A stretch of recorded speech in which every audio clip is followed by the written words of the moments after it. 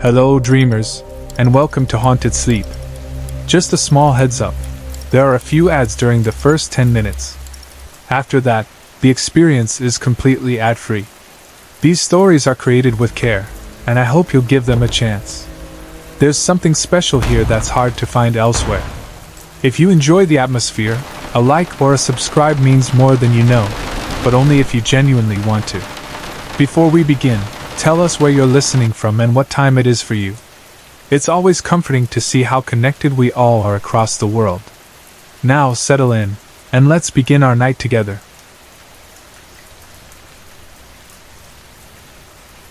Since I was around 7 or 8 years old, I started seeing things I couldn't explain. The first experience I remember was one night when I saw a bright white light in the hallway. In the middle of it stood a tall, bald, skinny man. He didn't turn to look at me, just paused for a moment, staring straight into the wall in front of him. Then, as if the wall wasn't there, he walked straight into it and vanished. When I told my mother, she insisted I was dreaming, but I knew I wasn't. From that night on, I started seeing shadowy figures. Sometimes, I would mistake them for family members passing by, only to turn and realize no one was there. At night, the house was so dark that I couldn't see a few steps ahead of me. I would often hear strange noises, and though it was always just me who noticed them, I never felt scared, just uneasy whenever it happened. During high school, something happened that was different from what I had experienced before. One evening, after coming home from football practice, I was about to get in the shower when I suddenly felt a burning sensation on my side. Confused, I looked down at the pane and saw 2 large scratches appear right before my eyes. I wasn't scared, just surprised. I had no idea where they had come from. I brushed it off and took my shower, not giving it much thought. For a while, nothing unusual happened. Then, due to personal reasons, I had to move back into my parents' home. Almost immediately, I started feeling something watching me every night. I would constantly turn my head, expecting to see someone standing there, but nothing was ever there. After a few months of living back home, I began noticing scabs on my neck and shoulders. At first, I thought maybe I had been scratching myself in my sleep, but as time went on, I realized something was off. The scratches were always in the same place, appearing as 2 perfect lines, month after month. The angle of the scratches made it impossible for me to have done them myself. Then, without any explanation, they just stopped. I never received those mysterious scratches again. One night, my wife noticed something strange on the ceiling of our bedroom. She pointed it out to me, and when I looked up, I saw it too. It was a face, a bearded man with an angry expression. It looked as if 4 fingers had been dragged through the paint, forming the image. It wasn't a stain or a shadow. It was part of the ceiling itself. The next morning, it was gone. I also heard tapping above my bed when I was alone, but I chose to ignore it and go to sleep. I never wanted to show fear, just in case whatever was causing these things wanted to feed off it. Then, my mother passed away suddenly from an aneurysm. I took it hard and grieved for months. But everything changed after one dream. In my dream, my mother appeared to me, wearing the same clothes she had died in. Knowing she was gone, I hesitated for a moment before asking if she was okay. She smiled at me and said yes, adding that a man had helped her come to see me. Behind her, a swirling wormhole suddenly appeared. A shadowy figure stood near it and called to her, telling her it was time to go. She turned to me, said goodbye, and disappeared into the portal. When I woke up, I felt as if a heavy weight had been lifted from me. Something in the house had changed. The darkness that once filled the house at night was gone. I stopped seeing shadows. The strange noises disappeared. Everything felt lighter, calmer. I truly believe that my mother is now protecting me and my family from whatever was once in that house. But even now, one strange thing still happens. I hear my name being called. It happens about twice a month, always while I'm asleep. The voice sounds just like my mother.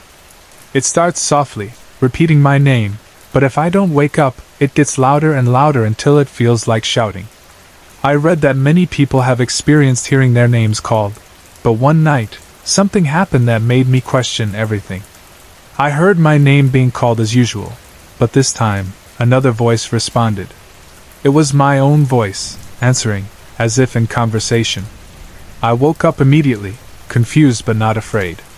Even now, my name is still being called. It happened again just last night. And I still don't know why. When I was about 4 or 5 years old, my grandmother took me to a popular local chili restaurant. I remember walking in and sitting at a booth with her. She sat across from me, and to her left was another woman, a heavier-set lady with black hair, wearing a floral dress. My grandma didn't seem to notice her at all. As I ate my chili, the woman suddenly spoke. "Chew with your mouth closed," she said. I didn't think much of it at the time. It wasn't until years later, when I told my grandmother about it, that I realized how strange the moment had been. She asked me to describe the woman, and after I did, she brought out an old photograph. In the picture, sitting on the porch next to my grandma, was the same woman I had seen at the restaurant. That's when I found out.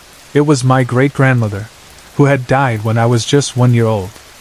That was my first encounter with something beyond explanation, but it certainly wasn't the last. My grandmother's house is known to be haunted. But whatever is there, it doesn't seem to be harmful, just present.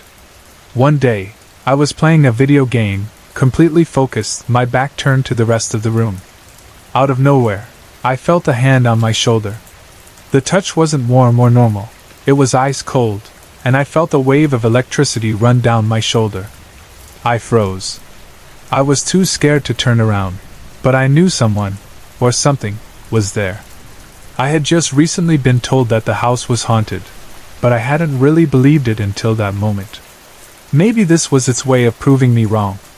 One of the strangest things that has ever happened to me took place on New Year's Eve, 2012.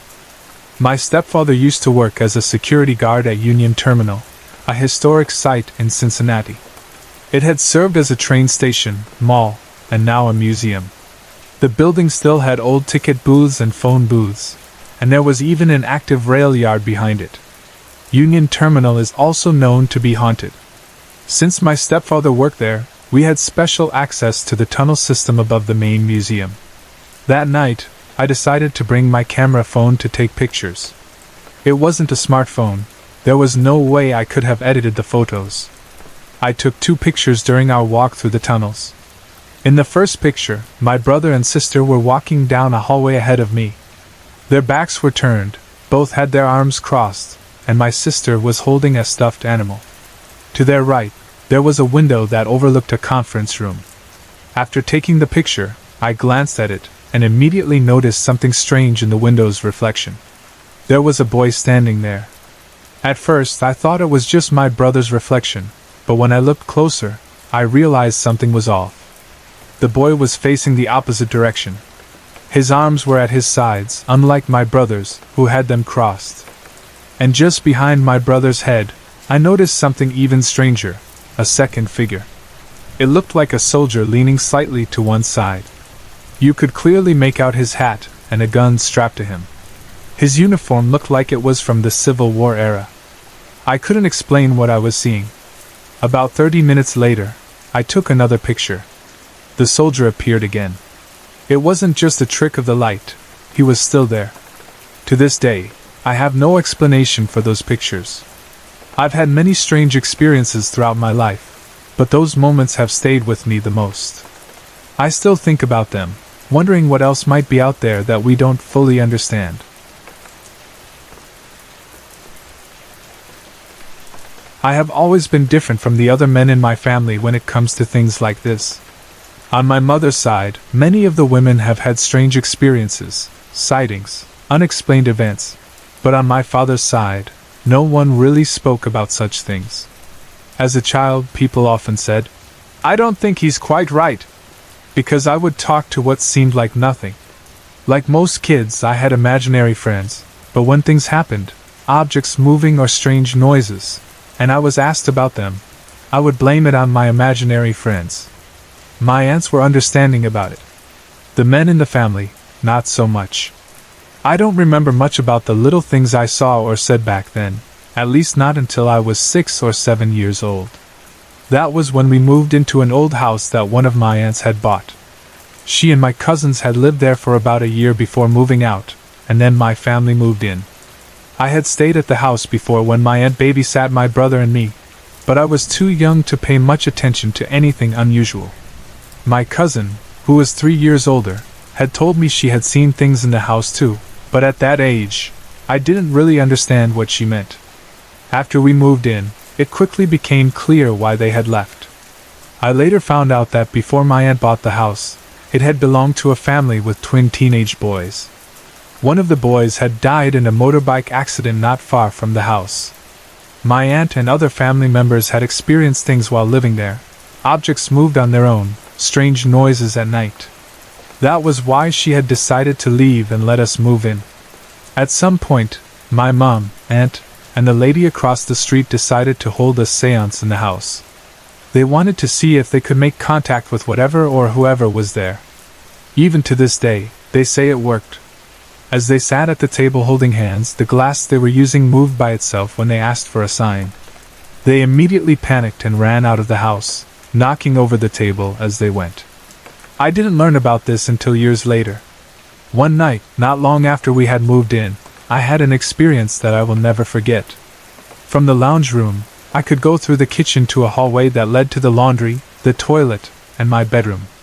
There was also another door from the lounge that led to a different hallway, which connected to the sunroom, the master bedroom, and the other bedrooms. My brother and I each had our own rooms, and mine was at the very end of the hall.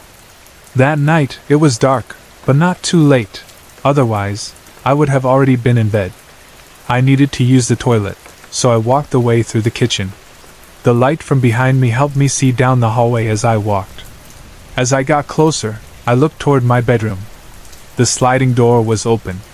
That's when I saw him. A figure stood in my bedroom doorway. I froze on the spot.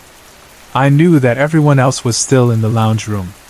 But this figure, it waved at me. It wanted me to come closer. I was too young to understand fear the way I do now.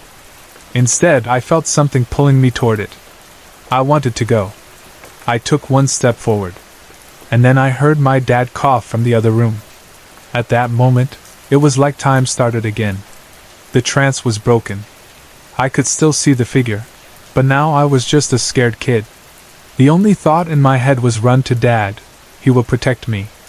I turned and bolted back through the kitchen. My socks slipped on the linoleum floor, and I hit the ground hard. But I didn't stop. I got up and kept running. When I reached the lounge, my dad, mom, and brother all saw me come in. My dad stood up, ready to tell me off for running in the house. But as soon as he looked at me, he stopped. Before he could say a word, I was already a blubbering mess, stammering about something in my room. He got up immediately, went to check, but found nothing. For the next week, I refused to sleep in my own room. I slept in Mom and Dad's room every night. Eventually, my cousin, the same one who had lived there before, came over for a sleepover. My parents made me sleep in my room again, but this time, my cousin stayed in there with me. That night, we were both woken up by my bed shaking violently. Terrified, we ran out of the room, straight into my brother's room, and stayed there for the rest of the night. The next morning, my cousin told me, "You should ask it to be friends." I didn't know any better. I had a small blackboard in my room, so I wrote, "Do you want to be friends?" Then I drew 2 boxes, yes and no. I didn't tell anyone I had done it. That day, we all went out. When we came back, I went straight to my room. The first thing I saw was the blackboard. There was a tick in the yes box. The piece of chalk I had left on the board was now on the floor. But something even stranger happened after that. Whenever I picked up that same piece of chalk and tried to use it, it always wrote like it was wet, but when I touched it, it was completely dry. After that day, things still moved around the house, but I was left alone. At least, in a way.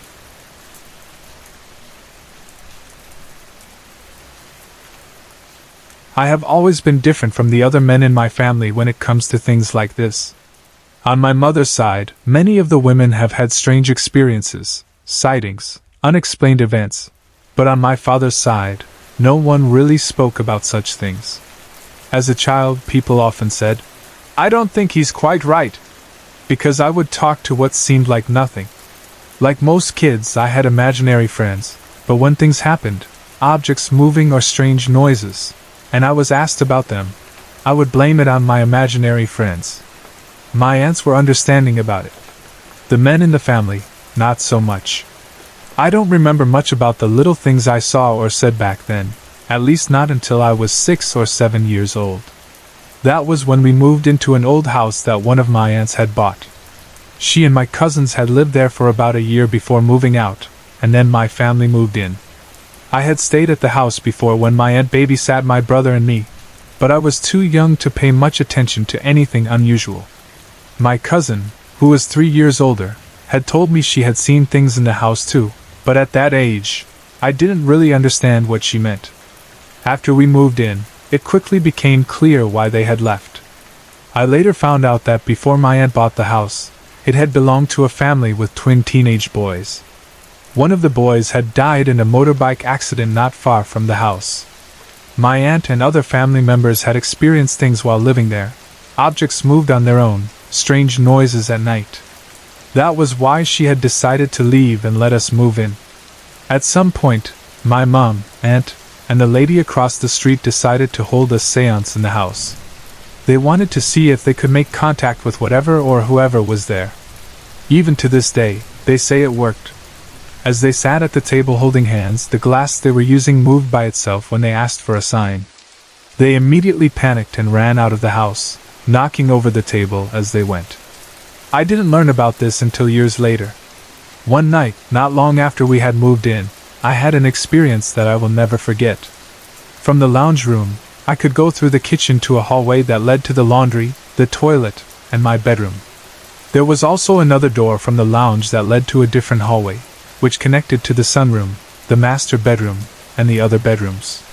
My brother and I each had our own rooms, and mine was at the very end of the hall.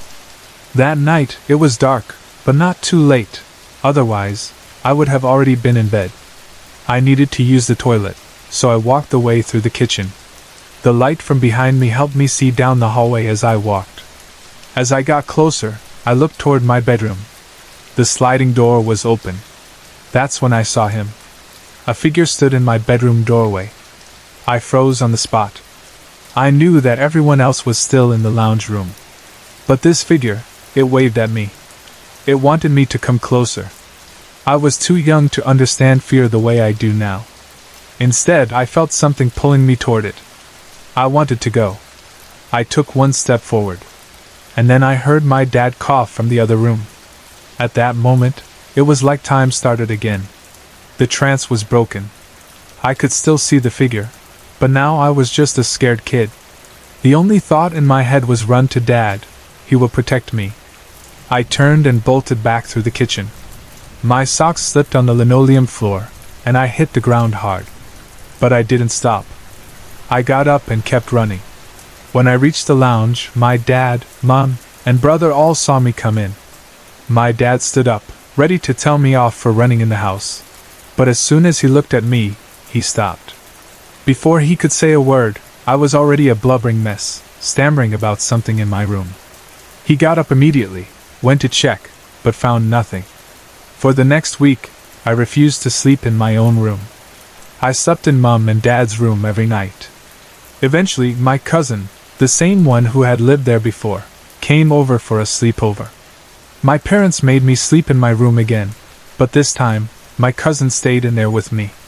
That night, we were both woken up by my bed shaking violently. Terrified, we ran out of the room, straight into my brother's room, and stayed there for the rest of the night. The next morning, my cousin told me, "You should ask it to be friends." I didn't know any better. I had a small blackboard in my room, so I wrote, "Do you want to be friends?" Then I drew 2 boxes, yes and no.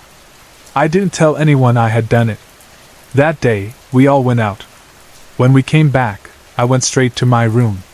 The first thing I saw was the blackboard. There was a tick in the yes box. The piece of chalk I had left on the board was now on the floor. But something even stranger happened after that. Whenever I picked up that same piece of chalk and tried to use it, it always wrote like it was wet, but when I touched it, it was completely dry. After that day, things still moved around the house, but I was left alone. At least, in a way.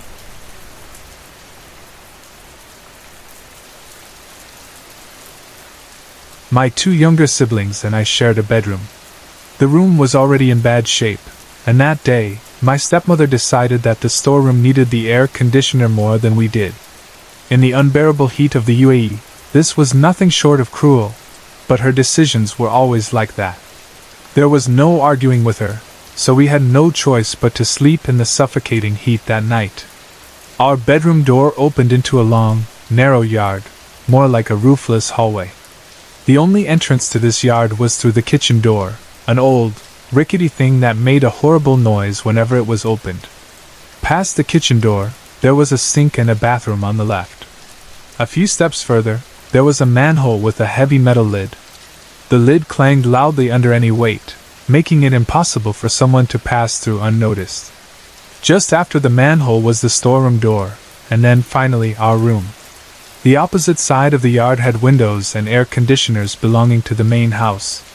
At the very end of the yard stood a 3-meter-high wall, sealing it off completely. The only way into the yard was through the kitchen door or by climbing over the wall or roof. The heat inside the room was unbearable without the air conditioner. My brother insisted on keeping the door open to let in some air. I had a bad feeling about it. I argued with him, telling him that if he insisted on keeping the door open, he should sleep closest to it. I made it clear that no matter what, I did not want to be the one near the door. He agreed. That night, he laid his mat right at the entrance, while I placed mine a bit further inside, but still facing the doorway.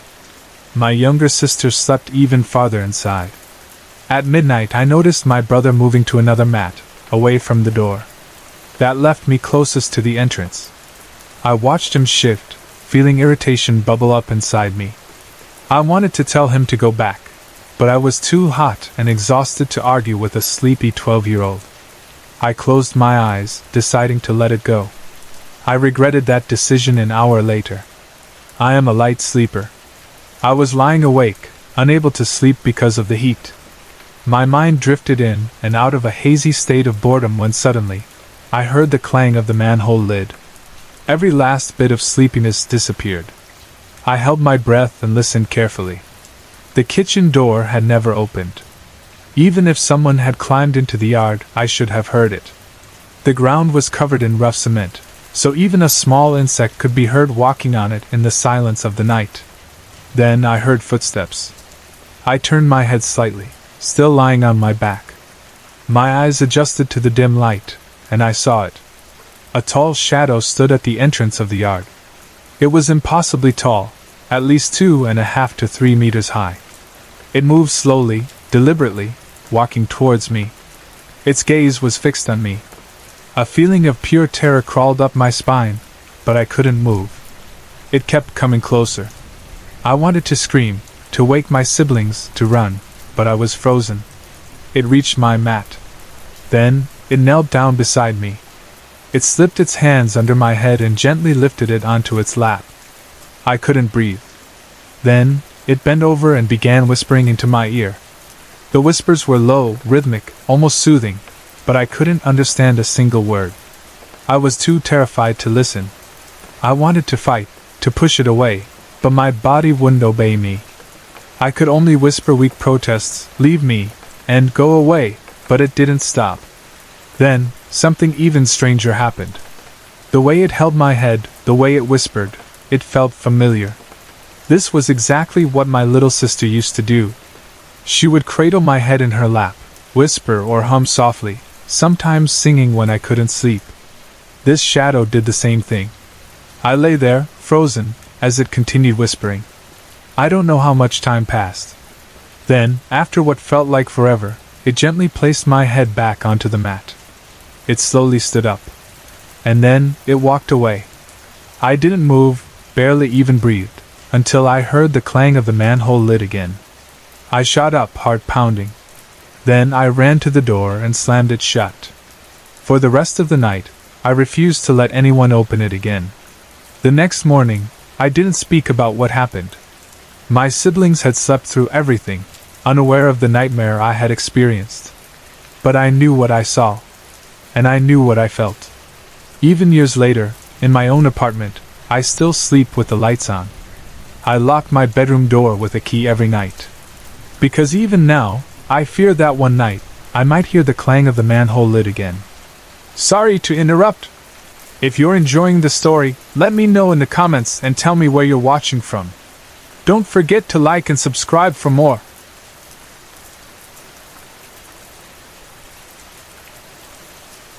When I was 12, my dad and his second wife moved us into a new house. At first, I liked it. It felt like a fresh start, and the best part was that I quickly found a new friend. Not a real friend, at least, not in the traditional sense. A few weeks after we moved in, I started seeing a young girl standing in the kitchen. She looked about my age, dressed in a Victorian-era dress, just standing there. She never spoke, never moved, just watched. I told my father, but he didn't think much of it. My stepmother, however, thought I was imagining things. She didn't believe in ghosts or spirits. She dismissed everything, even when I insisted that the girl was real. Maybe that's why nothing more happened at first. It was as if it was waiting. Then she left. Years later, when I was a junior in high school, my stepmother walked out. It was just my dad and me in the house. My dad worked late, which meant I often had the place to myself. For the first few months, everything was normal. But then, the feeling started. At first, it was just an unease. I had developed a routine: come home from school, do my homework, then stay up late surfing the internet. Eventually, when I got tired, somewhere between 11 p.m. and 2 a.m., I would head to the kitchen to refill my water bottle before bed. Simple enough.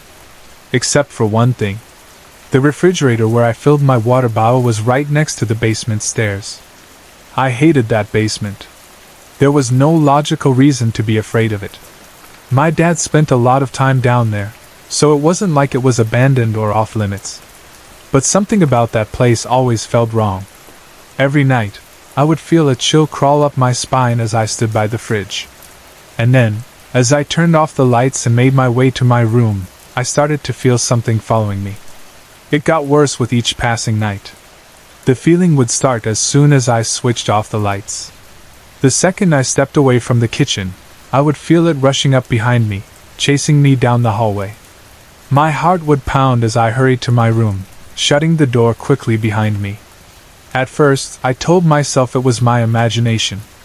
But deep down, I knew it wasn't.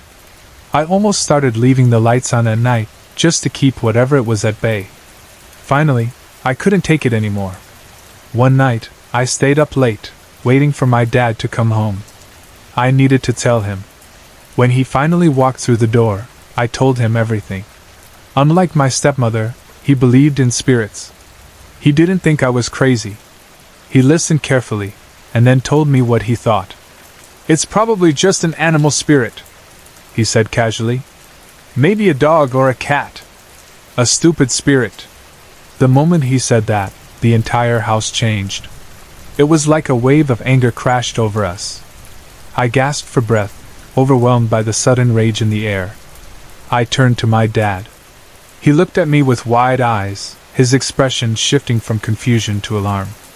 "It doesn't like you calling it stupid," I whispered. His face went pale.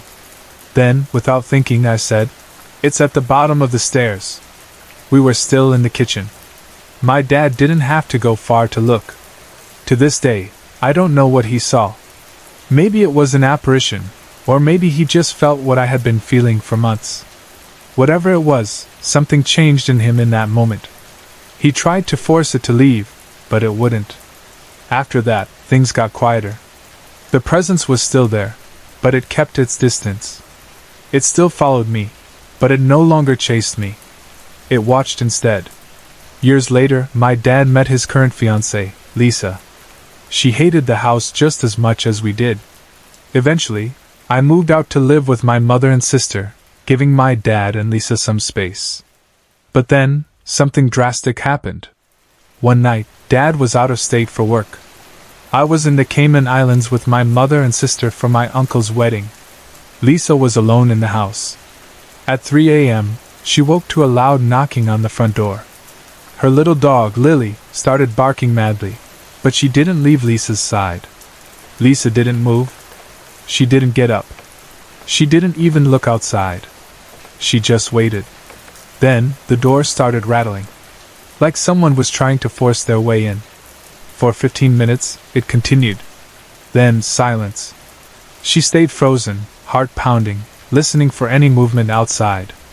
Minutes passed. Then, the knocking started again. This time, it came from the back door. She still didn't move. She didn't see anything. She didn't hear voices.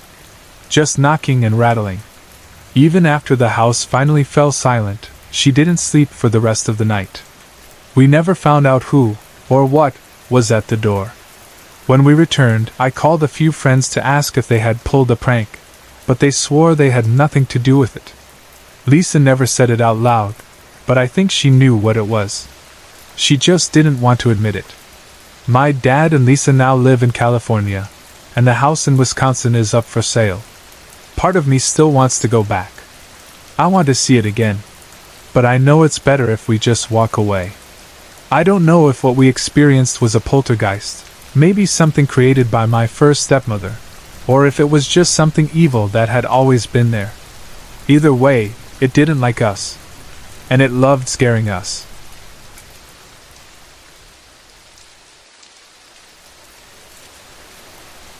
In June, my friends and I went on a trip to the coast for 4 nights. We stayed in a large room with 11 of us, a shared hostel space with bunk beds lined up against the walls. My bed was pushed right up against the wall, leaving no gap big enough for even my hand to fit through. That first night, I woke up in the middle of the night. There was no sound, nothing to wake me. I just opened my eyes. I turned towards the wall and froze. A woman was hanging down beside my bed. She wore a long white nightdress, her dark hair cascading over her face, her entire body covered in blood. I screamed. I grabbed my torch and shined the light toward the wall, but there was nothing there. The other girls woke up instantly, some sitting up, asking who had screamed. My heart was pounding, but I was too scared to answer. At first, I thought maybe one of my friends had pranked me, but how could anyone fit down the side of my bed? The next morning, I told my friends what I had seen. They all swore it wasn't them. Things only got weirder from there. When we woke up, several of our things were missing: clothes, money, purses. None of us could figure out how. The room was locked when we were gone, and no one apart from us had access to it. Throughout the day, we kept returning to check for our missing belongings, but nothing turned up. Then, that night, we got back to our room around 11 p.m. Everything that had been missing was now piled neatly in the center of the room. There was no sign of a break-in. Nothing was stolen. It was as if someone, or something, had taken our things and then put them back. By this point, we were starting to seriously think that the room was haunted. That night, something else happened.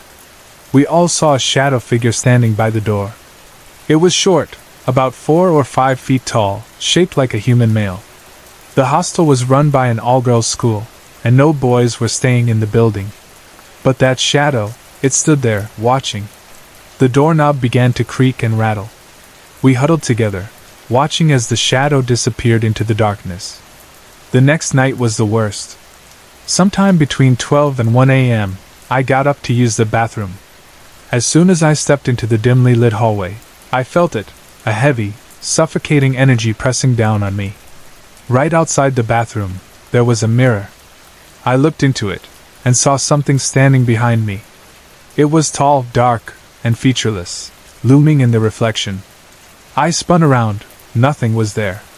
Heart pounding, I ran back to the room, shutting the door behind me. I told my friends what I had seen. They were already feeling uneasy. I decided to sleep in my friend's bed for the night. We all eventually fell asleep, until a scream ripped through the silence. We turned on our lights. My friend on the top bunk had woken up to something yanking her head back. Her hair had been in a high bun, but now, the hair tie was missing, and all of her hair was bunched at the bottom of her head, like something had forcibly pulled it downward. She was shaking, eyes wide with pure fear.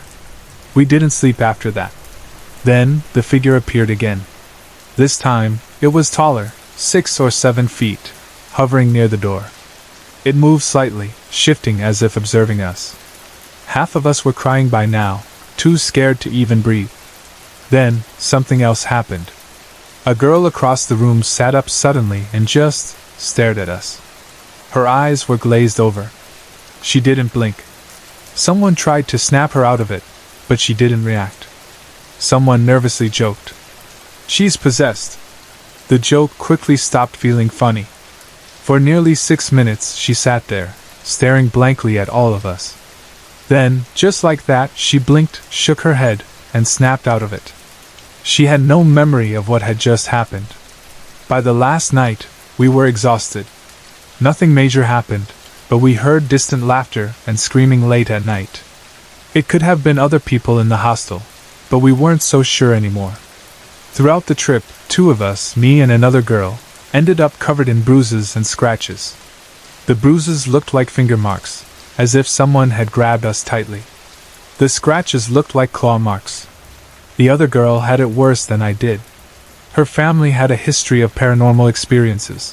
Both her mother and grandmother had seen ghosts before. None of us were experienced with the paranormal. None of us knew what to do. We just knew one thing. We had never been more afraid in our lives.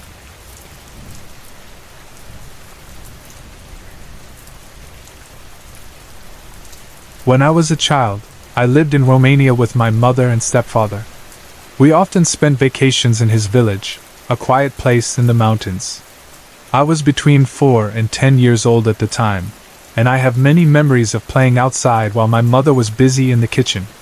One afternoon, I was alone in the garden in front of the house. The other children were inside, and my mother was cooking in the back of the house. Everything was peaceful until something strange happened. 2 men appeared at the fence, standing just outside the gate. They looked terrible, dressed in rags with torn and dirty clothes. Their faces were rough and frightening, almost like old sailors or pirates. But what scared me the most was that they were holding knives in their hands, raised as if they were about to strike. They called me over in deep, harsh voices, telling me to come closer. My heart started pounding so hard that I could barely breathe. A wave of fear ran through me, and I turned and ran as fast as I could. I ran up the stairs and into the kitchen where my mother was. She turned to me, concerned, and asked what had happened. I didn't say anything. I was afraid she would think I was imagining things or making up a story. But I knew what I had seen.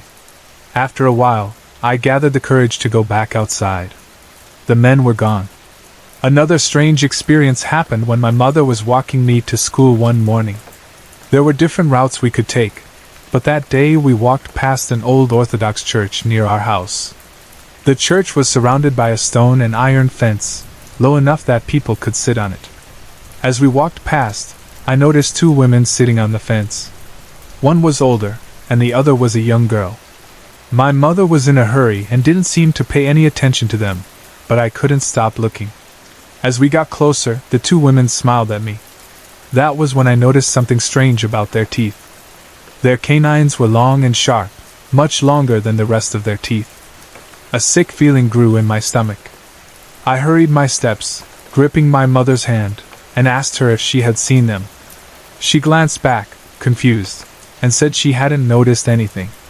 There was no one else on the street that early in the morning, just us and those 2 strange women.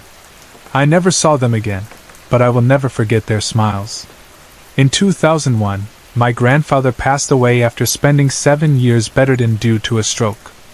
I was still a teenager at the time. When he died, I was in my room, too afraid to go into the room where his body lay. My grandmother later told me something strange. The clock on the wall in his room, a pendulum clock, had stopped at the exact moment he died. According to Orthodox traditions, His body remained in the house for 2 days before being taken to the chapel for the funeral. The first night, I couldn't sleep.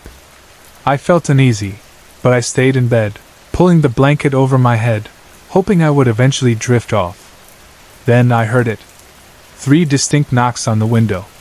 It wasn't the sound of regular knocking. It was the soft, familiar tapping of fingernails against the glass. I knew that sound.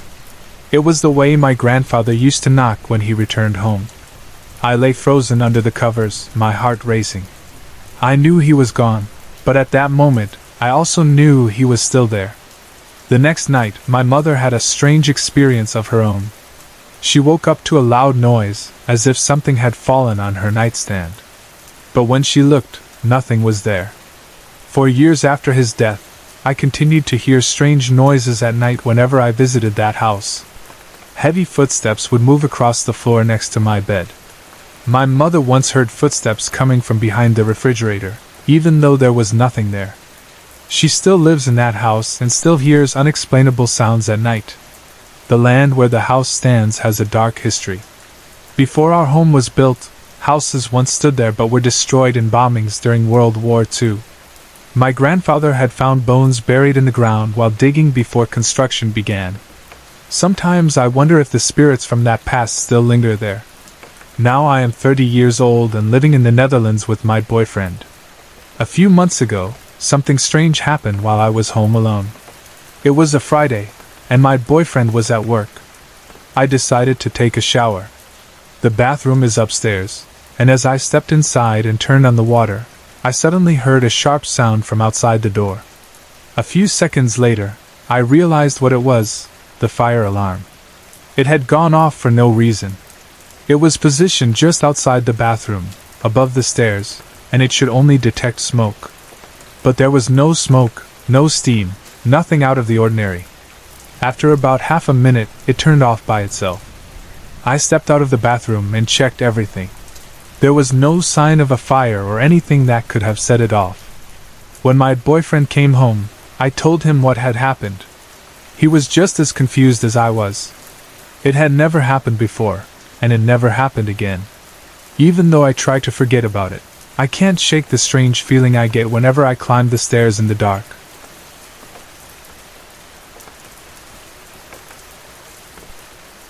After working in the same office for over a year, I finally saved enough money to move out on my own.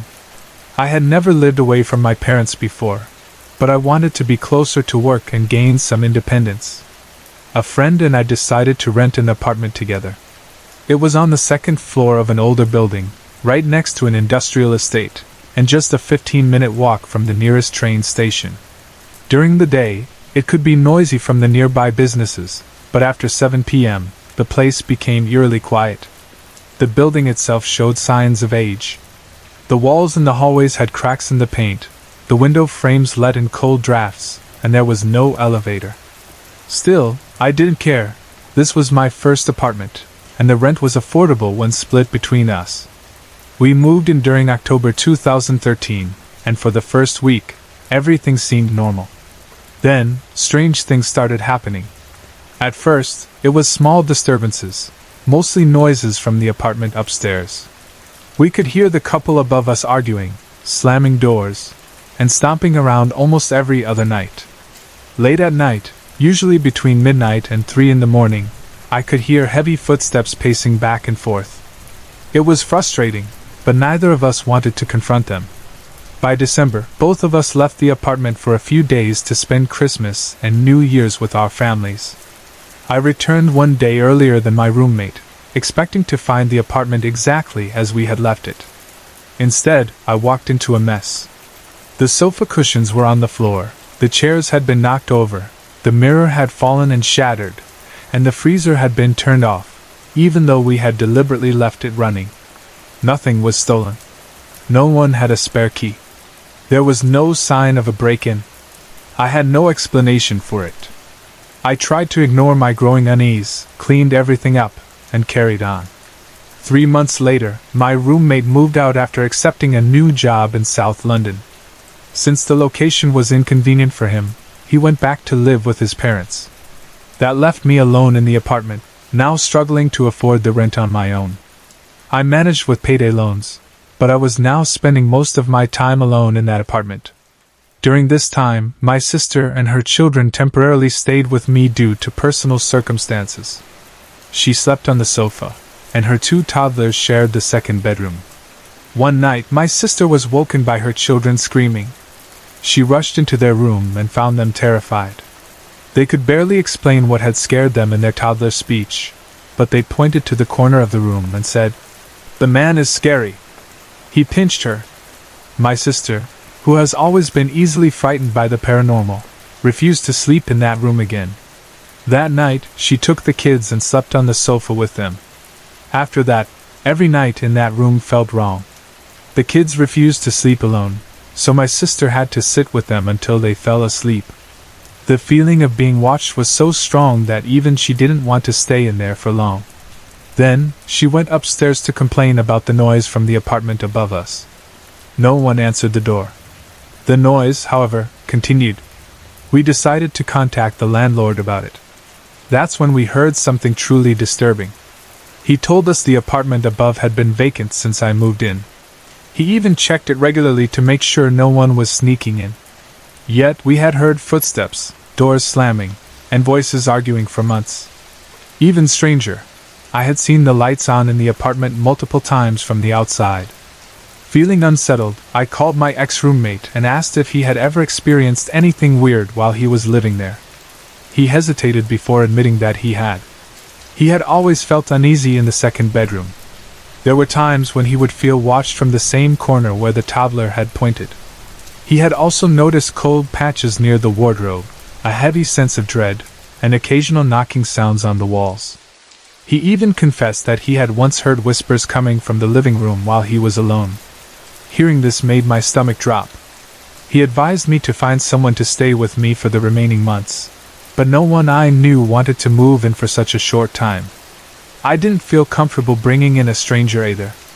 After my sister and her kids left, the apartment felt emptier than ever. The silence was overwhelming, and I could hear every single noise at night. The strange activity calmed down slightly, possibly because I was now working late hours and coming home exhausted. I would go straight to bed, too tired to pay attention to anything unusual. Then, during my final week in the apartment, something terrifying happened. I had started packing my belongings, stacking lighter boxes in a corner of the living room. One night, I was jolted awake by a sound that sent a shiver down my spine. A long, loud scream, or a deep roar, echoed from right outside my bedroom door. It was inhuman. I froze in place, paralyzed with fear. My entire body went cold. I stared at my bedroom door, praying it wouldn't swing open. I didn't dare move. I didn't want to turn on the TV or make any noise, in case whatever it was realized I was awake. For the next 2 hours, I lay under the covers, gripping my phone, waiting for the first signs of daylight. When morning finally came, I'd built up the courage to get dressed and leave for work. Before I left, I noticed something else. The stacked boxes in the living room had been knocked over. I didn't come back alone. That evening, I returned with 2 colleagues to help me collect my belongings. I handed the keys over to the landlord and left that place for good. I moved back in with my parents, relieved to be out of that apartment. But strangely, soon after, my sister started experiencing strange activity in her new house. I don't know if something followed us, or if she simply has a tendency to attract paranormal experiences. All I know is that I will think twice before ever living alone again. Even though I never actually saw anything, I still feel incredibly lucky that I never chose that dark room as my own. To this day, when I walk past that old building, I half expect to see something staring down at me from the upstairs windows.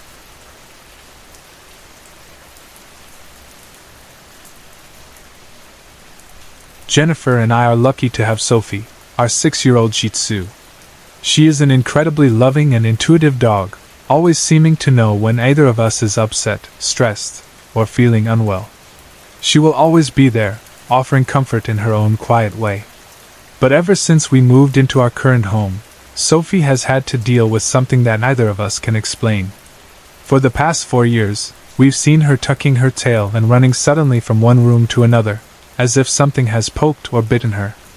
Every time this happens, we pick her up and check her for any bites or irritations, but we never find anything. Sometimes, we'll be sitting on the couch, watching TV, completely relaxed. Then, out of nowhere, Sophie will lift her head, stare at an empty part of the room, and growl. Sophie is not a dog that growls often. She only does it when something is really wrong. The floors in our house are laminated hardwood, which Sophie has always found frustrating.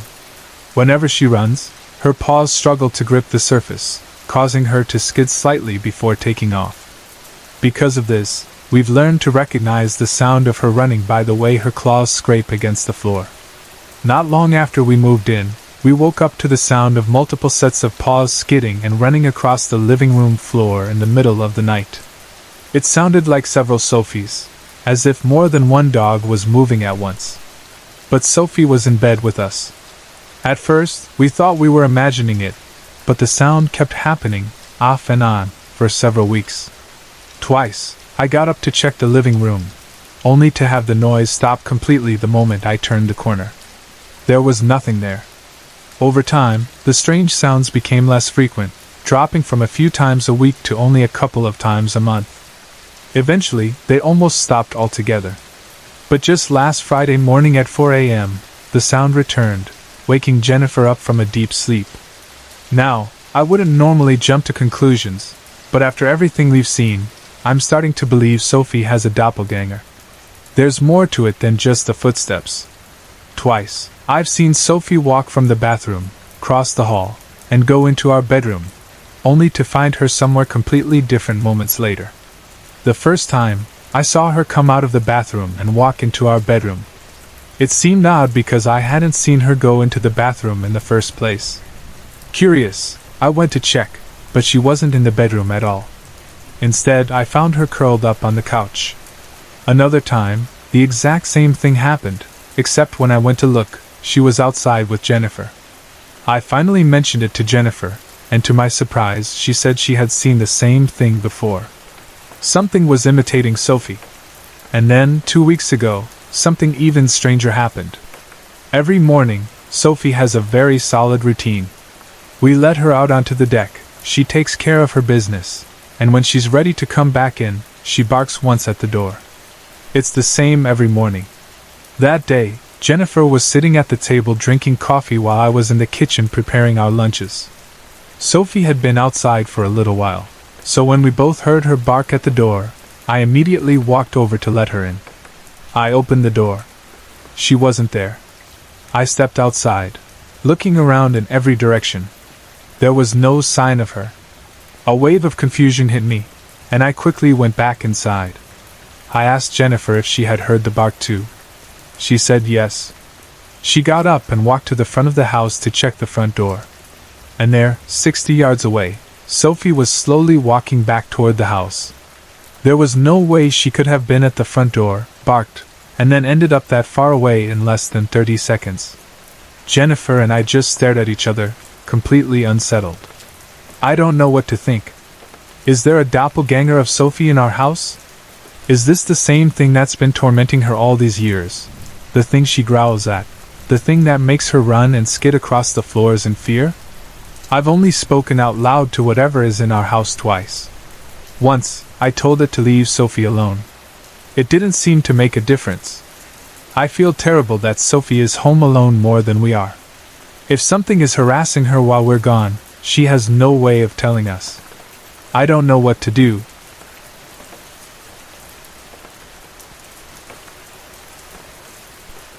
My grandmother's house has always been special to our family. She raised 6 children there, including my mother, and over the years, it became a home to grandchildren as well. It holds so much history and sentimentality for us. I never thought much about ghosts before, but after hearing everything that has happened to my family, and the things they've seen, I can't help but believe. I grew up in a suburb of a larger city in Ohio, an area that used to be mostly farmland. There's an old story that the land we lived on was once occupied by a woman believed to be a witch. When she was forced off her land to make way for businesses and homes, she supposedly cursed it out of anger. It's the kind of story that could just be an old rumor passed down through generations. But after everything my family has experienced, I sometimes wonder if there's some truth to it. One night when my mother was younger, she and her older sister were sitting at the end of their driveway watching other kids play across the street.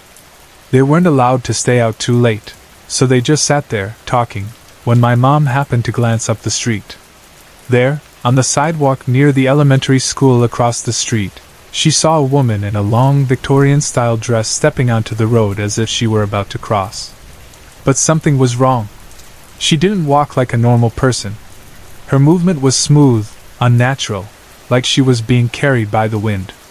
My mom's heart pounded as she quickly nudged her sister, and when her sister turned to look, she saw the woman too. They both sat in horrified silence, watching as the figure glided across the street and floated up the school driveway. That was the first paranormal experience my mother ever had, and it shook her deeply. Another night, my mother and aunt were in the bedroom they shared. It was late, and my aunt had already fallen asleep. My mother was lying there, staring up at the ceiling, when suddenly, the bed started shaking. It wasn't a light tremor, it was vibrating, as if something was trying to shake her awake. Then she heard it. A deep, horrible, evil-sounding laugh filled the room. My aunt woke up and immediately bolted out of the room, leaving my mother behind, frozen in terror. Even my grandmother, who doesn't like to talk about anything paranormal, once admitted to a strange experience in that house. She had been in the basement doing laundry when she suddenly felt a distinct tap on her shoulder. She turned around, but there was no one there. She hated telling stories like that because she didn't want anyone to be scared of coming over. Years later, when my mom was a teenager, the whole family was in the living room watching TV. She happened to glance toward the attic steps and saw something move. A shadowy figure drifted across the hallway at the top of the steps and disappeared into the attic's small bedroom. She didn't say anything. She was too scared to acknowledge what she had just seen. Another time, one of my uncles returned home from the Navy. He was alone in the house, showering and settling back in. As he was about to leave again, he noticed something in his peripheral vision. A man wearing a top hat was walking toward the basement. He turned, expecting to see someone there. But there was no one. The basement itself is eerie. Half of it is unfinished, and in the very back of the room, on one of the walls, 3 6s are written vertically. My grandmother insists they were left by the original construction workers. That may be true, but it still creeps me out. The most activity seemed to happen to my oldest aunt. She and her friends used to mess around with an Ouija board when they were young. Maybe that's what started everything for her. She used to wake up every morning with her head resting on the windowsill, even though she had fallen asleep normally. Later, after moving out, she bought a home and let her younger brother, my second oldest uncle, stay with her for a while. One day, he was alone in the basement when he kept hearing someone call his name. It was clear as day. He kept yelling back, "What?" But there was never a response. After a few more times, he stormed upstairs and asked my aunt why she kept calling him. She gave him a confused look and said, "I haven't called your name at all." He moved out shortly after. Years later, my aunt relocated to Florida with her 2 sons after divorcing her abusive husband. She bought a huge, 7,000 square foot home in Tampa, and though it was beautiful, it came with a tragic story. The previous owners told her that their 7-year-old daughter had drowned in the pool in the backyard. My aunt still bought the house, convinced she could live with its history. Not long after moving in, my other aunt, who had also moved to Florida, was cleaning the house one day. She was sweeping in the hallway near the living room when she suddenly heard the sound of children laughing and running around her. She dropped the vacuum and ran out of the house. One night, my cousins were sitting in the living room smoking hookah with their friends. My aunt came home and walked toward her bedroom, which was right off the living room. She closed the door behind her and turned to say something to them.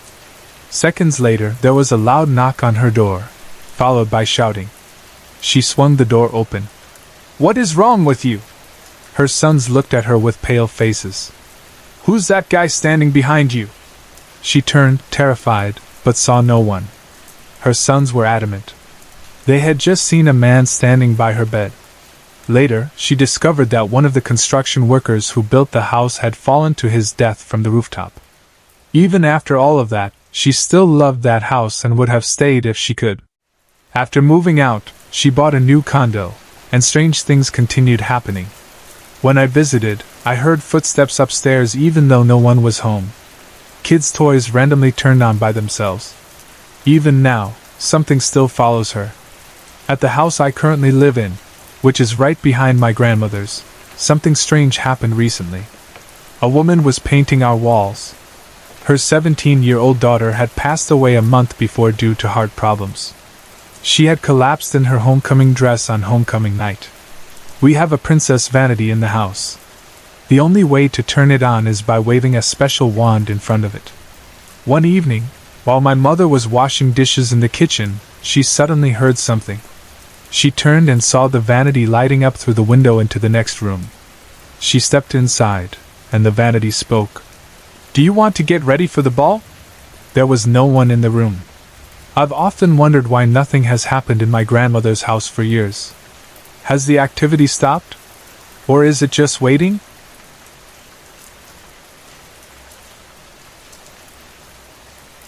When I was a teenager, I lived at my parents' house, and one particular experience still lingers in my mind.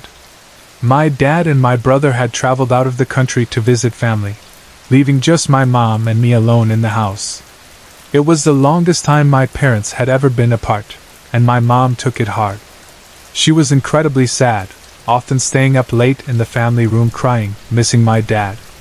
To keep her company, I decided to sleep in her room so she wouldn't feel as lonely. I didn't like sleeping there. My parents' bedroom had always felt off. Ever since we were kids, my brother and I hated being in that room. Whether the lights were on or off, it didn't matter. The air felt heavy, and the atmosphere made us uneasy. We never wanted to stay in there for long. But the worst part: the cold. Their bedroom was always freezing, regardless of the season. Some days it would just be chilly, but on others it would be so cold that it physically hurt to walk barefoot, even in the middle of summer. We grew up thinking it was normal. Seeing our breath fog up in their room never seemed strange at the time. We were just used to it. We had no reason to think of ghosts or anything paranormal. It was just how the room had always been. As we got older, we started questioning it. My brother and I had developed an interest in the paranormal and began looking for a logical explanation for why their room was so much colder than the rest of the house. With our parents' help, we checked everything. The air conditioning system was working fine. The house was built in the 1980s, and our family was the first to live there, so there was no dark history attached to it. There weren't any structural issues, no drafts, and no leaks. My parents eventually assumed the sliding door was to blame. They even taped large plastic sheets over it, trying to trap the warmth inside. But the door itself never felt particularly cold, and despite their efforts, the room remained as frigid as ever. At that point, even my parents admitted that something was strange. Nothing helped. Even in the hottest summer months, when they avoided turning on the AC to save money, the room still felt like a walk-in freezer. Looking back, I think the house itself became more unsettling as we got older. The cold in their room grew worse, and so did the eerie feeling that something was always watching us. That night, my mom was sitting in the family room, crying softly like she had every night since my dad left. I was emotionally exhausted from seeing her like that and decided to go to bed before she did. I laid down, facing away from her side of the bed. The only light in the house came from the family room lamp down the hall. Then I heard it. The mattress springs creaked and groaned behind me. I felt the weight shift on the bed, as if someone was slowly lying down next to me.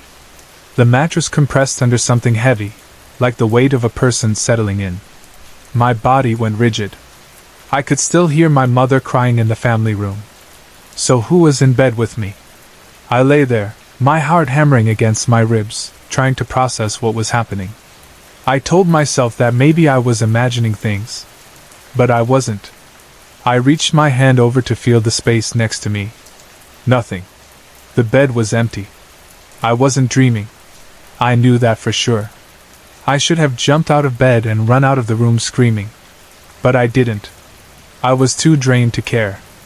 I told myself, if there was actually something lying next to me, I'd feel it. If I can't touch it, then it can't hurt me. That was enough for me. I closed my eyes and went to sleep. Now, if that happened to me today, I wouldn't have stayed in that bed for another second. Sorry to interrupt. If you're enjoying the story, let me know in the comments and tell me where you're watching from. Don't forget to like and subscribe for more.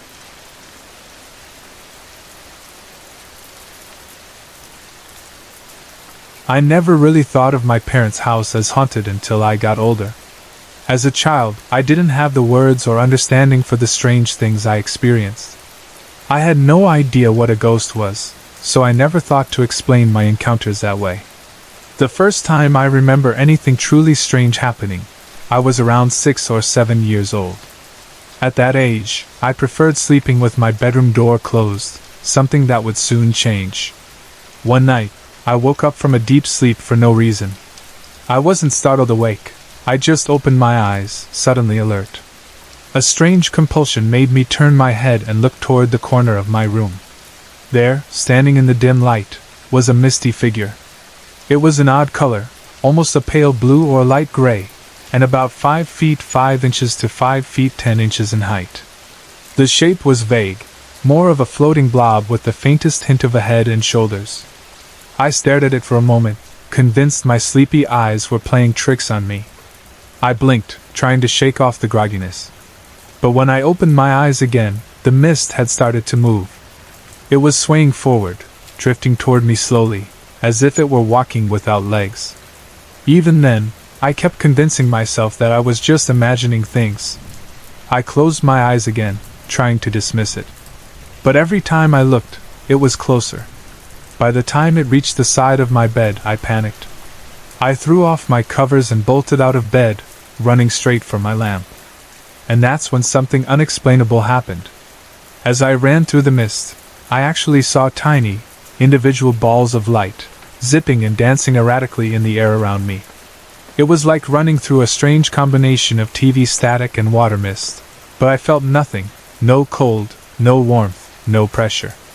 When I whirled around and turned on the light, the mist was gone. I stayed awake for hours that night, the lamp glowing beside me. From that moment on, I never slept with my door closed again. The next morning, I told my parents. They listened carefully, exchanging concerned looks. My family is superstitious, but they tried to rationalize what I had seen. Maybe it was your grandfather, my mother said. He had died before I was born, and they believed he might have come to visit me.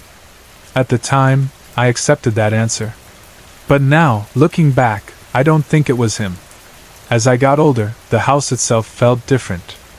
Things became stranger, and the uneasiness I had always felt seemed to intensify. Even though nothing obvious happened during the next few years, something else plagued me. My dreams. I had horrible nightmares, terrifyingly vivid and grotesque. And they didn't make sense. My parents monitored everything I watched. I wasn't allowed to see horror movies or read scary books. My life was filled with unicorns, puppies, and Lisa Frank stickers, but my dreams were something else entirely. Even as a small child, I dreamed of a man splitting open the ribcage of another man, fully awake, strapped down to a table. I dreamed of a rotting little girl standing motionless in the middle of my school's playground, staring at me. One nightmare was so vivid I can still see it in my mind. A burned woman with patchy, charred skin and almost no hair crawling onto my bed, getting so close that her face was nearly touching mine. But nothing compared to one recurring nightmare. I would dream of being inside my parents' house, looking out the windows, only to see countless people surrounding the house, screaming, pounding their fists against the glass. I don't know why, but that dream terrified me the most.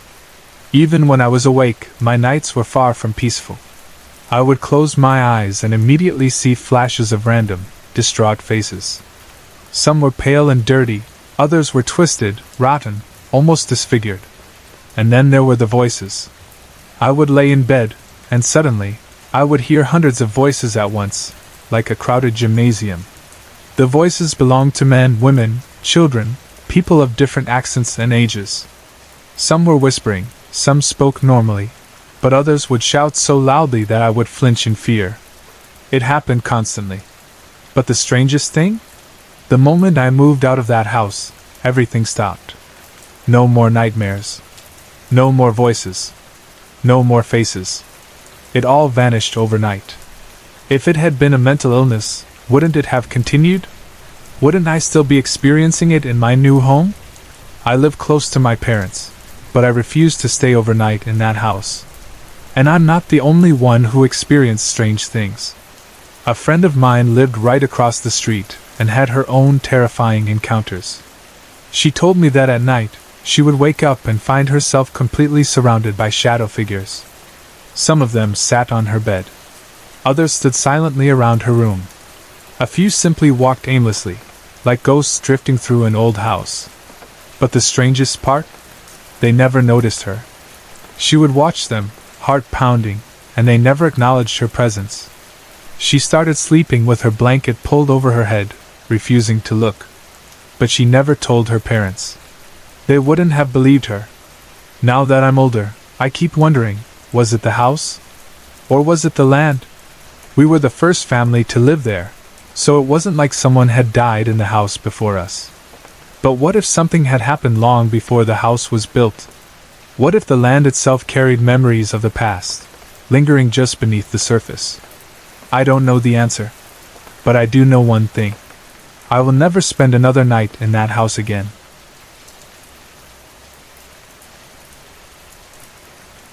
In 1983, I was living in Sydney, sharing a terrace house with 5 other people on Wilson Street in Redfern. The house had a front door with an arched window at the top. There was a lounge just inside the entrance, but we never really used it. Instead, we preferred sitting in the next room, where there was a sofa placed under the stairs. From that spot, if you looked to the side, you could see directly through to the front door. I had spent many evenings sitting on that sofa, and on more than one occasion, out of the corner of my eye, I would catch sight of something strange, a figure dressed in a long white robe, gliding through the door toward me. It had no visible feet beneath the robe, but its hands, head, and the rest of its body were clearly there. I could never quite tell if it was a man or a woman. At first, every time I noticed it, I would turn to look directly at it, but the moment I did, it would vanish.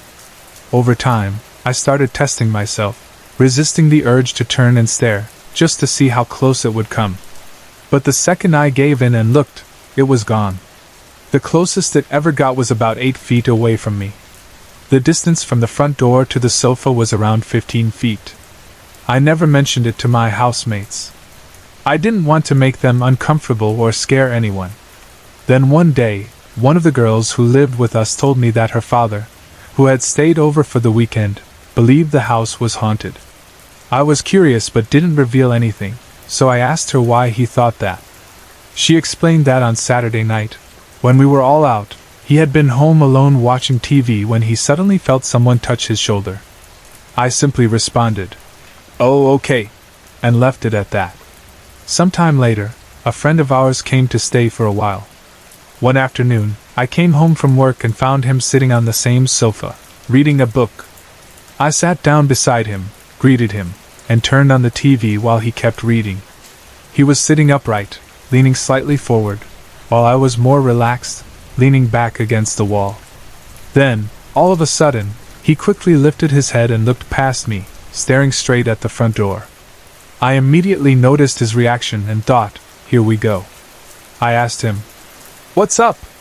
He hesitated before saying, "I've been sitting here all day, and sometimes I swear I..." Before he could finish, I cut him off. "Don't tell me, you see someone in a white robe floating through the door?" His eyes widened in shock. "Yes." I nodded.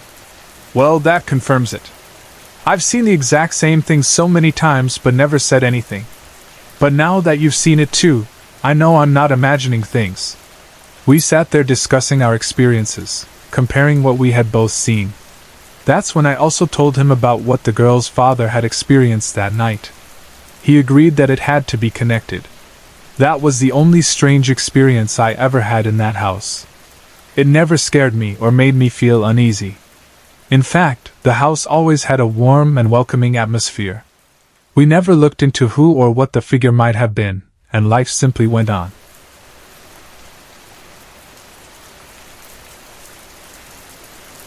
It all started in the small city of Omaha, Nebraska. My mom and I had moved there from California, hoping for a fresh start. At the time, she worked as a chef at a local family restaurant, and we lived in a small studio apartment. She worked long hours during the day, and we were mostly home just to sleep. One night, my mom suddenly woke me up, panicked. She told me to call 911 because the neighbor's house was on fire. I was too young to remember much about the family that lived there, but I did recall they had a son who went to my school. I never knew what caused the fire, but I did know that they lost their son in it. 2 years passed. My mom had worked her way up from chef to head chef at the Hilton Hotel, and with her better income, we were able to move into a small one-bedroom house. When we had enough money, we sent some to my older brothers in California so they could come live with us. With more people in the family, we needed a bigger place as soon as possible. But finding a cheap 3-bedroom house seemed impossible. It's funny how, when you need something, it's never there, but when you don't, it appears out of nowhere. Then one day, my mom came home with the biggest smile on her face. She told me she had put a deposit on a 3.5-bedroom house just a few streets away. The excitement faded the moment she said it was the same house that had burned down years ago. It had been rebuilt, and was now available for rent, but nobody ever stayed long. Still, my mom was confident. Soon, we were packing up to move in. For the first few weeks, nothing seemed unusual. The house was newly renovated, with no creaky floors or eerie noises. My brothers had settled into their rooms, my mom took the downstairs bedroom, and I got the attic. Everything seemed normal, until it wasn't. It started small. The TV and stereo would turn on by themselves. Things would go missing, only to reappear in strange places. My mom brushed it off, thinking we were just forgetful. But then, even stranger things began to happen. One day, I came home from school and made myself a peanut butter and jelly sandwich with a full glass of milk. I turned around to put the milk away, and when I turned back, the glass was completely empty. I was home alone. There was no explanation. At school, I was constantly teased by Nancy, our landlord's daughter. She told me I lived in a haunted house and that her father said we wouldn't last more than 5 months. I told my mom, but she didn't seem worried. "As long as I'm paying rent, no one is kicking us out," she said. But she had no idea what was really happening. At night, we would hear footsteps on the stairs, running in the hallways, and even faint voices. My brother began having nightmares, the same nightmare, over and over again. A man in a hat kept appearing to him, whispering, telling him to play with matches. At first, it was just a dream, but the nightmares became more frequent. Then, one night, he actually did it. If it weren't for my mom's sharp sense of smell, she wouldn't have caught the burning carpet in time. She put out the fire and punished my brother, but he was hysterical, swearing it wasn't his fault. "He made me do it!" he cried. That was when my mom finally decided to speak with the landlord. What he told her was terrifying. According to the police report, the previous family's son had started the fire while playing with matches. Trapped upstairs with no way out, he jumped from the second-floor window and landed on the spiked fence below. He didn't survive. His parents had noticed strange things happening before the fire. Furniture moved on its own, objects disappeared and reappeared somewhere else. And worst of all, their son had started talking about a man appearing to him on the stairs, telling him to burn the house. He would cry and beg to be left alone, insisting that he wouldn't play with fire. The same things my brother had started to say. Hearing this, my mom panicked. She immediately started looking for another place to live. In the meantime, she signed us up for after-school activities and sports to keep us out of the house as much as possible. But no matter what she did, she couldn't stop what happened next. That night, My brothers and I were sitting in the living room, watching The Simpsons, when we heard heavy footsteps coming down the stairs.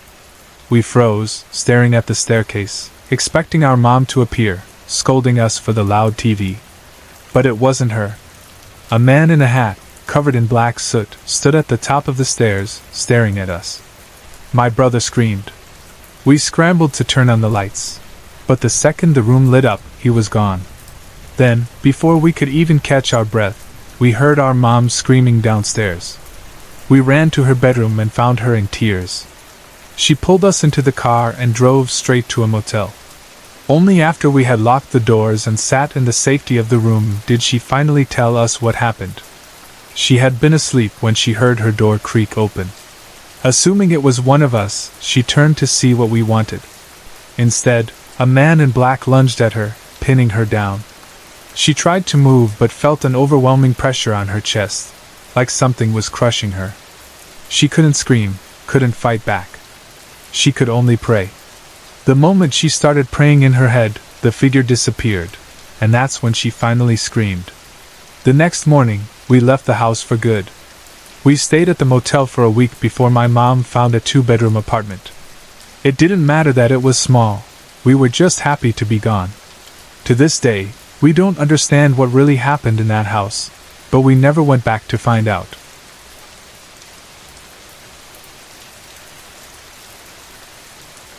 I've experienced many strange things in my life, but I won't go into those now. Right now, I need to share what happened today and hope that someone can guide me on what to do.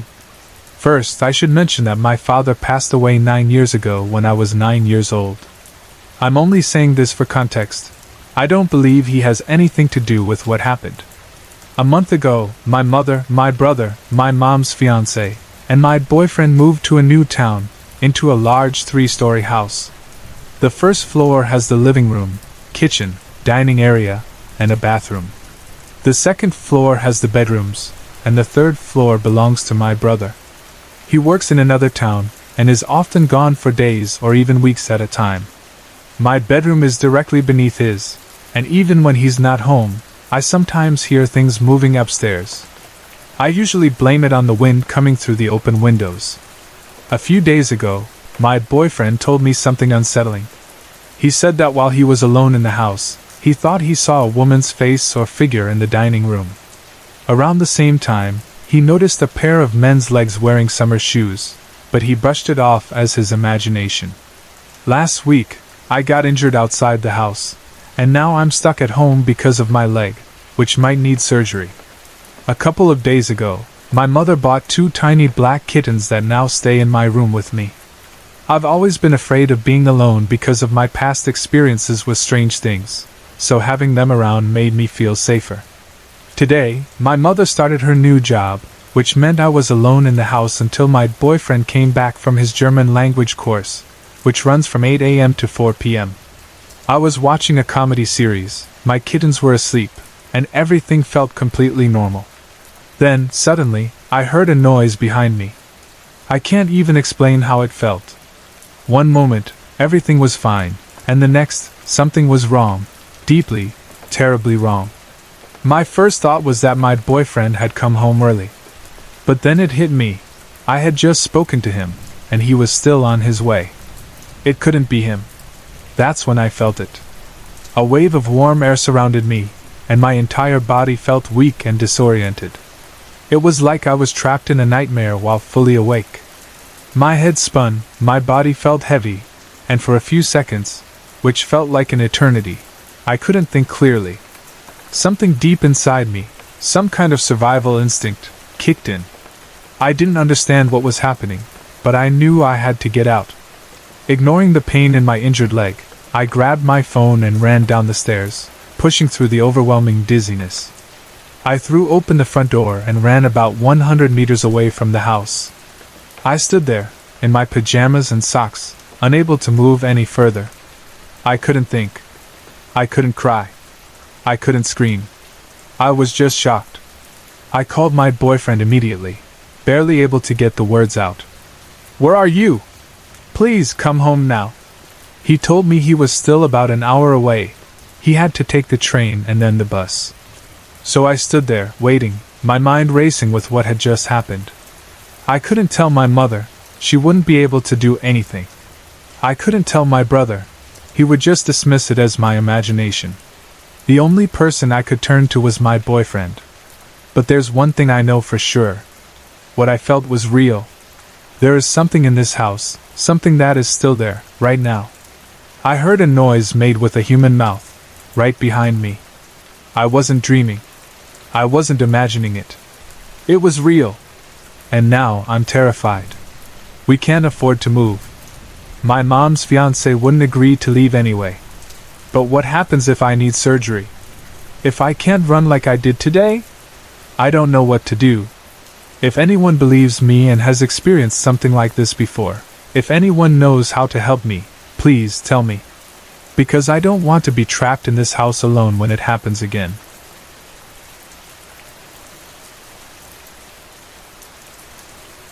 When my niece bought a house in an older part of the city, she was excited to have a fresh start. It was a big 2-story home that had been completely renovated. The upper floor had been transformed into a loft, while the other half had a high, open ceiling with skylights that filled the living room with natural light. The staircase had been moved during the renovation, and the whole house had a modern, stylish feel. I was happy for her. After going through a tough breakup, she was now a single mother, and this house was a new beginning. What surprised me the most was the incredible deal she got on it. It was priced well below the market value, which felt unusual, but at the time, it seemed like a lucky break. The first time I visited, she gave me a full tour, showing me every corner of her beautiful new home. We were standing in the kitchen when the ceiling lights started flickering. She told me it had been happening recently, and I suggested she call an electrician. As we talked, something caught my eye. I glanced toward the movement, but nothing was there. However, when I looked out of the corner of my eye, I saw what appeared to be a staircase. The old staircase that used to be there before the renovation. Along with it, I saw legs, from the knees down, stepping down invisible stairs. Every time I tried to focus on it directly, it disappeared. I must have looked strange because my niece gave me a curious glance, but I didn't say anything. I didn't feel scared, just confused. The whole thing lasted only seconds, but it kept happening every time I visited. Eventually, she noticed how I would always glance toward the same spot. One day, she finally asked why I kept looking there. I told her what I had been seeing. She stared at me before saying that the spot where I saw the staircase was exactly where the original staircase had been before the renovation. The electrician never found any reason for the flickering lights either. Not long after, strange things started happening more frequently. When her parents visited, her father swore he heard someone unlatch the gate and walk toward the back door. He waited for a knock, but it never came. When he went to check, no one was there. It wasn't just him. It kept happening. My niece, her mother, and even I heard the footsteps. No one could explain it, but for some reason, none of us felt afraid. Months passed, and her son, my great-nephew, had turned 2. One day, my niece was carrying him down the steep stairs from her loft bedroom when he suddenly said, "Mom, wait for my guy." She smiled, assuming he had an imaginary friend. At first, it seemed harmless. He would talk and play with this invisible friend, just like many kids do. One day, she casually asked him what his friend looked like. He responded, "He's not little. He's a man." That answer made her uneasy. When she told me about it, I felt the same way. Still, we both agreed not to make a big deal about it. One evening, they were heading to a close friend's house, a woman my great-nephew called Auntie. As they went down the stairs, he stopped and said, "Wait for my guy." Amused, my niece asked, "Why? Is he coming with us?" Her son turned back toward the empty air and asked, "Can he?" There was a pause. Then he looked at her and said, "He says he can't. He's never been there before." She thought it was a strange response for a 2-year-old, but not as odd as I did. She didn't know that, according to ghost stories, spirits are often unable to go to places they had never been in life. The strangest moment came just before he turned 3. One day, completely out of the blue, he said, "Mom, this isn't your house." She laughed and told him, "Of course it is. Mommy bought it." He shook his head. "No, it isn't. My guy says it's his house. It will always be his house." That was the first time my niece truly felt unsettled. When she told me, I got chills. Despite everything, the presence in the house never felt threatening. It was as if whatever, or whoever, was there simply didn't want to leave. Over time, my nephew's imaginary friend faded away, as most childhood fantasies do. The house remained peaceful. Then, one night, while babysitting, I had my own experience. My nephew was fast asleep, and I was watching TV. It was close to midnight when I heard the gate unlatch and the sound of footsteps coming to the back door. I assumed my niece had come home early and had forgotten her keys. But when I got up and opened the door, there was no one there. I sat back down, a little uneasy, but brushed it off. Then I heard it again, 3 distinct knocks at the back door. This time, the hairs on my arms stood up. I didn't move. I called out firmly, "No, I am not going there with you." I stayed where I was. Moments later, 3 softer knocks echoed through the room. Then nothing. I refused to acknowledge whatever it was. I kept watching TV, and the rest of the night was uneventful. Later, my niece learned some history about the house from her real estate agent. Before the renovations, the home had belonged to an older woman who lived with her 2 adult children, a daughter in her 20s and a son nearing 30. The daughter had taken her own life inside the house, though she passed away later in the hospital. About a year later, the son died in a car accident. The mother eventually sold the house, and it passed through multiple owners before being renovated and sold to my niece. She still lives there. It hasn't scared her enough to leave, though she's come close. She can't ignore the fact that tenants never stay long in the basement suite. Recently, a 30-year-old man renting the basement was found dead in his kitchen. The police ruled it a natural death, cause unknown. Whatever lingers in that house, whoever claims it as their own, still refuses to let go.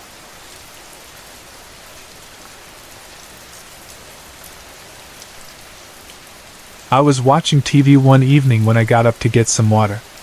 As soon as I stood up, my eyes drifted toward the dining room, and that's when I saw it, a full-body shadow of a person. It was there for only a second, turning slightly before vanishing just as quickly as it appeared. I ran around the other side, expecting to find something, but there was nothing. Just an empty room. It was unsettling, but I brushed it off as one of those moments.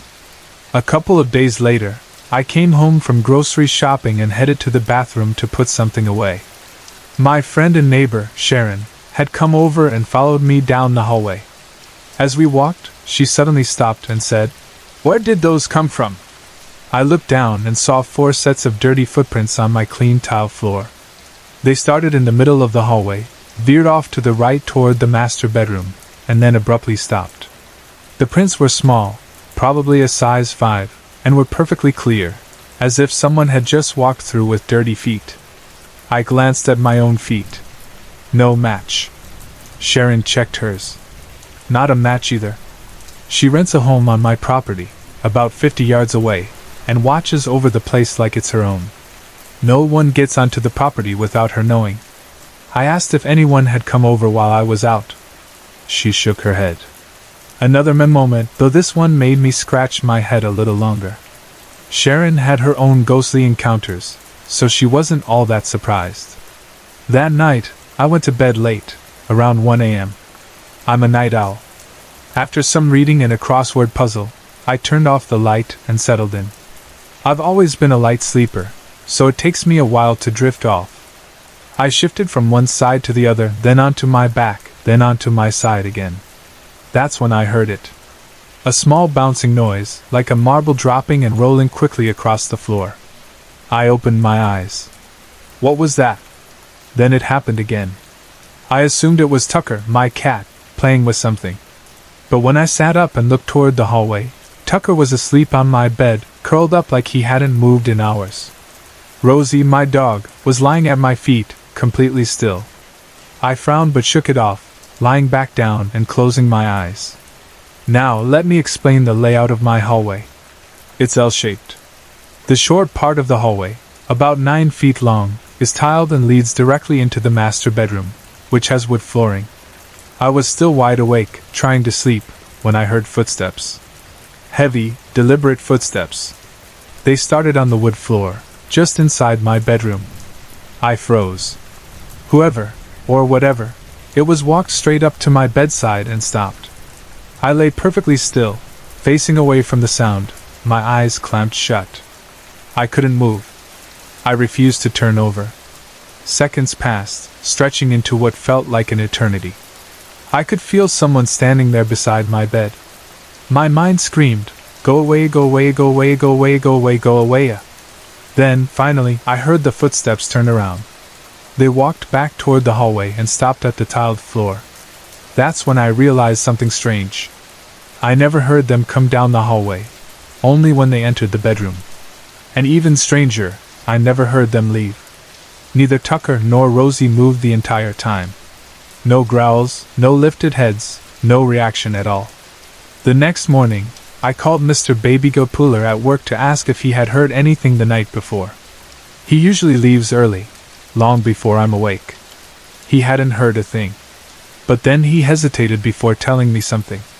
That morning, when he woke up and went into the kitchen, he reached for the light switch. But before his fingers touched it, the switch flipped on by itself. He left the house so fast he didn't even grab his jacket.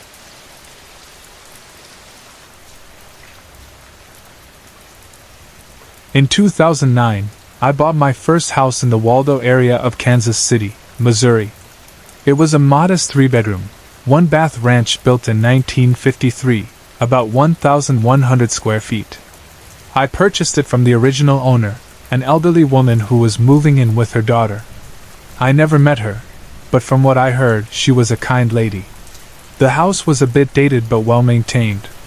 The day I got the keys, my significant other and I went over to start cleaning. We brought our dog, a fearless little terrier who usually follows me everywhere. But when we stepped into the basement, something changed. The moment we walked down the stairs, our dog froze, staring into one particular corner just to the left of the staircase. He let out a low, steady growl, something he never did. From that day on, he refused to go into the basement. No matter what we did, he wouldn't set foot down there. For a dog that usually charged headfirst into any situation, it was strange. A few months later, we decided to rip up the carpet after learning the hard way that certain treats didn't agree with our dog.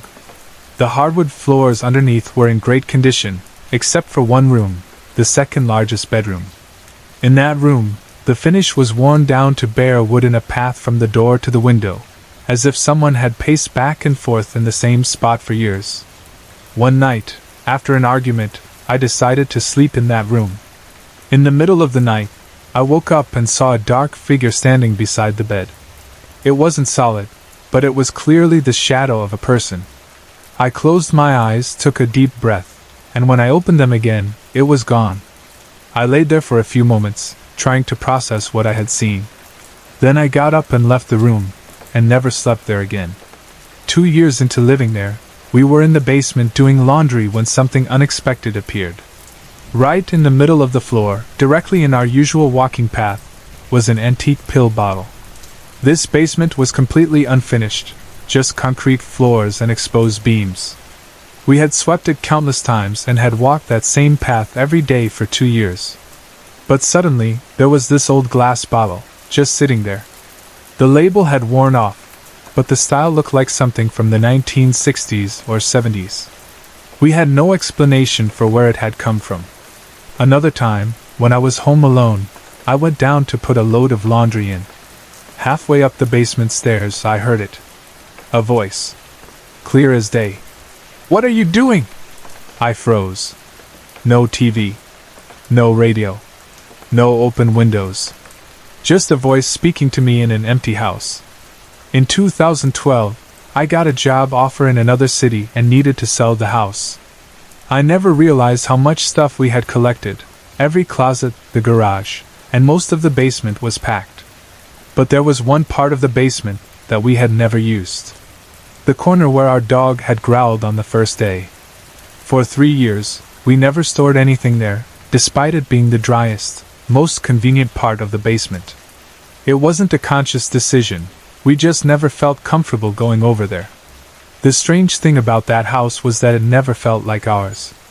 No matter how long we lived there, it felt like we didn't belong. Like we were unwanted guests. I looked into the history of the house, but I never found any record of anything bad happening there. Now we're in a new home in a new city. It's a similar house, but here's the difference. This one feels like home. I know that one of the previous owners passed away here, but it was from natural causes. They also loved dogs and even had a small pet cemetery in the backyard. But the most important thing? Our dog loves the basement.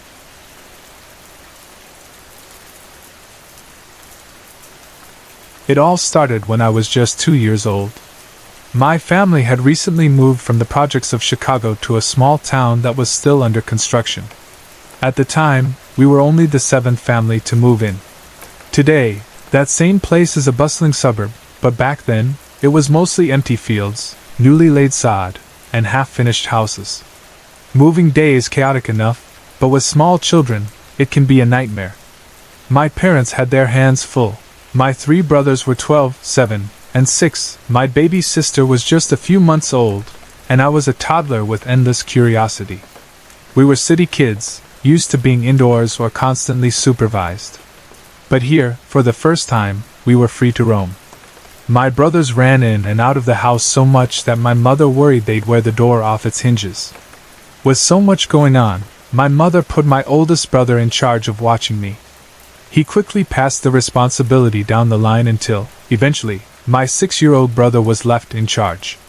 But at his age, taking care of a toddler wasn't nearly as exciting as exploring the new backyard. When my mother called us all in for lunch, my brothers came running. But I wasn't with them. Panic set in immediately. They searched everywhere, upstairs, downstairs, inside packing crates, under cabinets. They ran outside, checking the open field next to our house, calling my name. But there was no sign of me. Neighbors were alerted. Doors were knocked on. Parents asked their children if they had seen a little girl wandering around, but no one had. Older kids from the neighborhood joined the search. The police were called, and when fathers started arriving home from work, they too joined in, scouring the nearby construction sites. It was getting dark. My mother was in tears, terrified of what might have happened to me.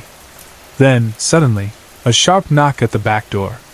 Not the kind of knock made by a hand, but the distinct sound of wood tapping against wood. My mother rushed to the door and threw it open. There I stood, smiling up at her. "Look, Mommy! Santa!" I said excitedly, pointing behind me. She followed my gaze and saw an old bearded man, standing just a few feet back. He wore a slouched hat, a worn buck coat, and held a heavy wooden walking stick. My mother froze. He looked just like Joe Courtney, a mountain man she remembered from her childhood in Kentucky. Joe had been a wanderer, a tracker, someone who had a soft spot for kids. If a child was ever lost, Joe could find them. My mother called out to him, wanting to thank him, to invite him in for dinner. But before she could take a step, he simply nodded in her direction, and vanished. One moment, he was there. The next, he was gone. No one in the neighborhood had seen anyone matching his description before. The police had no reports of a stranger in the area. And yet, he knew exactly where I lived. When my parents asked me what had happened, all I could tell them was that I had seen a bunny and followed it. At some point I got lost. That's when Santa found me and brought me home. For years, my mother wondered if old Joe had somehow heard her cries and, in some way, tracked me down, just like he had done for lost children before.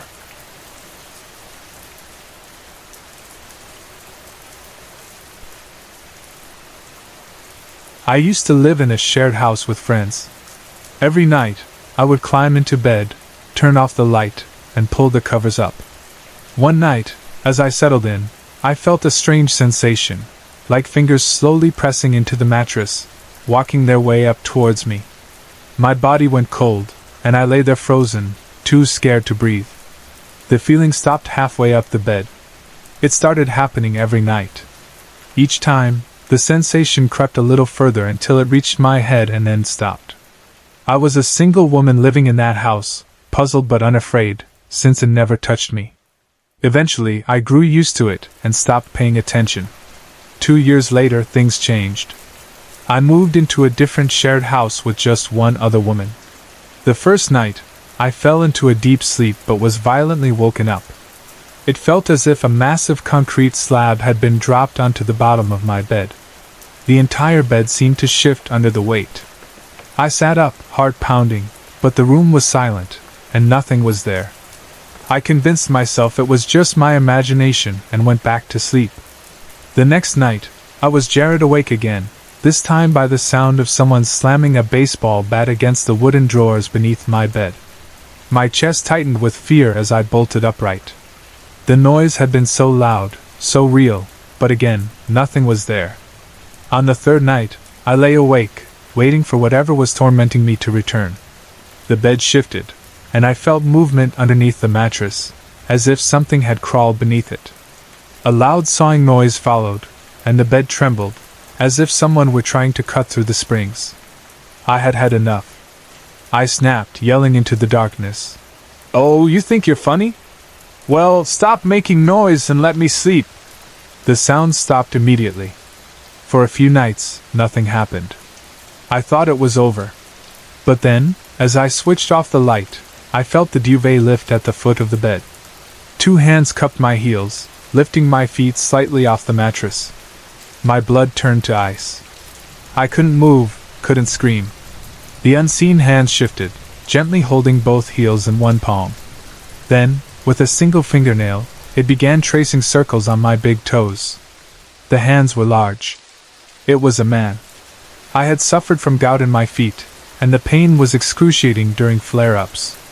But strangely, as this entity continued its nightly ritual, my pain faded. The soothing sensation brought relief I hadn't felt in years. Eventually, I began to accept it. It never touched any other part of me, only my feet. I started to believe it meant no harm, that it was there to heal me.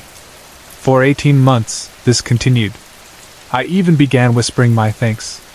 But then, one night, everything changed. As the familiar presence cradled my feet, I felt something else crawling on top of my duvet, making its way toward me. A wave of dread surged through me. I knew instantly it wasn't my gentle presence. He was still holding my heels. This new thing reached my hand and, to my horror, began sucking on it. I recoiled, yanking my hand away. "Get lost! Go back to where you came from!" I hissed. But it didn't leave. Every night after that, it returned. It would crawl under the duvet, sucking at the back of my knee, leaving red marks on my skin. I even took pictures of them. Then, 6 months ago, another presence appeared. This one crept onto the opposite side of my bed, sucking at whatever part of me it could reach, never venturing higher than my thigh. Desperate, I called in local priests. They blessed the house, sprinkled holy water, and prayed for me. Nothing changed. The entities didn't leave. My housemate never experienced any disturbances in her room. Whatever was happening, it was happening only to me. Now, my health has deteriorated. My immune system is failing. My glands are swollen, my throat constantly sore. I suffer from a relentless cough and high fever. Sleep has become impossible. I lie awake, bracing for them to come, and they always do. My gentle presence no longer holds my feet, but I know he is still there. I can hear him breathing, just like the other two. Last week, I had a woman come to cleanse my home. She told me the first presence was my guardian spirit, trying to protect me. But he had exhausted his energy fighting off the other two. She said they were growing stronger, feeding off me, draining my energy, and that was why I was getting sick. I now stay up later and later, fearing sleep. Sometimes I wait until 5 in the morning before daring to close my eyes. But they are always waiting. I pass out from sheer exhaustion, only to wake up within hours as they begin again. Their sucking is so powerful that it leaves my skin sore. They have not assaulted me, and I pray they never do. All I want is for them to leave me alone.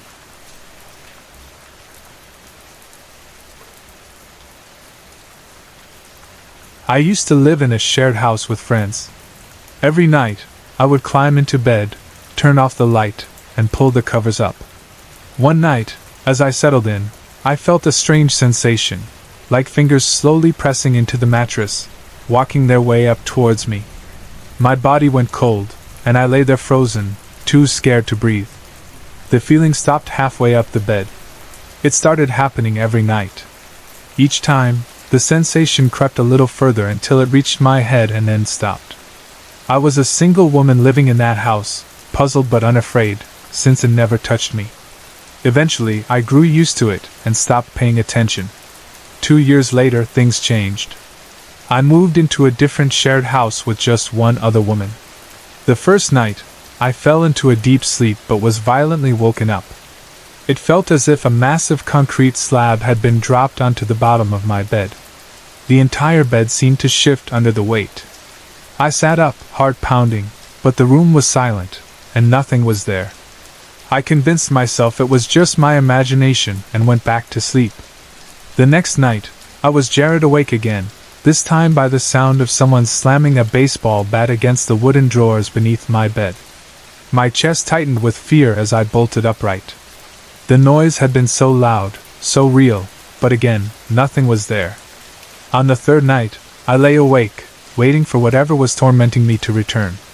The bed shifted, and I felt movement underneath the mattress, as if something had crawled beneath it. A loud sawing noise followed, and the bed trembled, as if someone were trying to cut through the springs. I had had enough. I snapped, yelling into the darkness. "Oh, you think you're funny? Well, stop making noise and let me sleep." The sound stopped immediately. For a few nights, nothing happened. I thought it was over. But then, as I switched off the light, I felt the duvet lift at the foot of the bed. 2 hands cupped my heels, lifting my feet slightly off the mattress. My blood turned to ice. I couldn't move, couldn't scream. The unseen hands shifted, gently holding both heels in one palm. Then, with a single fingernail, it began tracing circles on my big toes. The hands were large. It was a man. I had suffered from gout in my feet, and the pain was excruciating during flare-ups. But strangely, as this entity continued its nightly ritual, my pain faded. The soothing sensation brought relief I hadn't felt in years. Eventually, I began to accept it. It never touched any other part of me, only my feet. I started to believe it meant no harm, that it was there to heal me. For 18 months, this continued. I even began whispering my thanks. But then, one night, everything changed. As the familiar presence cradled my feet, I felt something else crawling on top of my duvet, making its way toward me. A wave of dread surged through me. I knew instantly it wasn't my gentle presence. He was still holding my heels. This new thing reached my hand and, to my horror, began sucking on it. I recoiled, yanking my hand away. "Get lost! Go back to where you came from!" I hissed. But it didn't leave. Every night after that, it returned. It would crawl under the duvet, sucking at the back of my knee, leaving red marks on my skin. I even took pictures of them. Then, 6 months ago, another presence appeared. This one crept onto the opposite side of my bed, sucking at whatever part of me it could reach, never venturing higher than my thigh. Desperate, I called in local priests. They blessed the house, sprinkled holy water, and prayed for me. Nothing changed. The entities didn't leave. My housemate never experienced any disturbances in her room. Whatever was happening, it was happening only to me. Now, my health has deteriorated. My immune system is failing. My glands are swollen, my throat constantly sore. I suffer from a relentless cough and high fever. Sleep has become impossible. I lie awake, bracing for them to come, and they always do. My gentle presence no longer holds my feet, but I know he is still there. I can hear him breathing, just like the other two. Last week, I had a woman come to cleanse my home. She told me the first presence was my guardian spirit, trying to protect me. But he had exhausted his energy fighting off the other two. She said they were growing stronger, feeding off me, draining my energy, and that was why I was getting sick. I now stay up later and later, fearing sleep. Sometimes I wait until 5 in the morning before daring to close my eyes. But they are always waiting. I pass out from sheer exhaustion, only to wake up within hours as they begin again. Their sucking is so powerful that it leaves my skin sore. They have not assaulted me, and I pray they never do. All I want is for them to leave me alone.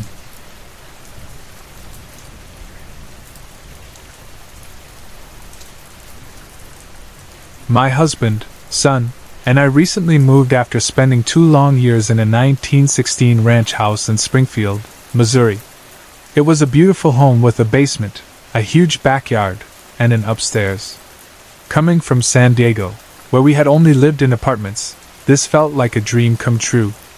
We fell in love with the house instantly. The first month was a whirlwind of settling in, changing our address, adjusting to a new school bus route, and getting everything in order. I was so busy that I didn't pay much attention to anything unusual. But once life settled down, I began noticing a strange energy upstairs. I brushed it off as nothing more than the quirks of an old house. I started sleeping in the loft area upstairs, which we had turned into a guest/playroom. My son's actual bedroom was on the same floor, while my husband, who snores like a bear, slept in our bedroom downstairs. I'm a light sleeper, so instead of struggling with sleepless nights, I made the loft my space. The first strange incident happened after my second night there. A thunderstorm rolled in, and as I lay awake, tossing and turning, I suddenly heard one of my son's toys go off. A voice repeated, "Find the letter," over and over.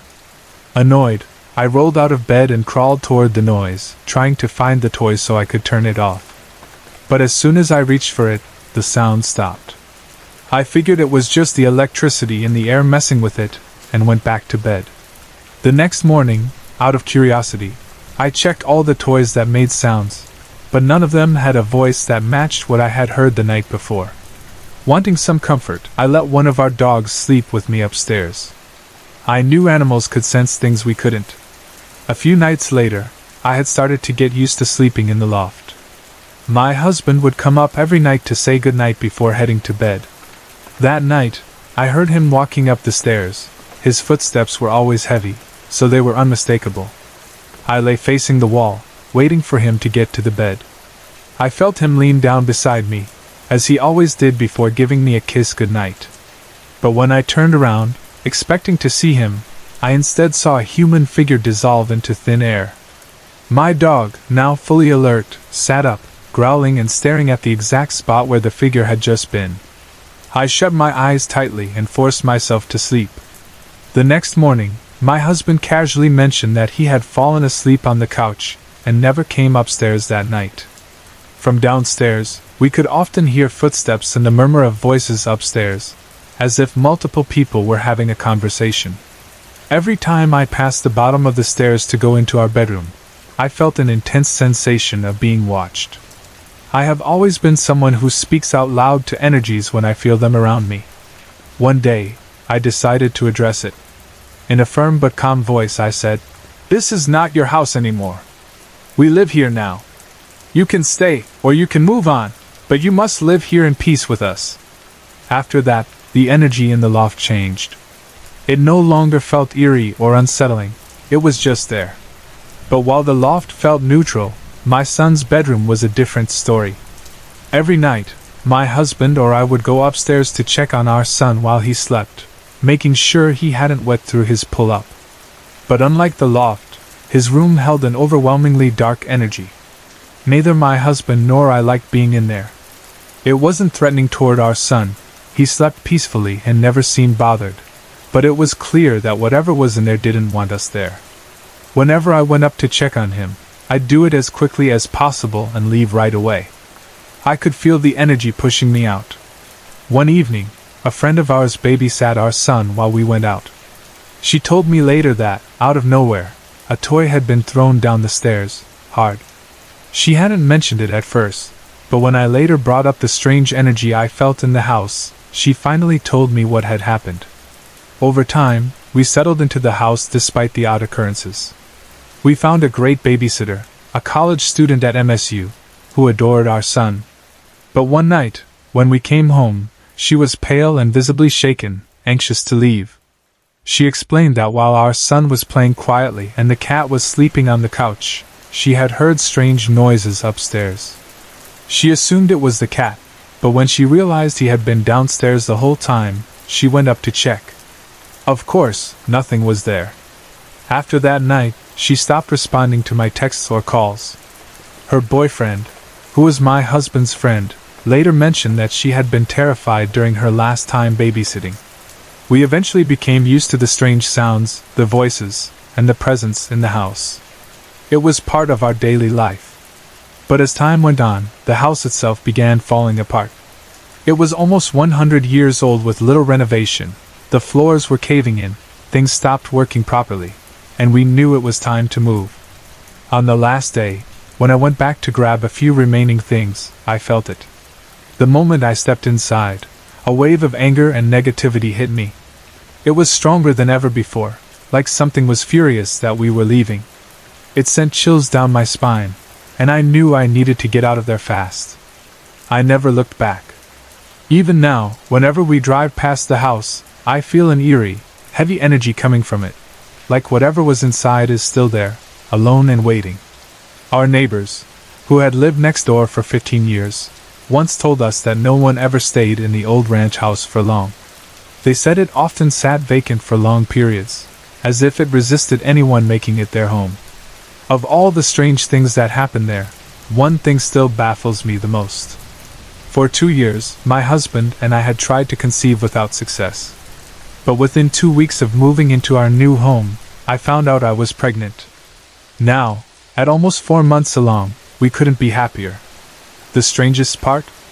Our new home is just 1 block away from the old one. For as long as I can remember, I had always felt drawn to this house, like it was meant to be ours. Every time we passed by it, I felt an unexplainable longing to live here.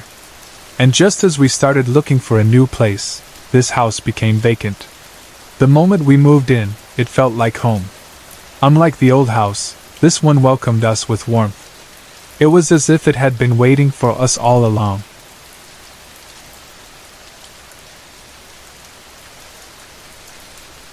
In April 2013, I moved into an apartment building. It wasn't in the best area, and it definitely wasn't the most private place either.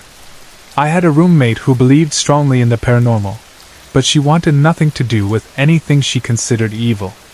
I had a 7-month-old son, and sometimes, when I was at work, my roommate would watch him for me. Her boyfriend stayed over most of the time as well, and he had experienced paranormal activity in his previous homes. One night, after my son had gone to bed, we sat down and shared our personal experiences. My roommate was hesitant to talk about it, believing that discussing these things could make them worse. I told them that I felt like something dark had been following me. I said, "If it's not my grandparents my son sees, then it's definitely something else. I can tell he sees something. He's always looking past me, pointing at something I can't see." My roommate looked uncomfortable. She quickly said, "That doesn't sound like something I want to deal with." The next morning, I noticed 3 pennies placed above all the doors. My roommate must have put them there, believing it would keep spirits out. But whatever was in our apartment, it didn't seem to care. That evening, I came home from work to find my baby sleeping peacefully, but my roommate and her boyfriend were frantic. They both rushed to me, trying to explain what had happened. While they were sitting on the balcony, my roommate had been in a chair while her boyfriend stood, facing the window that looked into the kitchen and dining room. Suddenly, there was a loud crash. My roommate heard it, but her boyfriend saw it happen. His face turned pale as he watched the dish rack slide across the counter and crash into the sink, like someone had pushed it. They later showed me how it happened, assuring me that there was no way it could have moved on its own. Her boyfriend even checked the counter for a slope, water, or anything that could have caused it to slide. There was nothing. We let it go, at least for the moment. The next morning, my roommate woke me up, trembling. She looked terrified. I have no idea what's going on here, but last night, when Mike and I went to bed, I turned off the light and was just starting to fall asleep when something picked up an object next to my head. I felt the breeze of it flying across the room, then I heard it hit the wall. We went into her bedroom to investigate. On the floor, we found a flashlight. She couldn't be sure if it was the same object, but both she and Mike swore they had felt and heard something fly across the room. A couple of nights later, another disturbing event happened. Mike and I had just finished watching a new episode of The Dead Files before heading to bed. He turned to me and said, "I seriously have no idea what's going on here. Sarah hasn't told you everything because she's scared. But something happened while we were babysitting Curtis, and I need to tell you." I felt uneasy but told him to continue. "I was playing with your dog, Lily. She went running down the hallway, but then she stopped. Completely froze right in front of your bedroom door."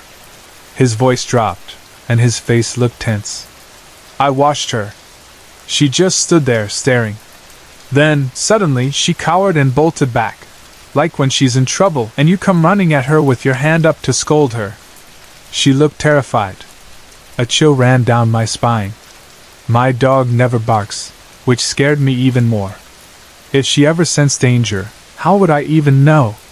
I took a deep breath and told him, "I know something is here. Curtis sees something we can't. I've felt it too, like someone is standing over me, watching me. There are nights I feel so anxious that I either want to throw up, pass out, or have a heart attack. And my dog? She refuses to come to bed unless I force her. It's happened twice already." Mike's expression changed. He hesitated, then finally admitted something that clearly embarrassed him. "I'm a tough guy. I can handle a lot. I'll challenge anyone, and I'm not scared of anything.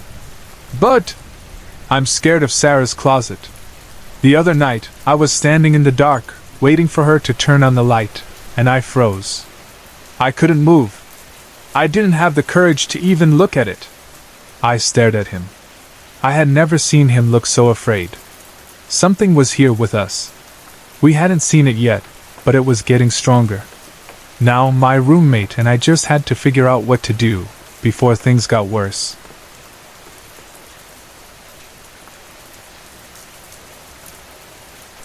This happened about 25 years ago.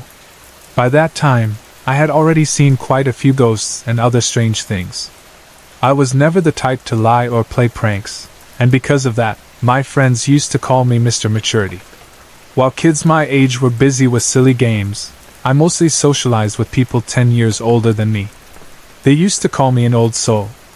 In the years leading up to this experience, my family had lost many relatives and friends, including my 18-year-old brother, who had passed away most recently. A lot has happened to me since, but this night stands out more than anything else. I was 15 years old at the time, staying over at a friend's house, something I had done many times before. His family had a caravan parked in the front yard, equipped with a CB radio. On weekends, we were allowed to sleep in it so we could stay up late without disturbing anyone inside. We were trusted kids. It was sometime between 1 and 2 a.m. We had a bed on each end of the van. I was on the side facing the door, while my friend slept on the opposite end, facing me. All the light switches were near him.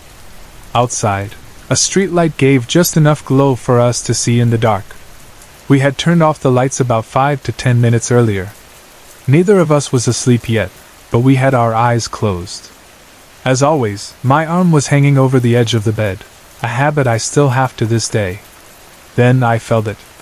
A cold, heavy fear surrounded me.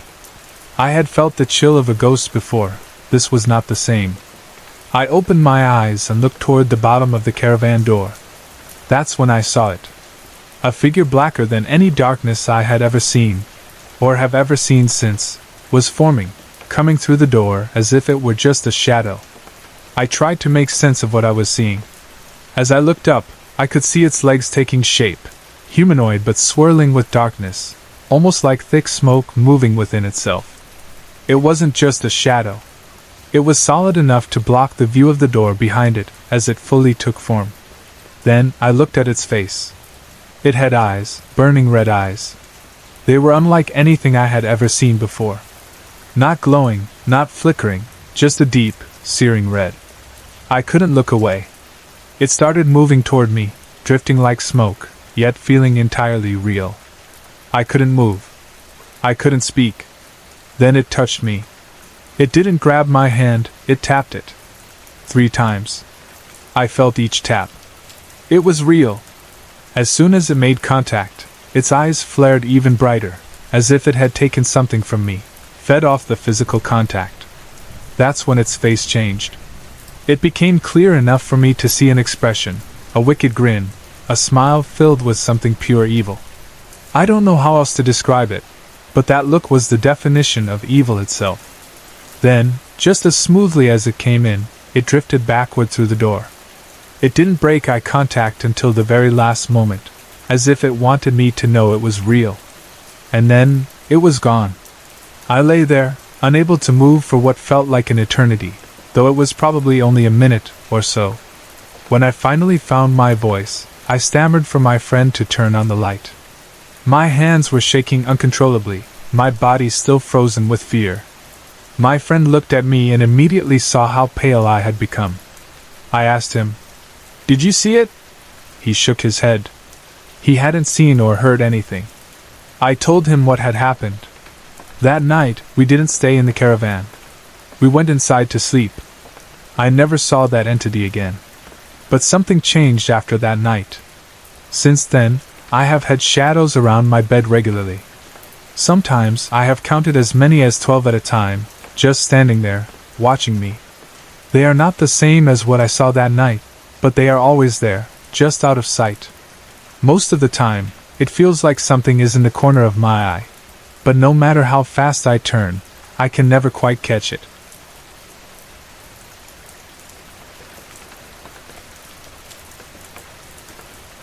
At the time, my bed was positioned against the wall where the door is, with my head on the opposite side. My TV sat on my dresser, right at eye level when standing. It was an old thing with a glitchy button.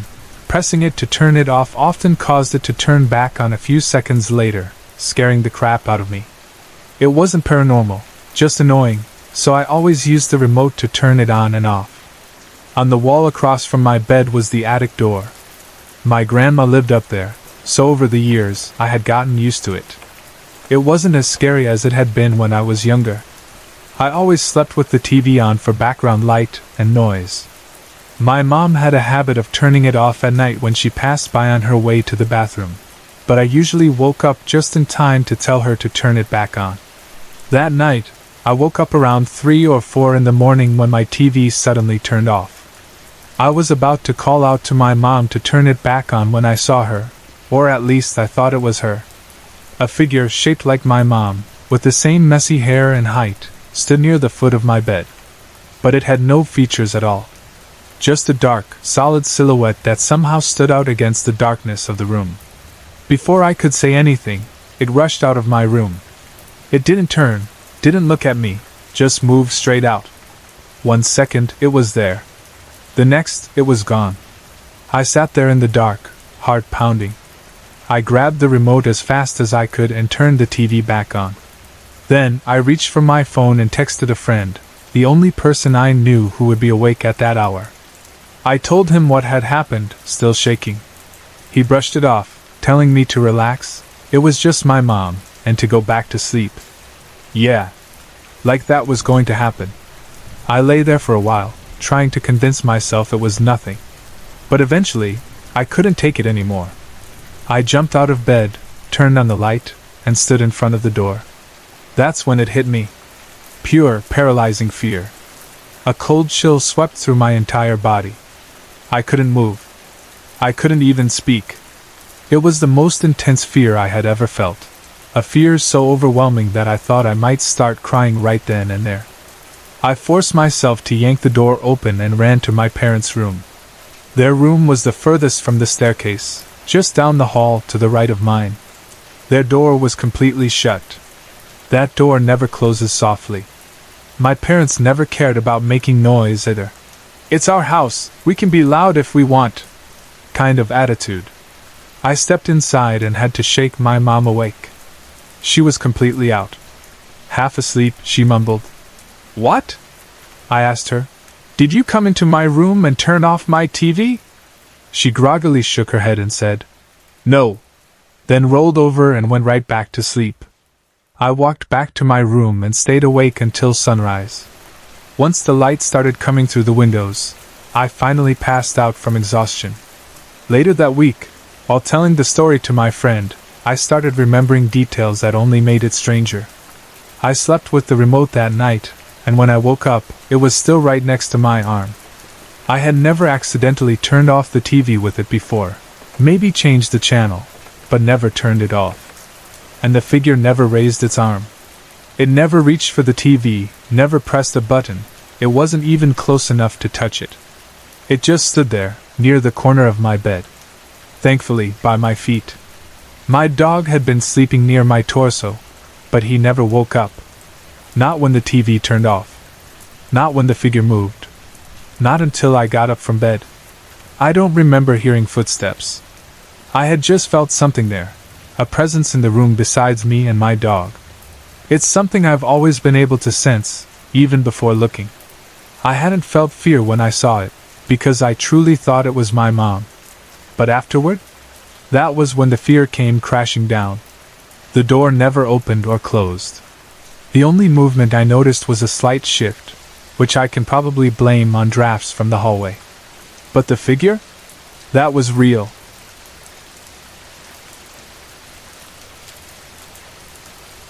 A few days ago, I had to stay late at the office because we needed to open a purchase order, PO, for a software license.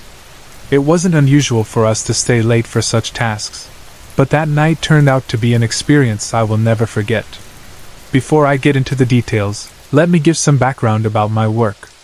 I am employed in microfinance, specifically in the micro-pension department. My department focuses on people who are not covered under EPF, Employee Provident Fund, such as small business owners, vendors, fishermen, laborers, and others working in the informal sector. We offer them a government-backed pension scheme called NPS Lite, ensuring financial security in their later years. My primary responsibility is back-office work, handling records, processing applications, and maintaining financial documentation. That night, because of the PO process, a few colleagues and I had to stay back at the office well past our usual hours. We were working in the board meeting hall, which was located on the third floor of our office building. The process was tedious, involving multiple approvals, coordination with vendors, and verification of documents. An hour before the finalization of the PO, my boss asked me to fetch a file from the archive room in the basement. The moment I reached the entrance of the archive room, I felt uneasy. A strange heaviness settled over me, as if I wasn't supposed to be there. A sudden instinct of fear kicked in, making me hesitant to step inside. I thought about calling my colleague and friend, Prakash, to accompany me. But I knew he didn't believe in ghosts or anything paranormal. If I told him I was afraid to go in alone, he would just mock me and I would end up as the butt of jokes in the office for weeks. I decided against calling him. Instead, I took a deep breath, mustered my courage, and stepped inside while muttering a prayer under my breath. The moment I entered, I was struck by the complete silence of the room. The air felt thick and stagnant, as if no one had stepped foot in there for years. To distract myself, I got an idea. I called Prakash and put my phone on speaker. I pretended to ask him about the file details, even though I already knew exactly what I was looking for. Having a voice in the room, even over the phone, helped ease my nerves. It made the emptiness feel less oppressive. About 5 minutes passed when I suddenly heard a thud. Something had fallen. I turned toward the source of the sound and saw 3 box files lying on the floor. At first, I rationalized it. The basement wasn't well maintained. Perhaps rats had knocked them over. I had seen a few scurrying around in previous visits, so I dismissed it and continued my conversation with Prakash. But then, 2 more box files fell, this time, right in front of my eyes. My breath caught in my throat. There was no wind, no draft, and I was standing in the middle of the room, far from the shelves. The only air circulation came from the AC vents, and they weren't powerful enough to knock over multiple heavy box files. Just as I started processing what was happening, I heard something far more terrifying. A mocking voice. It was right behind me. I felt a chill run down my spine. The voice was unmistakable. Someone was standing behind me, whispering something just loud enough for me to hear. I whipped around instantly, but there was no one there. My entire body went cold. I didn't wait. I grabbed the file and rushed to the staircase, heart pounding like a war drum. Just as I was about to leave the basement, the power went out. The entire locality suffered a blackout, and the only light in the basement came from 4 dim CFL bulbs running on the backup inverter. The shadows around me grew darker, stretching unnaturally across the walls. Then I saw it. A tall, muscular figure, standing 10 to 12 feet away, watching me. It wasn't human. It was too tall, too broad, and its eyes burned with anger. I froze. I couldn't speak. I couldn't move. I couldn't even breathe properly. The figure stood still, but I could feel its hostility radiating across the room. I didn't dare turn my back to it, but I knew I had to get out. I started climbing the stairs, slowly, carefully, trying not to make any sudden movements. Each step felt like an eternity. As soon as I reached the top, I slammed the basement door shut and ran. I didn't look back. The entire incident lasted only 10 to 15 minutes, but it felt like hours. When I finally reached the meeting room, I was soaked in sweat, my breathing ragged. My boss and colleagues immediately noticed and assumed I was feeling unwell. "Are you okay?" my boss asked, eyeing me with concern. I nodded quickly, unable to explain what had just happened. They suggested I take a break, but I knew I couldn't tell them the truth. Who would believe me? Since that night, I haven't been able to shake off the feeling that something is lurking in that basement. I've been trying to research its history, but so far, I haven't found any records of what might have happened there. But I have a feeling. Whatever I saw that night doesn't want to be found.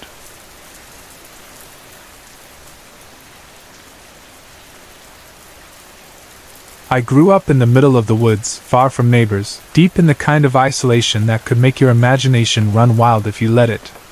Our house sat on 60 acres of dense forest, and beyond that, an endless stretch of swamp. There were no streetlights, no distant sounds of cars, just trees and the occasional crack of a branch underfoot. It was a peaceful place, until the summer when I turned 14. That summer, my parents had gone out of town for the day, leaving me home alone with Max, my dog. Max was my best friend, my protector, and my only companion in the vastness of those woods. That afternoon, we were deep in the trees, playing fetch like we always did. I'd throw the ball, Max would bolt after it, tail wagging, paws kicking up dirt. But that day, something felt off. Every time I went to throw the ball, I felt a slight bump against my elbow. At first I thought maybe I was just misjudging my movements or brushing against a low-hanging branch, but it kept happening, again and again. The ball would fly straight up into the air, landing clumsily at my feet. I tried to ignore it, brushing it off as clumsiness or coincidence, but after the 5th or 6th time, I started to feel uneasy. My skin prickled with the kind of awareness that tells you you're not alone. The trees seemed too still, the air too thick. I shook off the feeling and decided it was time to go home. As we made our way back, Max kept glancing behind us. His ears twitched, his movements were tense. I told myself I was just overthinking things, just the usual tricks the mind plays when you're alone in the woods for too long. We made it back home, and I locked the door behind us, settling onto the couch. Max curled up beside me, his usual ball of golden fur, seemingly relaxed now. The feeling of unease began to fade, replaced by the comfort of being back inside. Then, the garage door opened. Max's head shot up. He bolted to his feet and started barking like crazy. My heart lurched. My parents weren't due back for hours. There was no one else who should be here. Still, I told myself maybe they came home early. Maybe I just hadn't heard their car pulling up. I slowly walked to the front door and peered through the peephole. The garage door was closed. No one was there. I hesitated for a long moment, my breath coming in shallow, uneven pulls. I glanced at Max, who was still standing by the door, growling low and deep in his throat. He had heard it too. I swallowed hard, trying to force myself to think logically. Maybe it was the wind. Maybe the garage was settling? There had to be an explanation. But then, 20 minutes later, the door opened again. This time, footsteps echoed up the stairs leading from the garage. The sound was slow, deliberate, as if someone was creeping toward the door. Max growled louder. My chest tightened. Someone was in the garage. I ran to the door, expecting to see my dad's face. I heard the doorknob jiggle from the other side, just as I reached for it. And then I stopped. I don't know what made me hesitate, what instinct told me to look first instead of opening it. I pressed my eye to the peephole, and saw nothing. The handle was still shaking in my grip, but there was no one there. I stepped back, heart hammering in my chest. Max was baring his teeth, his fur bristling along his spine. I didn't know what to do, so I did the only thing I could think of. I turned on every single light in the house, grabbed a blanket, and hid on the couch with Max curled up beside me. For the next 4 hours, I sat there, gripping the blanket, heart pounding, while the sound of footsteps and jiggling doorknobs came and went. Every few minutes, I'd hear it again, first the stairs creaking, then the handle rattling, like someone was still trying to get in. At 11 p.m., my dad finally walked through the door. I jumped to my feet, my breath coming in gasps, relief flooding my body. And then, of course, he yelled at me for having every single light in the house on.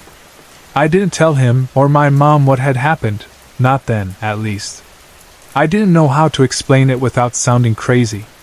But 4 months later, my dad came home from a late-night hunting trip, his face pale and his hands shaking. "What's wrong?" I asked. He hesitated, then sighed, running a hand down his face. "I had a clean shot," he said. "2 deer right in front of me. But when I pulled the trigger, something hit my elbow. Made me miss completely." I felt a chill crawl up my spine. He looked at me, his expression unreadable. "It happened twice," he said. "Same exact thing. Like something didn't want me to take the shot." I swallowed, my throat suddenly dry. I knew exactly what he meant.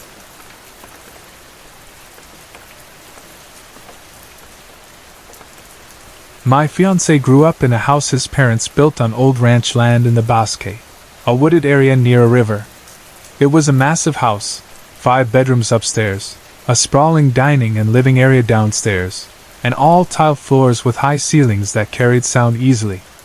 From the outside, it looked like a peaceful home, but over the years, strange things happened that left an eerie feeling lingering in its walls. When he was younger, he and his older brother often saw shadows passing by the windows at night. The strange part was that these figures never triggered the motion-activated patio lights. They were dark enough to stand out against the night, but no matter how many times the boys went outside to check, they never found a single sign of movement or footprints. Even the dogs, usually quick to bark at anything out of the ordinary, remained completely unbothered. As they got older, they convinced themselves it was just their imagination playing tricks on them, but the unease never truly faded. Beyond the shadows, the house seemed to have a presence of its own. Doors would open and close on their own when no one else was home. My fiancé would hear movement upstairs while he was downstairs, but when he went to check, everything was still and quiet. The same thing happened when his brother was alone. It became a common occurrence, something they stopped questioning after a while. But what really unsettled him were the sounds of a ball bouncing down the stairs. It happened more than once, the rhythmic sound of something rolling down, hitting step after step. The problem? None of them played with balls, and they hadn't for years. When they searched, there was never a ball to be found. Then came the experience that stayed with him the most. One morning, he was home alone, sleeping in, or more accurately, ditching school. The house was empty, his parents at work, his siblings at school. He had a large radio alarm that usually blasted hard rock music in the morning, but that day, he had turned it off. As he slept, his bedroom door swung open and slammed into the wall, jolting him awake. He always slept with his door closed, so his first thought was that someone had come home early. But when he looked up, the doorway was empty. Confused, he started to sit up. Then, his alarm went off, but instead of music, it was static, loud, eerie static. He rushed over to turn it off, but before he could reach it, he heard a giggle. A child's giggle. Then footsteps, light and fast, running down the stairs. His heart pounded. He raced after the sound, expecting to catch someone in the house.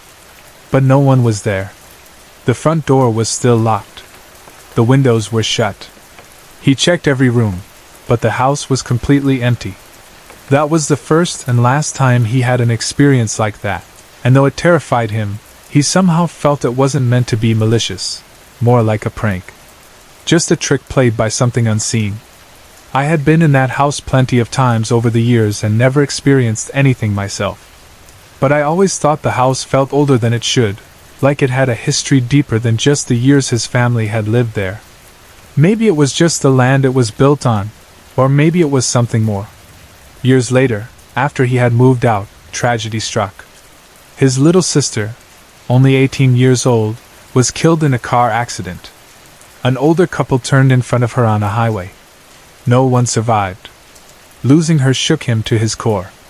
She had always been playful and teasing, especially when it came to his fear of bees. She loved to make fun of how he panicked around them. But after she passed, he began to find dead bees in his house. Not just one or two, but multiple bees, always dead, appearing in places where bees shouldn't be. One time, while driving, he found 2 bees buzzing inside his truck, even though the windows had been up the entire time.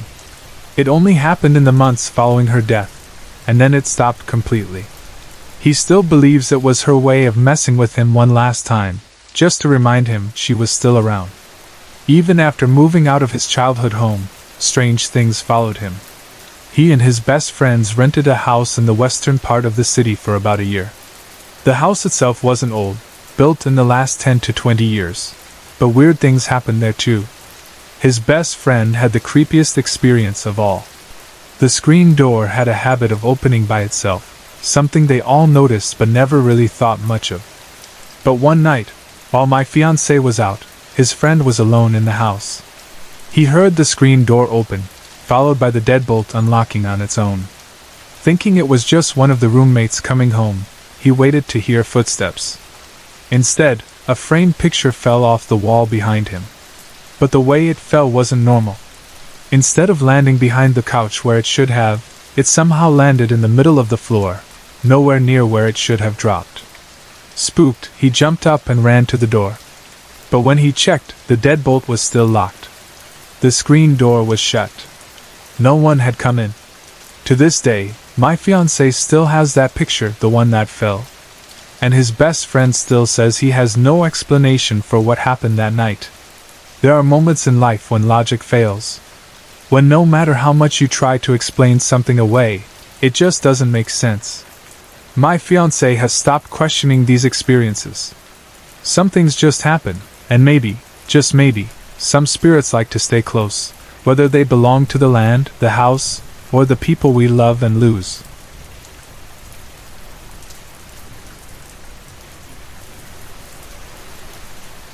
Growing up, I had my fair share of strange, unexplained experiences, but one place that always gave me an unsettling feeling was my grandmother's house.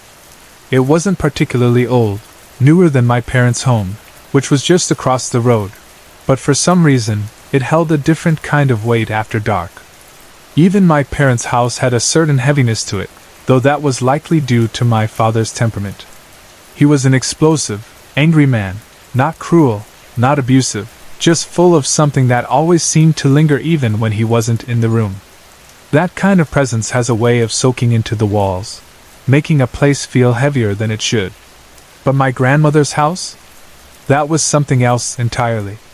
The first event that I can say for certain wasn't normal happened when I was 20 years old. I had torn my ACL and was staying at my grandmother's house after surgery since her home was more accessible for someone on crutches. Tall toilet, walk-in shower, open floor plan, it made sense. But at the time, I was on some of the strongest painkillers imaginable, and those things made me mean as hell. I wasn't myself.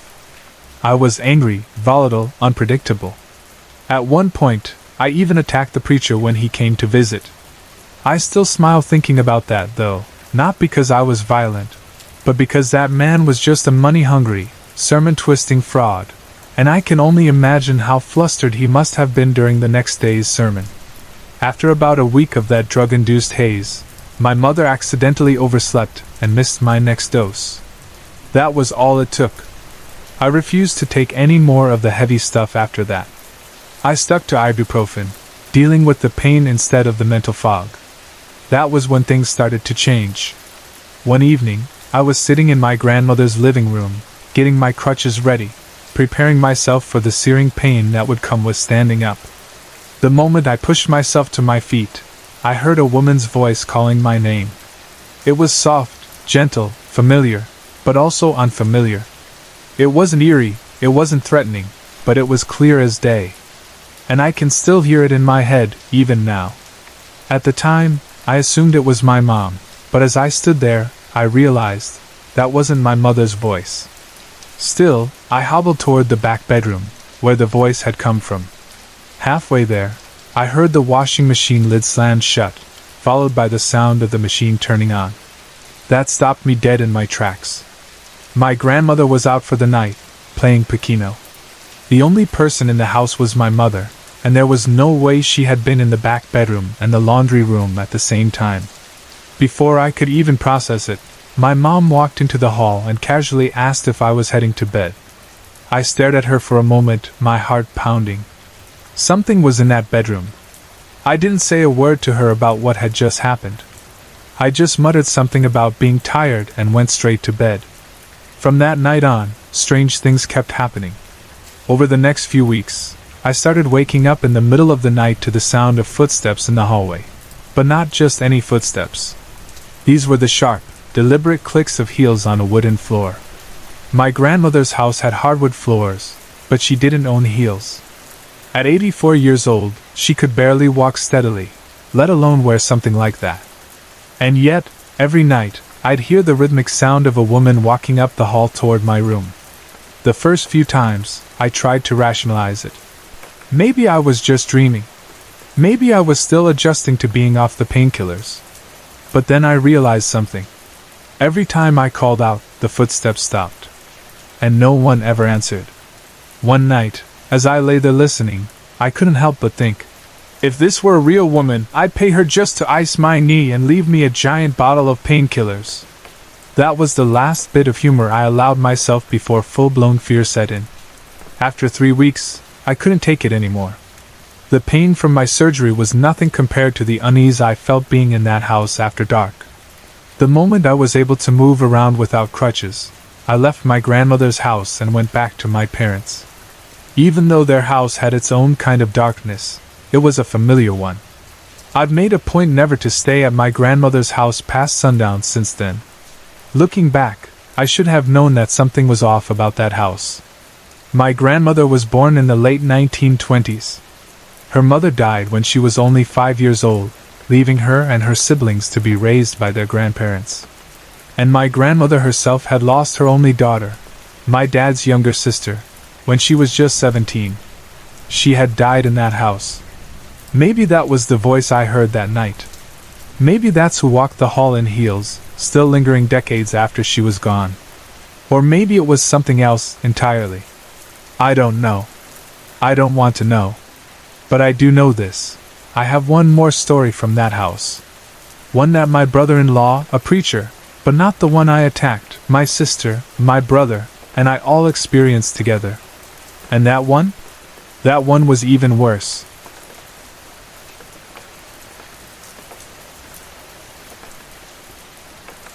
The trip to Gettysburg started off like any other school excursion. I was about 14 years old, and we were leaving from Rochester, New York early in the morning. It was a long bus ride, filled with the usual mix of boredom, laughter, and embarrassing photos. We finally arrived at our hotel, where my roommates, Matt, Eric, and Josh, and I started unpacking. I was more focused on making plans to sneak in some girls from across the hall later that night, completely unaware that this trip would end up being one of the most unsettling experiences of my life. The first day's schedule was packed. We had lunch, visited a museum, and prepared for a ghost walk in the woods. The night would end with a visit to a historic hotel basement, where we'd hear stories about its past. None of it seemed particularly unusual, just the kind of things schools do to mix history with a bit of entertainment.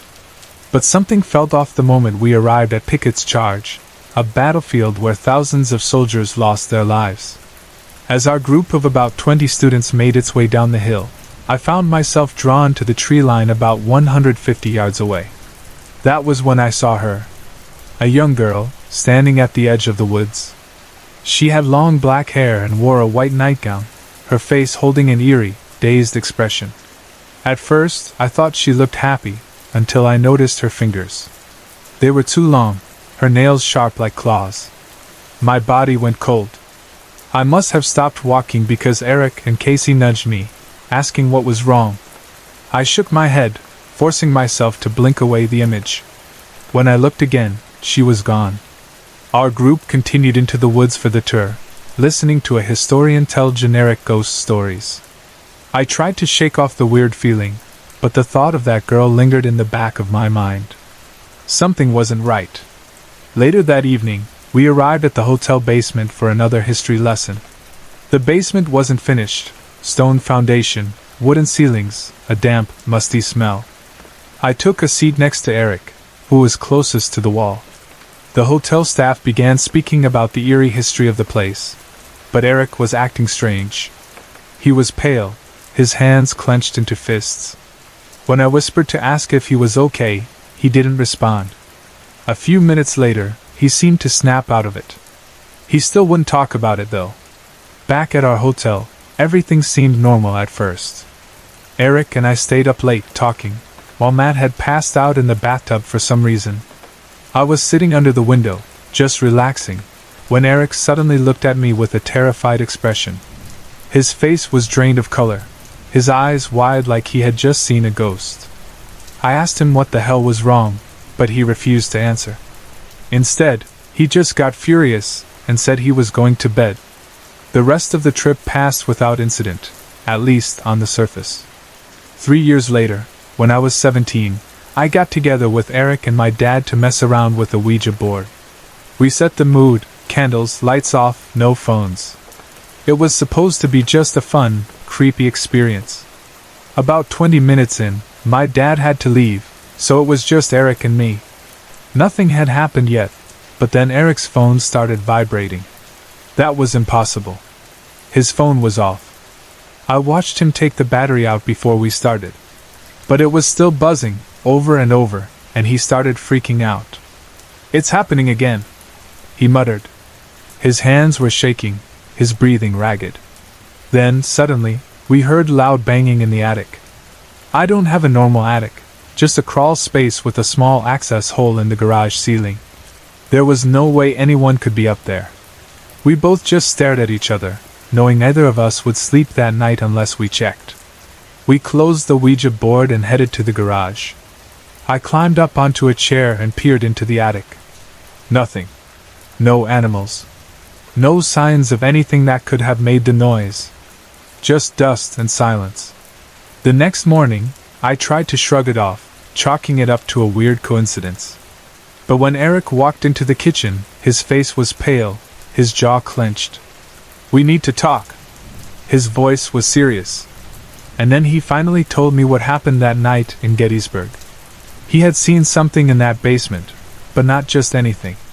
"I saw long fingers with sharp nails, slowly caressing the window pane from the outside," he said. My stomach dropped. When I tried to make sure I wasn't imagining it, my phone started vibrating. He continued. "But I didn't have the battery in it. It was in my pocket." I couldn't breathe. My mind raced back to that same window in our hotel room, where Eric had frozen up that night. "That's not all," he said. "When we got back to the hotel, I saw something behind you, in the window. A little girl. Long black hair. White nightgown. And she was angry. I felt my skin crawl. The next morning, I woke up with 3 long, bloody scratches from my neck to my waist," Eric added. "They were burning. Like fire." Then, he lifted his shirt. 3 fresh, long scratches ran from his neck to his waist, just like the ones he described from 3 years ago. And when I touched them? They were burning hot. In the middle of February. Neither of us spoke after that. There was nothing left to say.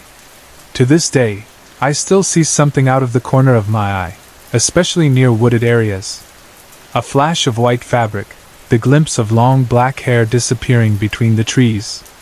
And I know, deep down, she's still watching.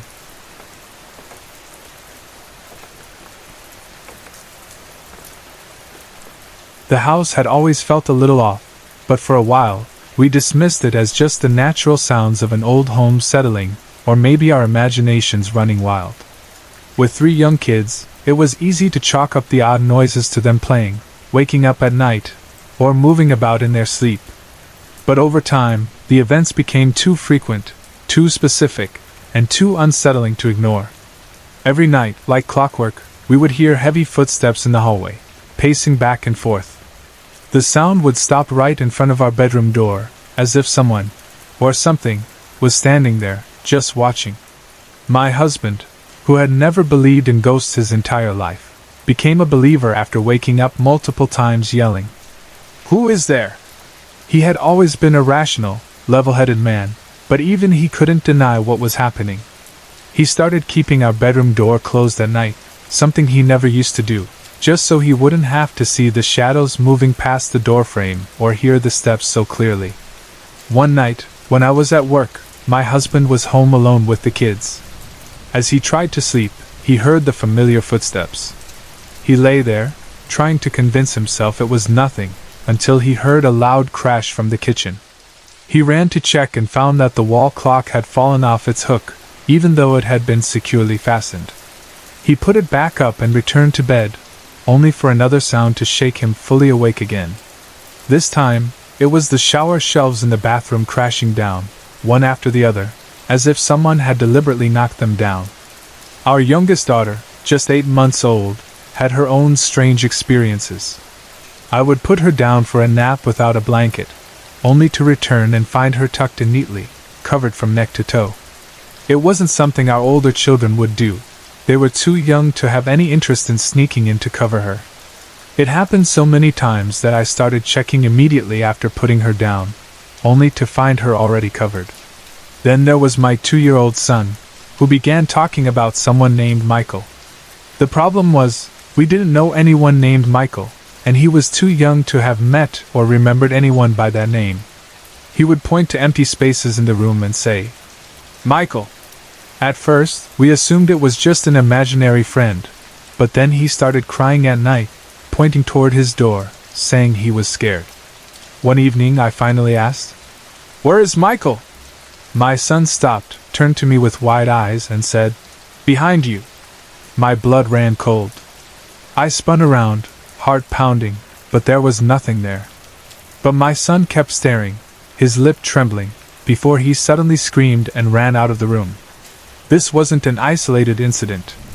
He refused to go into the living room alone, often running out screaming as if something had chased him. On multiple occasions I watched him peek into the room, look around, and suddenly bolt in terror, refusing to go back inside until he whispered, "All gone."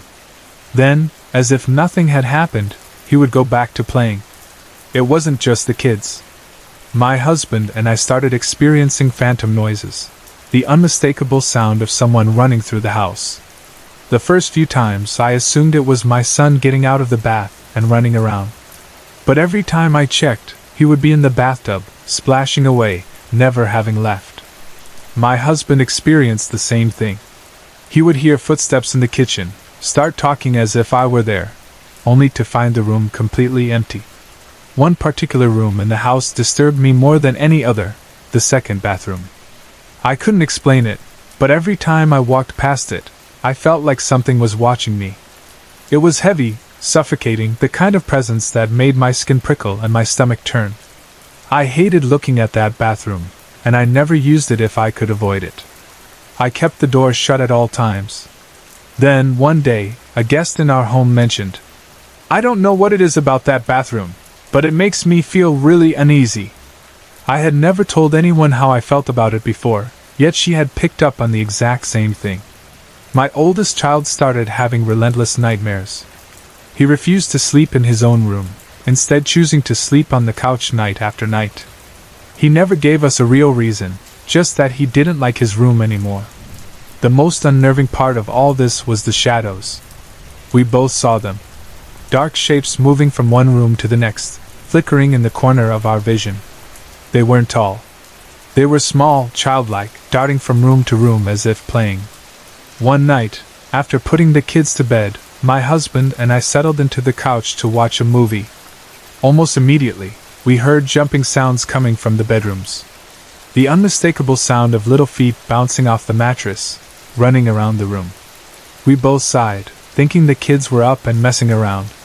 But when we went to check, all of them were sound asleep, breathing deeply, tucked under their blankets. I didn't know what to do. I wasn't scared for myself. I was scared for my kids. Whatever this thing was, it was interacting with them, and I didn't like that. It was tucking in my baby, scaring my toddler, playing games with my oldest, and making my husband question everything he had ever believed.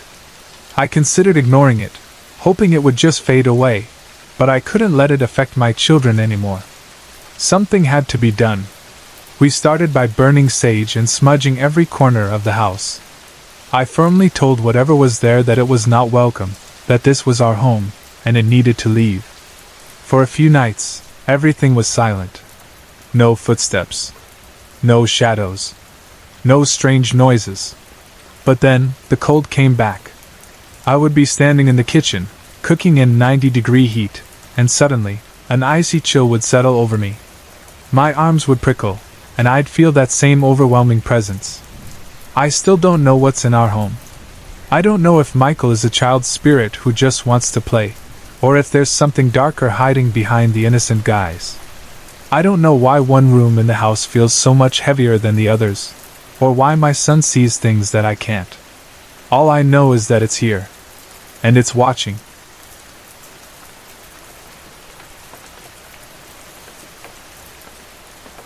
My mother once told me about something she and her cousin saw after my great-grandfather passed away. They were in another room when they noticed something unusual on his wooden bed. It was a white suit, almost like a mist, forming the clear shape of clothing as if someone had just laid down. The fabric appeared transparent but distinct, and my mother immediately recognized it as the traditional burial suit, the same kind people are dressed in when they pass away. She wasn't frightened. In fact, she felt a sense of comfort. She believed it was her grandfather, returning for a moment to the place he had once called home. The way the suit formed and rested on the bed made her certain that it was him. The next story is about my grandfather, a man well known for being respected and well connected in Vietnam.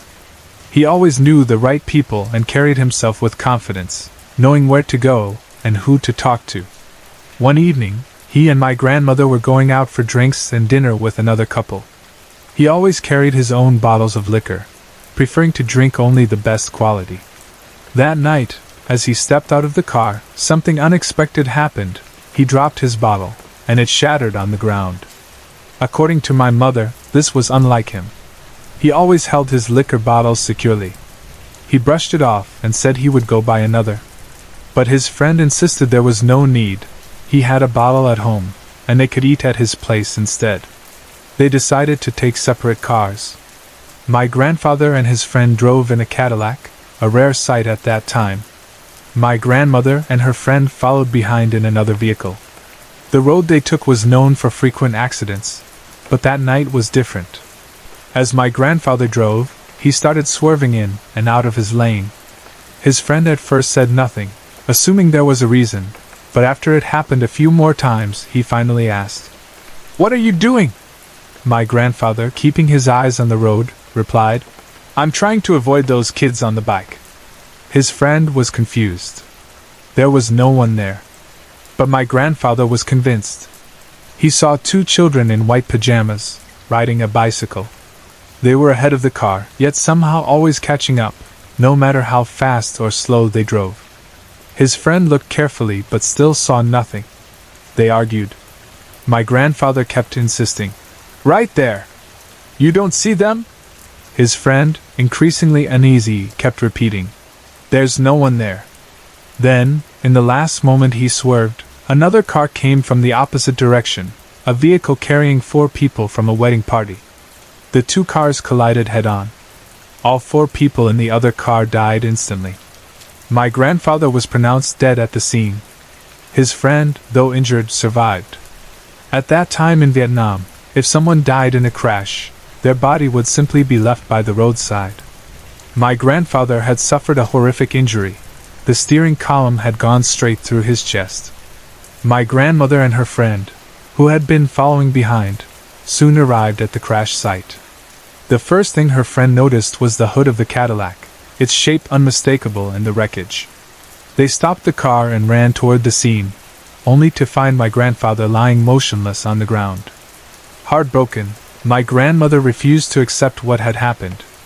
She picked up my grandfather's body, cradling him as she begged a passing taxi driver to take him to the hospital. The driver hesitated. In those times, helping someone who was already dead was unheard of. But something made him change his mind.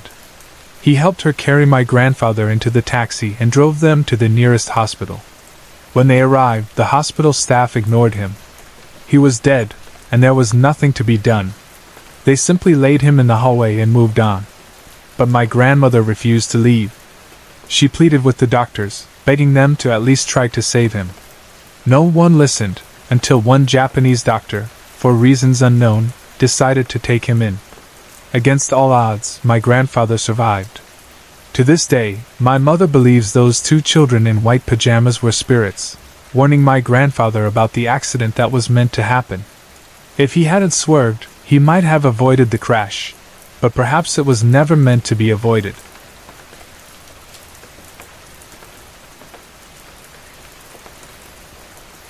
I am 20 years old and have lived my entire life in a small village near Utrecht in the Netherlands. This is also where I am currently studying. I prefer not to share exactly where I live or my name for privacy reasons. I have never really thought of myself as someone who experiences the paranormal. Apart from a few events that I cannot explain, I have always been skeptical and tried to find logical reasons for anything unusual. However, during my teenage years, I became curious about the paranormal and the afterlife. The few strange things that have happened to me made me wonder if there is something beyond what we understand. When I was 2 years old, I lost my aunt, who was also my godmother, in a car accident caused by a drunk driver. Since I was so young, I don't have any memories of her, but I was always told that she was a kind and loving person who spent a lot of time with me. After she passed away, my grandparents moved into her house, and soon after, my family moved into a house just 2 doors away from them. Because of this, we spent a lot of time at my grandparents' house. My mother worked there, and we often had dinner together as a family.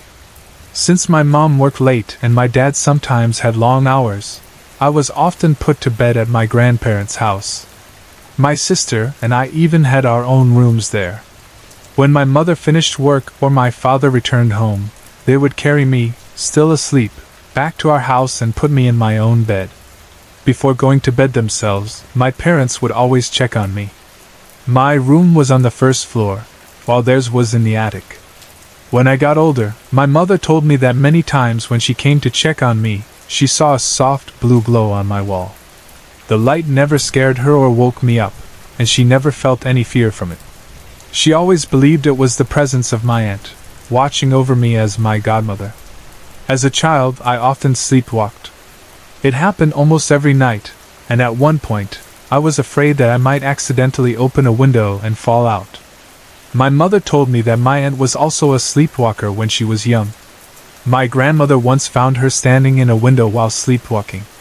I have always wondered if my aunt was watching over me to make sure I didn't do the same thing. Another experience happened to me around 2 years ago, sometime in late 2012 or early 2013. I can't remember the exact date, but it was probably around October or November. Every day after school, I would park my bicycle on the patio in front of our house. Since my dad didn't own a bike, he often borrowed mine in the evenings and then put it away in the barn in our garden. If he didn't need it, it was my responsibility to put it away before nightfall. The houses on our street are connected in a row, and mine is near the end. To reach the barn, I had to walk around my neighbor's house, turn left into a narrow passageway, then turn left again to reach another path that runs along the backyards of the houses. From there, I would unlock the garden gate and place the bike inside the barn. That evening it was cold, but since the barn was so close, I didn't bother putting on a jacket or proper shoes. I quickly ran outside with my bike, placed it in the barn, locked the doors, and hurried back toward the house. The passageway behind the houses has two streetlights, one near my neighbor's backyard and another across the street on the opposite row of houses. These lights provide just enough visibility at night. As I ran back toward my house, I followed the same short path, turning right past my neighbor's house, turning right into my street, and finally turning right again toward my house. As I stepped into the streetlight's glow, I saw my own shadow stretching out in front of me. Since I was running forward, my shadow remained in place until I turned. But just as I reached the end of the passageway and was about to make the turn, I saw something that made me stop in my tracks. Another shadow, the same height as me, flashed by at incredible speed. It came from my right, the same direction I was about to go, and moved across my shadow before disappearing. It was there for just a second, but it felt so real. For a moment, I was completely frozen, trying to process what I had just seen. Then, I tried to think logically. Maybe it was just another person running across the far end of the passageway. But then I realized that the streetlight in that area was too dim to cast a shadow that dark. The shadow I saw was just as solid and dark as my own, meaning it had to come from my side of the path. That was the only time I ever saw that shadow. I have passed through that same passageway hundreds of times since, and I have never seen anything like it again. To this day, I still can't explain what it was. It remains the only time I have ever seen something truly unexplainable with my own eyes. Sorry to interrupt. If you're enjoying the story, let me know in the comments and tell me where you're watching from. Don't forget to like and subscribe for more.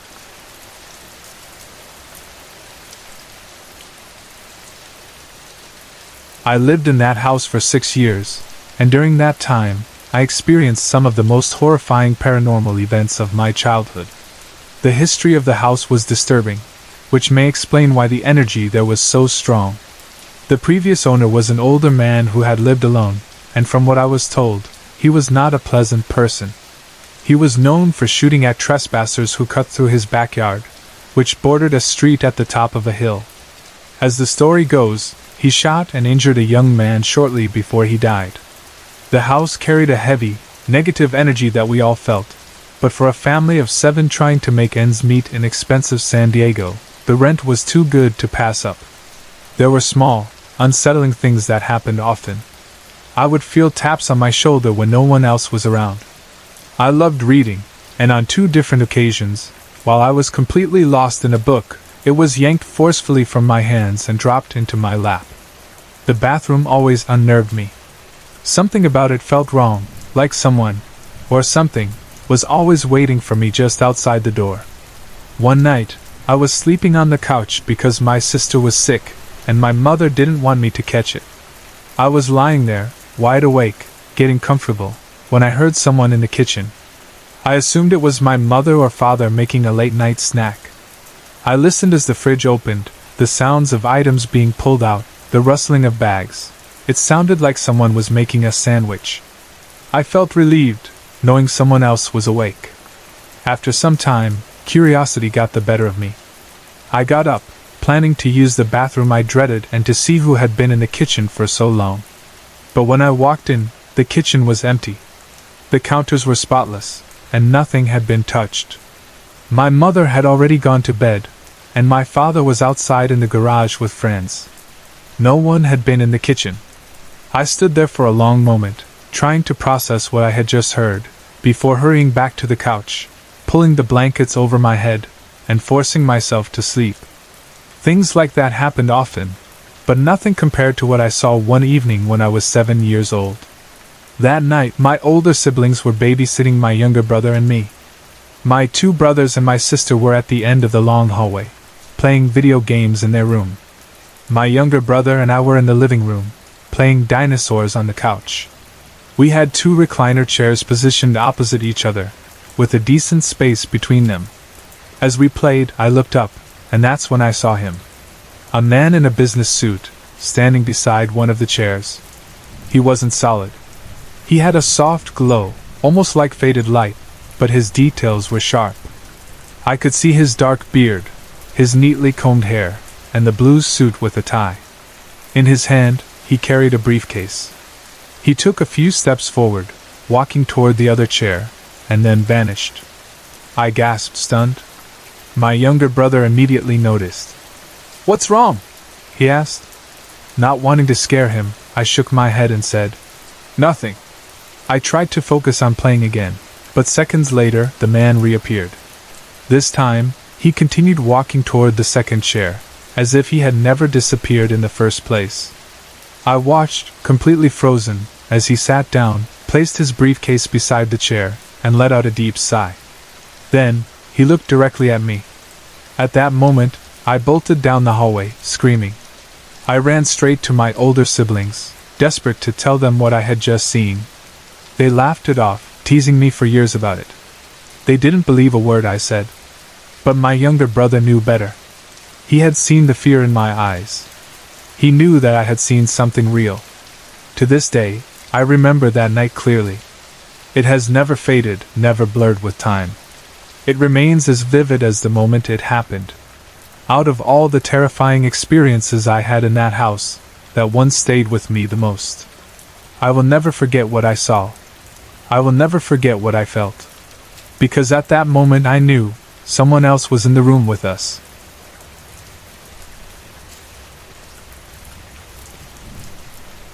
I never considered myself someone who believed in the supernatural.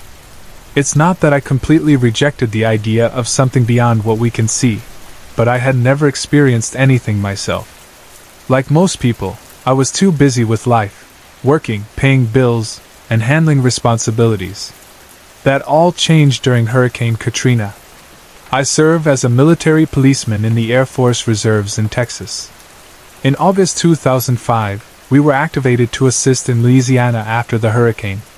Our mission was to patrol the streets of New Orleans, distributing food, water, and the little medication we had left. We were also responsible for helping people evacuate, offering transportation to those who had no way out. Despite what the media portrayed at the time, we were not there to cause trouble or harass anyone. We were volunteers trying to help fellow Americans in their time of need. One evening, my squad was patrolling near the 9th Ward, an area that had a reputation for being rough even before the hurricane. We walked through the streets, announcing ourselves as military police, offering supplies and evacuation assistance to anyone who needed it.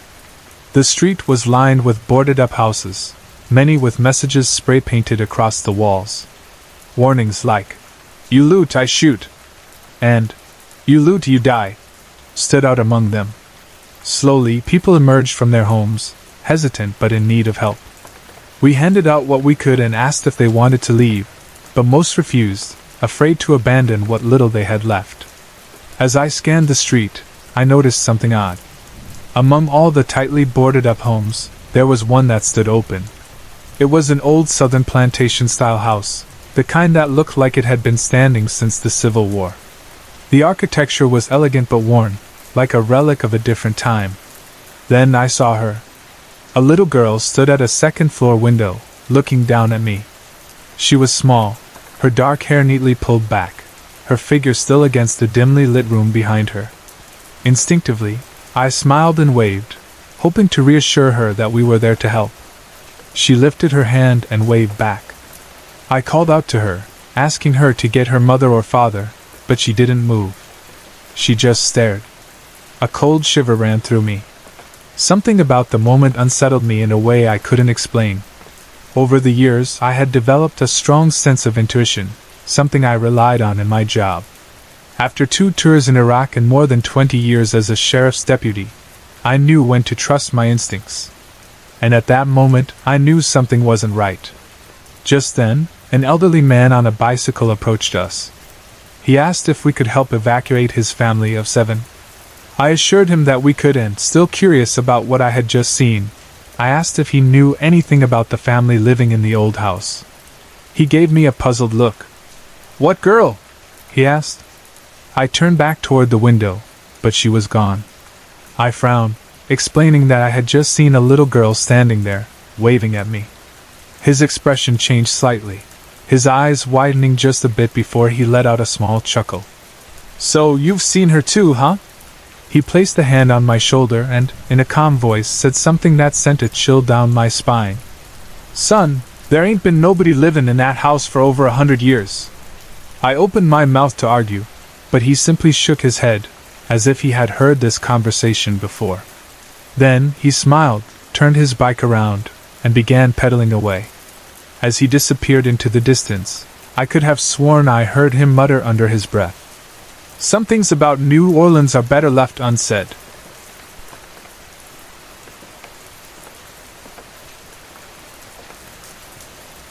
When we moved from Florida to Virginia, our new house felt different from the start. It was brand new, and no one had ever lived in it before. The only previous owner had been finishing construction when he suddenly left without explanation. At the time, I didn't think much of it, but looking back now, I wonder if he knew something we didn't.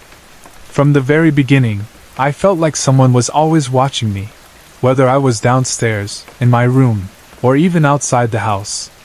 It didn't matter if it was day or night, the feeling never went away. My mom ran an in-home daycare during the day, so the house was always full of kids and noise. I preferred to stay outside, avoiding the eerie silence that would settle in when the house was empty. I never liked being alone there. Then, the strange things started happening. One spring afternoon, I stepped out of my bedroom and glanced up. The attic door was open. We never used the attic. There was nothing up there, not even storage, since we kept everything in the garage. I told my mom, and she casually dismissed it, saying that a draft must have blown it open. That explanation didn't sit right with me. A draft? The door had been latched shut. But at the time, I couldn't come up with a better reason, so I let it go. After that, I started hearing footsteps in the hallway at night.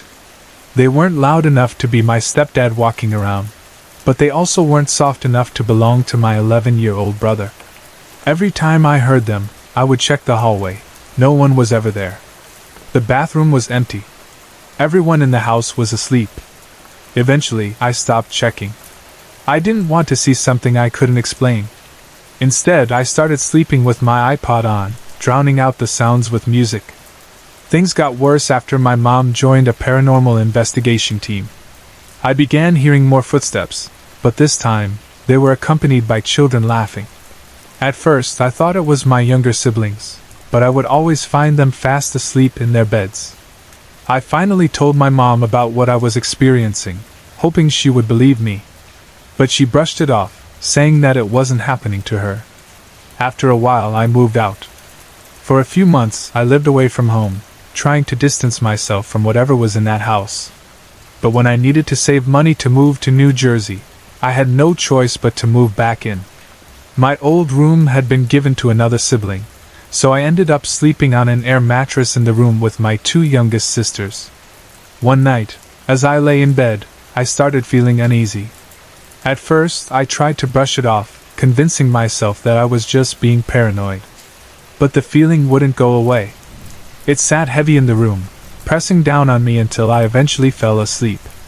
That night, I had the worst dream of my life. I was walking down a dark staircase, deeper and deeper into the shadows. Suddenly, out of nowhere, a small creature appeared, red and black, with twisted features and gleaming eyes. It grabbed me, pulling me down with authentic rope, tying me up so tightly that I felt like I was being squeezed to death. Like a yo-yo, it rolled me up and down, tightening the ropes around my stomach. The pressure was unbearable. I was trapped, unable to move or wake myself up. I don't know how long it lasted. When I finally snapped awake, I shot up in bed, gasping for air. My heart was racing, my hands shaking. The fear was still so real, like the dream had followed me into waking life. I tried to calm myself down without waking my sisters. Eventually, I forced myself to sleep again, though every part of me wanted to stay awake. The next morning, I got up and went to the bathroom. That's when I felt the pain. A deep, aching soreness wrapped around my sides, right where the ropes had been in my dream. I lifted my shirt and froze. On my skin were red rope marks and bruises, exactly where I had been tied up in the dream. I stood there, staring at my reflection, trying to process what I was seeing. There was no way I had done this to myself. No way it was just a coincidence. Something had happened that night, something I couldn't explain. I never had another experience like that again, but to this day, it still haunts me.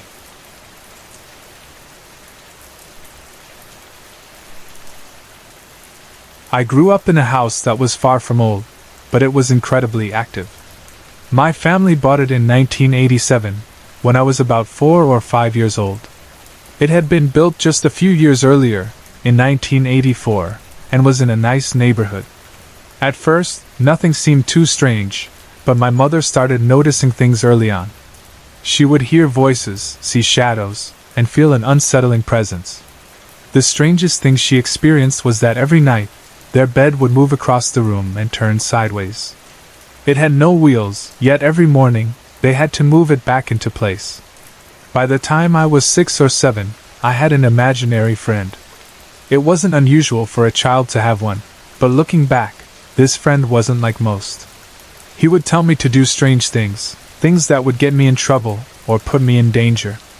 One time, when I was about 8 years old, my mother was downstairs doing laundry, and I was upstairs talking to my imaginary friend. He told me that if I jumped down the stairs, I could fly. I listened. I jumped down 14 stairs onto the concrete basement floor. Miraculously, I wasn't seriously hurt. My mother just thought I was being a reckless kid. But I remember that moment so vividly. It felt like I had been convinced to do something I wouldn't normally do. Things seemed normal for a while, until I was about 12. A friend who lived 2 doors down had a house that was very active, and whatever was in there wasn't friendly. I was invited to a sleepover at his house. His parents told us that once they went to bed, we had to stay in the room. We didn't take it seriously. We were 12-year-old boys, we thought it was a joke. I fell asleep on the floor next to one of my friends. In the middle of the night, I woke up to the sound of a cat screeching. The weird thing? I knew for a fact the cat was locked out of the room before we went to sleep. I turned my head and saw my friend was awake too, but we couldn't move. We were pinned to the floor, frozen in place. We both heard a laugh, followed by a huge crash. It sounded like glass shattering and furniture being thrown. After what felt like forever, we finally managed to get up. We turned on the bathroom light and saw the medicine cabinet had been ripped from the wall and thrown into the bathtub, putting a huge hole in the wall. It has been nearly 20 years, and I can still picture that moment. After that night, things started escalating at home. I began seeing people, children and adults, inside our house. One night, I saw a child standing outside the front door, staring at me through the window. He was glowing bright white, yet I could see through him. I jumped up and opened the door, but no one was there. A month later, I saw a man standing in the hallway, wearing a flannel shirt and a beard. He looked nothing like anyone in my family. A little while after that, I saw the same child again, this time, reflected in the bathroom mirror behind me while I was in the living room. I started hearing footsteps, and things in my room moved on their own. The worst part was that whatever was in the house liked to play tricks. I would wake up hearing someone scream my name, only to realize no one was home. I heard someone yell, "Fire!" in my sleep, only to wake up in a panic and find everything was fine. My blanket was ripped off me while I slept. When I showered, with shampoo in my hair, I heard voices in my ears and felt cold breaths on my neck. The shower curtain would press against me, even when I was standing completely still. But the basement was the worst. It always felt like something was watching me. If I was home alone, I would hear footsteps above me, even though no one else was in the house. At night, if I only had one light on, the bulb would burn out, especially if I was far away from it. 3 times, the bulb literally exploded, plunging the entire basement into darkness. By the time I was 17, I couldn't stand being in that house anymore. I stopped sleeping. I became depressed. I was afraid to go home at night, so I started sleeping in my car. Not long after, my parents got divorced, and I moved in with my dad. Once I was out of that house, everything stopped. Years later, I found out that my mother hated living there too. She had experienced things from day one but never told me. My brother and his ex-wife, who lived in the basement for a while, also had terrible experiences. I didn't have another paranormal experience until I was 29. I had to go back to the house when one of my parents was out of town. It was broad daylight, around 3 p.m. I needed to grab something from the basement, from a particular room that always gave me the creeps. I was sitting in a chair, going through boxes, when I heard something move behind me. I turned around and saw a black mass, solid, not see-through. This time, I didn't run. I was older, and I had had enough. I stood up, faced it, and yelled, "Hey!" It let out a low, raspy sound, almost like a hiss, then shot straight into the wall. As it passed through the entertainment center, it knocked over VHS tapes and an alarm clock, which shattered on the floor. I walked out and never went back inside alone again. Now, after all these years, things are happening again, but this time, in my current home. I got married, moved into an apartment, and had a daughter. 3 years ago, we bought a house. At first, nothing happened.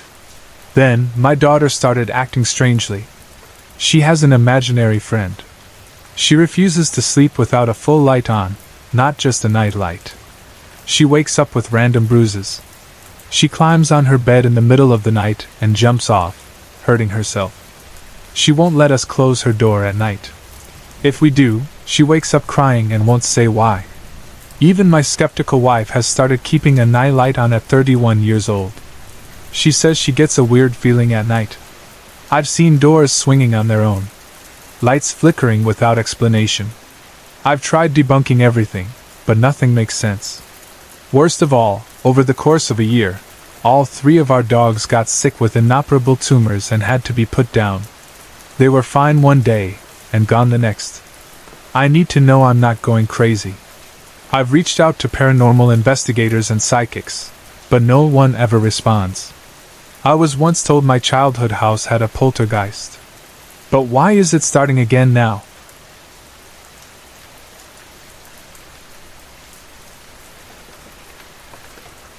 I live in far western Texas, in a city that sits between New Mexico and Mexico. It's not a big place, but not quite small either. Life here has always been quiet and uneventful, at least, until that morning in July 2011 when I woke up to something I still can't explain. It was around 3:30 a.m. when I was jolted awake by the sound of something on my roof. It wasn't just one noise. There were at least 3 distinct creatures, each moving in a different way. One of them ran in circles over my living room, right next to my bedroom. Another seemed to be walking along the edges of the house, moving with purpose, as if it knew exactly where it was going. The third was the strangest. It jumped on and off the roof, over and over again, right in front of the house. My house has an unusual circular layout beneath a square roof. Most rooms, except for my bedroom and the bathrooms, have 2 entrances, allowing someone to walk around the entire house without stopping. The front and left sides of the house have the typical triangular pitched roof, while the rest of the house has a flat extension. I lay in bed, completely still, listening. It was too deliberate, too coordinated. It didn't sound like animals. It sounded intelligent.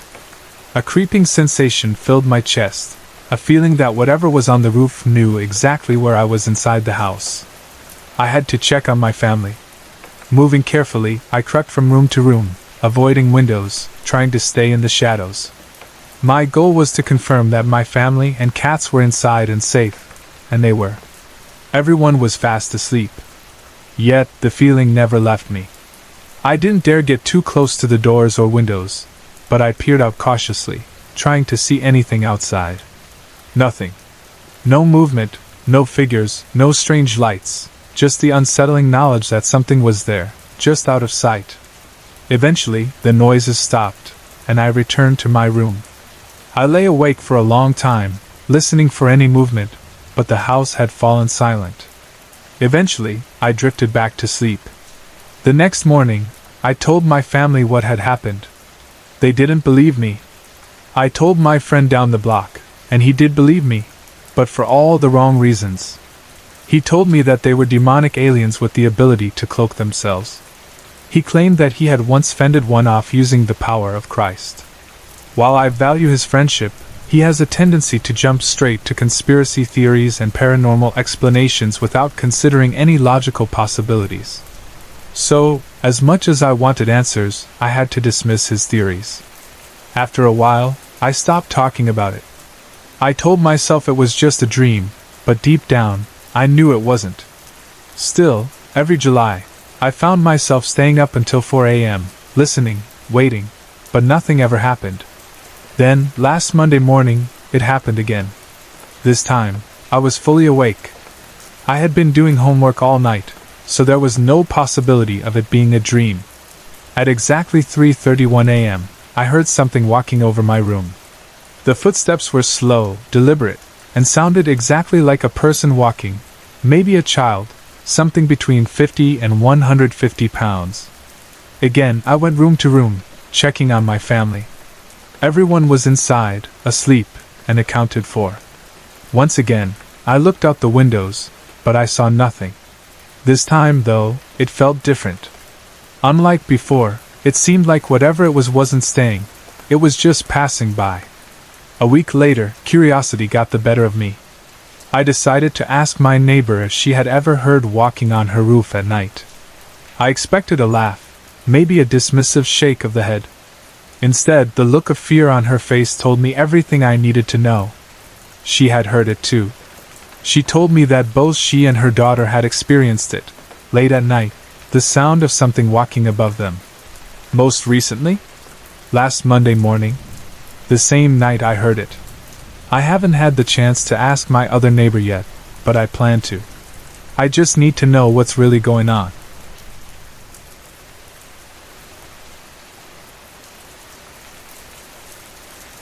Monday afternoon, during our usual lunch break, James and I were chatting like always. He mentioned that he might not come to work the next day because it was his mom's birthday, though he wasn't entirely sure yet. I didn't think much of it. We had started at the company around the same time and had developed a routine. I always arrived at 8 a.m., but James was always there even earlier. We were the first two in the office every morning. Our office was on the ground floor, divided into 6 small cubicles, 3 on the left side along the wall, which included a washroom, and 3 on the right side near the windows. Each cubicle had 2 workstations, except for the last 2 at the back, which had 4 workstations each. James and I shared the second cubicle on the left. His desk was near the wall, while mine was closer to the hallway. Between cell 1 and ours was a walkway leading to the washroom.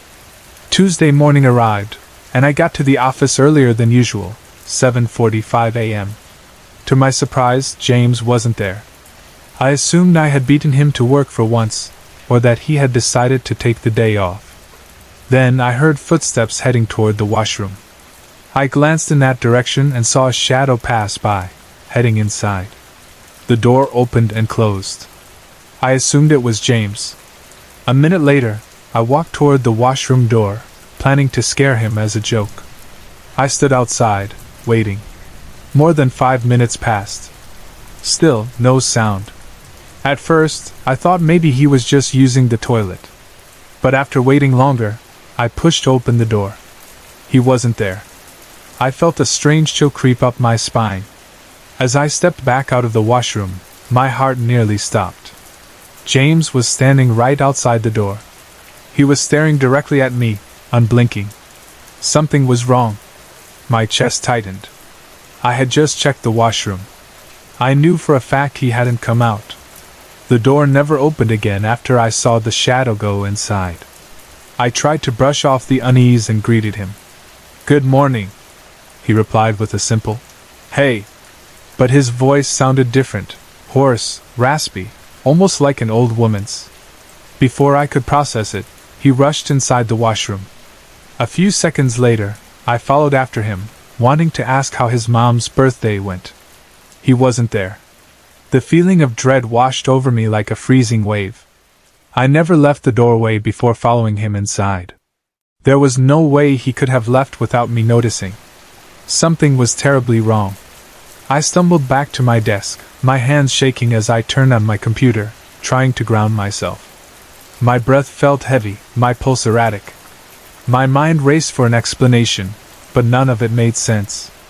Then, the yelling started. A deep, monstrous scream erupted from the washroom, shaking me to my core. It sounded like it was coming from the bottom of a well, distant yet unbearably loud, filling every inch of the office. I froze, my body refusing to move. It wouldn't stop. Tears welled in my eyes and streamed down my face, but I couldn't scream or run. The overwhelming presence in the room pinned me down, like an invisible weight pressing against my chest. I had never felt this kind of fear before. Minutes passed, or maybe hours, I couldn't tell, and then, finally, the screaming stopped. But I was still shaking, my vision blurred by tears. As I wiped my face, someone walked into the office. A coworker. She looked at me, confused. "Why are you crying?" she asked. I couldn't answer. I just stared at her, my mind still trapped in that endless scream from the washroom. She said nothing more and went to the back of the office. The way she acted, the way she sounded, made me realize something even more terrifying. She hadn't heard it. To her, the office had been completely normal. I glanced at the time. It was 7:55 a.m. It felt like forever had passed, but only 10 minutes had gone by. Then my phone buzzed. I checked the screen. It was a message from James. "Hey, I'm taking the leave today." The last bit of strength in my body vanished. I packed my things and left immediately. I didn't tell anyone what happened, not James, not my family, not my coworkers. I just took a week off, hoping that time away from the office would help me forget. But I don't think I ever will. And now, I don't know what to do. I don't want to go back. I just want to quit my job and leave this behind forever.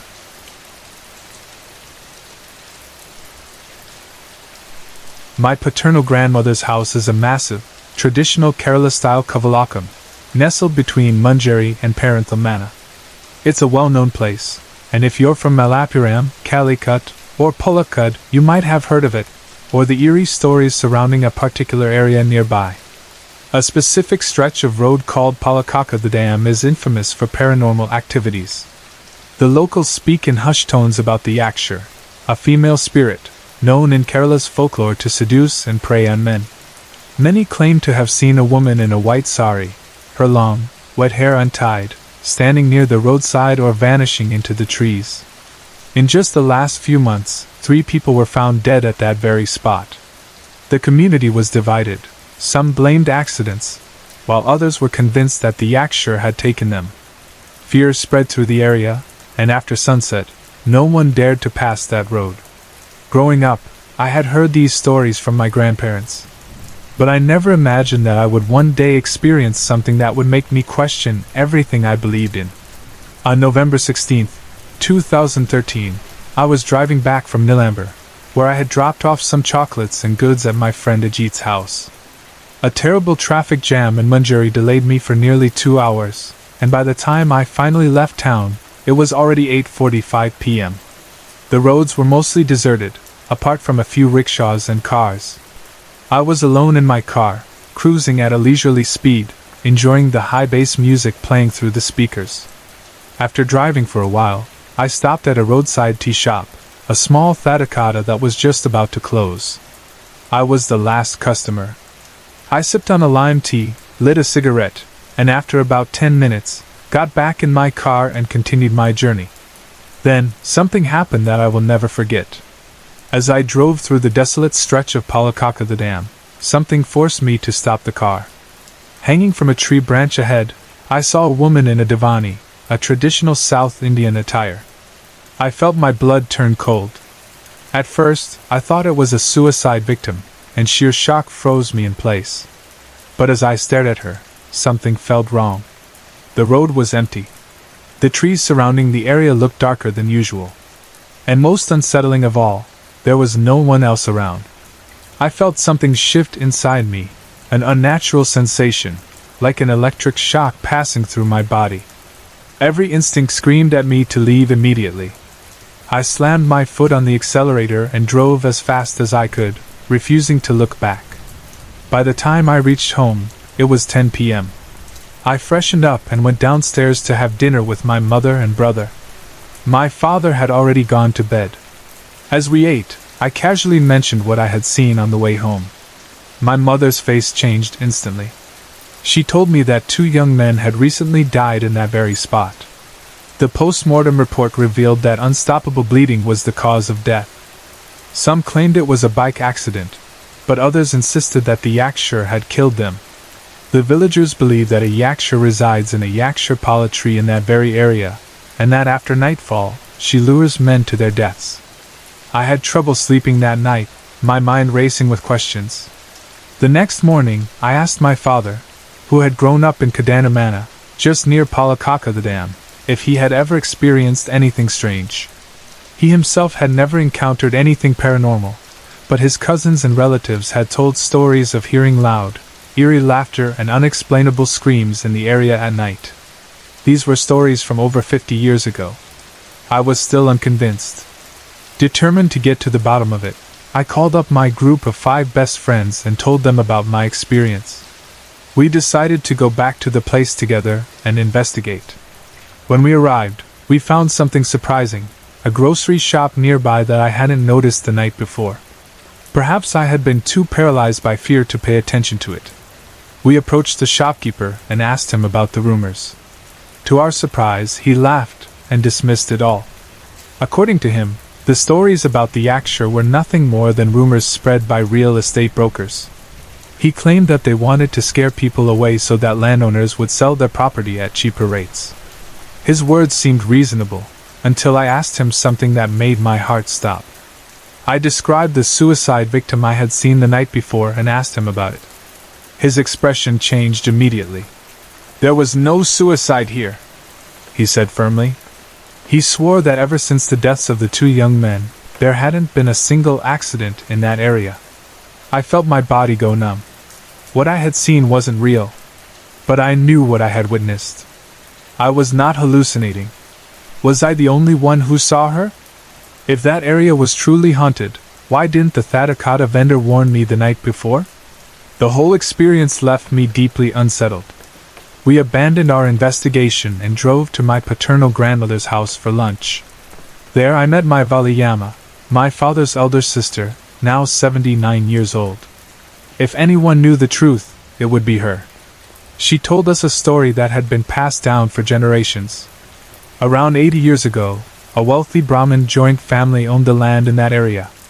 They had many servants, people who were little more than slaves to them. Among them was a young woman. One of the Brahmin men fell in love with her. The elders of the family discovered the affair and, unwilling to allow a relationship with a lower caste woman, they plotted to get rid of her. When she refused to leave, they poisoned her. Then, while she was still alive, they burned her body.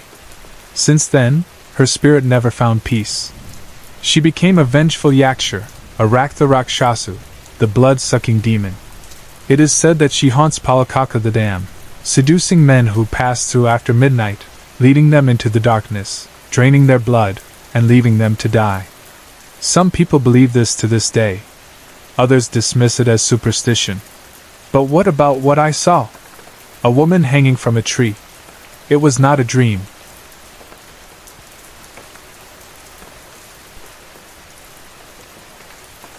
It all started when I was in my 2nd year of high school. Our house had never given us any trouble before, until my cousin came to live with us. She was part of a huge family, 15 siblings in total, so my parents decided to adopt her. Back then, my parents were always out of town for work, so it was just us kids at home. There were 6 of us, me, my younger sister, and 4 cousins, including her. One night, my cousin was outside washing the dishes because the kitchen faucet wasn't working. The rest of us were inside, doing our usual routine, when suddenly, we heard a scream. It was loud, panicked, and came from outside. Before we could react, the door slammed shut, and she ran up the stairs. It happened so fast that none of us had time to understand what was going on. My other cousins bolted after her, rushing up to the room in fear. I followed them, but unlike them, I wasn't scared. I was just curious. I thought maybe they were playing a prank, and if so, I wanted in. But as I entered the room, I realized they weren't playing. My cousin, the one who had been outside, looked terrified. We all huddled together inside the mosquito net, trying to process what had just happened. We were facing the doorway, and though all the windows and doors in the house were shut tight, the curtain over the entrance was swaying as if something was blowing it. The strange part was that there was no fan on, no breeze, nothing that could have moved it. I couldn't see what was outside the room, but my cousin could. Every time the curtain lifted, she screamed.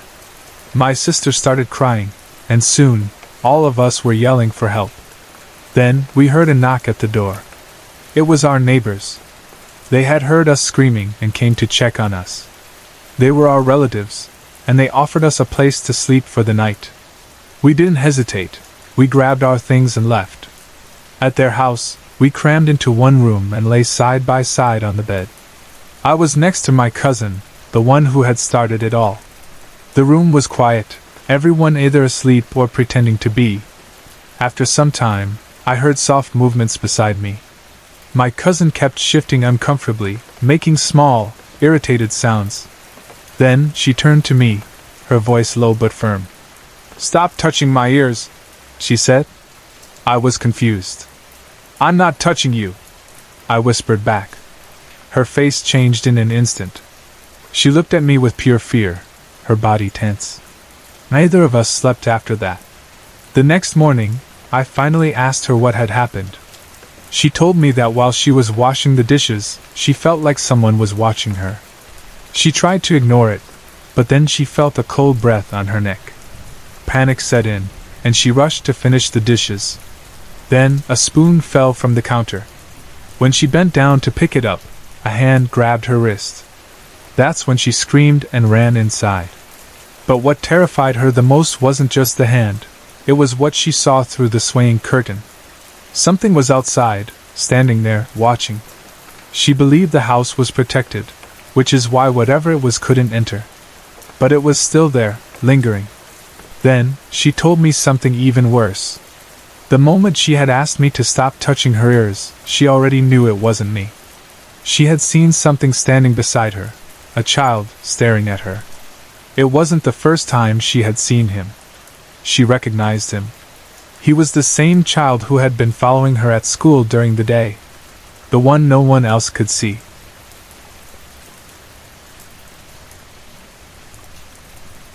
The house I grew up in never truly felt empty. From the time I was a child until the day we moved out in 2010, I always felt like something unseen was watching me. It wasn't just an eerie feeling. It was something real, something I could never fully explain but could never ignore either. Whenever I was home alone, I made sure to leave as many lights on as possible. It wasn't just a childhood fear of the dark. It was an instinct, a gut feeling that told me I was not alone. Even as a kid, I would wait for my parents to go to bed so I could sneak downstairs and sleep on the couch. My room terrified me, though I never understood why. I just knew that whenever I was in there alone, something felt wrong. One night, when I was about 8, I was asleep on the couch in the living room when a sound woke me up. It was a soft, rhythmic tapping on the windows above me. I remember lying completely still, my tiny hands clutching the blanket, frozen with fear. I convinced myself it was just a tree branch or the wind, but the noise was too deliberate. Tap, tap, tap. I wanted to hide under the blanket, but something inside me told me not to move. My heart was pounding so hard I thought it might burst. Eventually, I gathered enough courage to roll over. But as soon as I turned to face the kitchen, the ceiling light fixture detached from the ceiling and came crashing down onto the floor. The loud smash made my parents rush downstairs. They found me curled up on the couch, eyes squeezed shut, pretending to be asleep. I couldn't tell them what had really happened because I didn't even understand it myself. But something about that moment made me realize I wasn't just being a scared kid. Something was there. By the time I was 15, I had my first serious boyfriend. My parents had gone on vacation to Florida for a car race, leaving my older brother in charge. Before leaving, they made it very clear that my boyfriend wasn't allowed to stay overnight. But my brother didn't care, as long as we stayed quiet. That first night, we decided to sleep on the couch in the living room. We turned off the TV, pulled the blankets up, and started to drift off. The room was silent except for our breathing. Then, in the darkness, I heard him whisper, "I love you." Smiling, I whispered back, "I love you too." But before I could close my eyes, another voice repeated the words. It wasn't mine. It wasn't his. It was a third voice, soft, neutral, neither male nor female. "I love you too." We both froze. Our eyes locked in the darkness, and I could tell from the look on his face that he had heard it too. We didn't move. We didn't speak. We just lay there, listening, waiting for something else to happen. The air around us felt heavy, like something unseen was sitting in the room with us, waiting. We left the TV on for the rest of the night. The next night, things got even worse. We were lying on the couch again, trying to fall asleep when we heard the back door knob jiggle. The door was locked, but the handle kept twisting, rattling, like someone was desperately trying to get in. We immediately sat up, barely breathing. We thought someone was breaking in. Moving as quietly as possible, we crept toward the kitchen door and pressed our ears against it. For the next 10 minutes, we heard multiple sets of footsteps going up and down the back stairs. Slow. Deliberate. Like whoever was outside wanted us to know they were there. We grabbed the biggest kitchen knives we could find and called the cops. When the police arrived, they searched the entire yard. They told us they didn't see anything suspicious. The ground outside was wet, yet they couldn't find a single fresh footprint. It didn't make sense. A few months later, when I was 16, I had a friend over. He was hanging out in the upstairs bathroom, which was directly across from my bedroom. Both doors were open, so I could see him from where I stood. As I was getting ready, I saw my sister walk by, carrying a laundry basket. I barely looked up as I called out, "Hey, I didn't know you were home." She didn't respond. I glanced back down, then said, "Beth?" Still nothing. I frowned, walking toward her room, but as soon as I reached her door, I noticed it was closed. The lights were off. I reached for the doorknob, ready to scold her for ignoring me, but something in my stomach twisted. Beth wasn't home. I felt cold all over. I turned back toward the hallway and saw my friend staring at me, his face pale. "I saw her too," he whispered. "I thought it was your sister." He left my house immediately. After that, if he ever had to pick me up, he refused to come inside. The years passed, but the strange occurrences never really stopped. Then, in 2010, my father passed away. 1 month later, I graduated from adult high school. I was so excited to tell my mom that I drove over to my old house just to share the news. We sat together, watching TV, reminiscing, when I heard it. My father's voice. Clear as day, from the back bedroom, his old room. "Bubby?" That's what he always called my mom. I turned my head so fast my neck hurt. "Did you hear that?" I whispered. My mom looked confused. "Hear what?" My blood ran cold. "I just heard Dad call you." She shook her head. "I didn't hear anything." I started shaking uncontrollably. I broke down crying. After about 20 minutes, I finally calmed down enough to leave. Driving home, I felt watched. I was too scared to look in the rearview mirror. I just knew, that if I looked, I would see something sitting in the back seat. Later that year, we moved out of the house for good. I've been back a few times, and everything inside is different now. New owners, new furniture, new walls. But whenever I dream of the house, it's exactly the way it was when I lived there. Every detail. Every memory. I don't think the house was haunted. I think I am.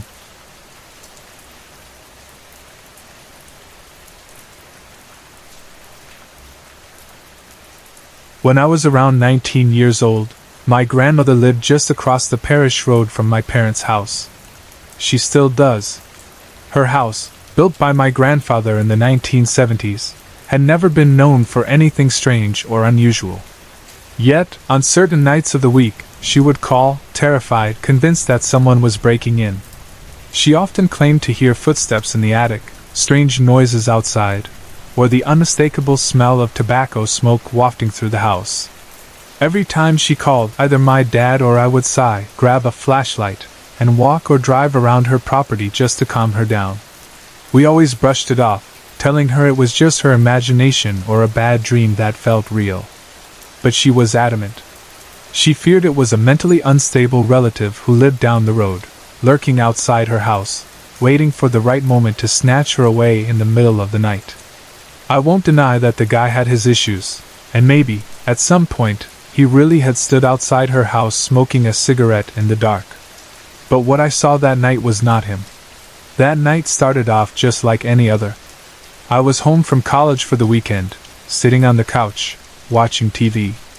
My phone buzzed. It was my grandmother. I sighed. Another boogeyman call. But when I picked up, something was different. Her voice was trembling, barely a whisper, yet it had this strange echo, like she was speaking from inside a tunnel. Then she said something that made my blood run cold. "Someone is banging on my bedroom window." I was about to brush it off, the way I always did. But before I could respond, I heard it. A deep, sharp, rhythmic knocking, hitting the glass pane over and over again. My heart dropped into my stomach. This wasn't just her imagination. I hung up immediately, grabbed my 12-gauge, and bolted out the back door. I moved fast, keeping low, making sure not to throw any light that would give away my position. If this was real, if someone was actually trying to break in, then tonight might be the night I had to pull the trigger. Using the trees, the mailbox, and the tractor in her driveway as cover, I worked my way toward her house. The whole time, my eyes never left that window. It was pitch black. The kind of darkness that swallows everything, where the shadows move if you stare too long. Her motion sensor light, the one that should have flicked on the moment something came near, wasn't on. I crept closer, finally crouching behind the tractor, no more than 30 yards away. I was well within range. My finger tightened around the trigger. But what I saw next froze me in place. Standing outside my grandmother's window was a white figure. I hadn't seen anything while making my way there, but suddenly, it was just there. It looked like an old woman, hair tied up in curlers, or a long nightgown with a nightcap. There were no feet. She was floating. Her face was turned toward the window, as if she was watching my grandmother sleep. I had her in my sights. I could have pulled the trigger, but I didn't. I couldn't. Because in the fraction of a second that I registered what I was looking at, she began to change. Her entire form twisted, not in the way a person moves, but like a swirl of smoke caught in the wind.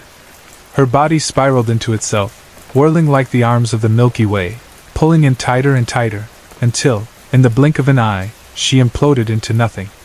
And at that exact moment, the motion sensor light flicked on. I didn't move. I just stood there, gripping the shotgun, staring at the now empty window. There was no one there. No footprints in the dirt. No signs of movement. Just the quiet hum of the night, and the burning realization that I had just seen something that shouldn't exist. After a few moments, I forced myself to walk up to my grandmother's door. She was still inside, shaking, too scared to even look outside. I told her everything was fine. But I knew that something had been there. Something that wasn't human. "Sorry to interrupt," If you're enjoying the story, let me know in the comments and tell me where you're watching from. Don't forget to like and subscribe for more.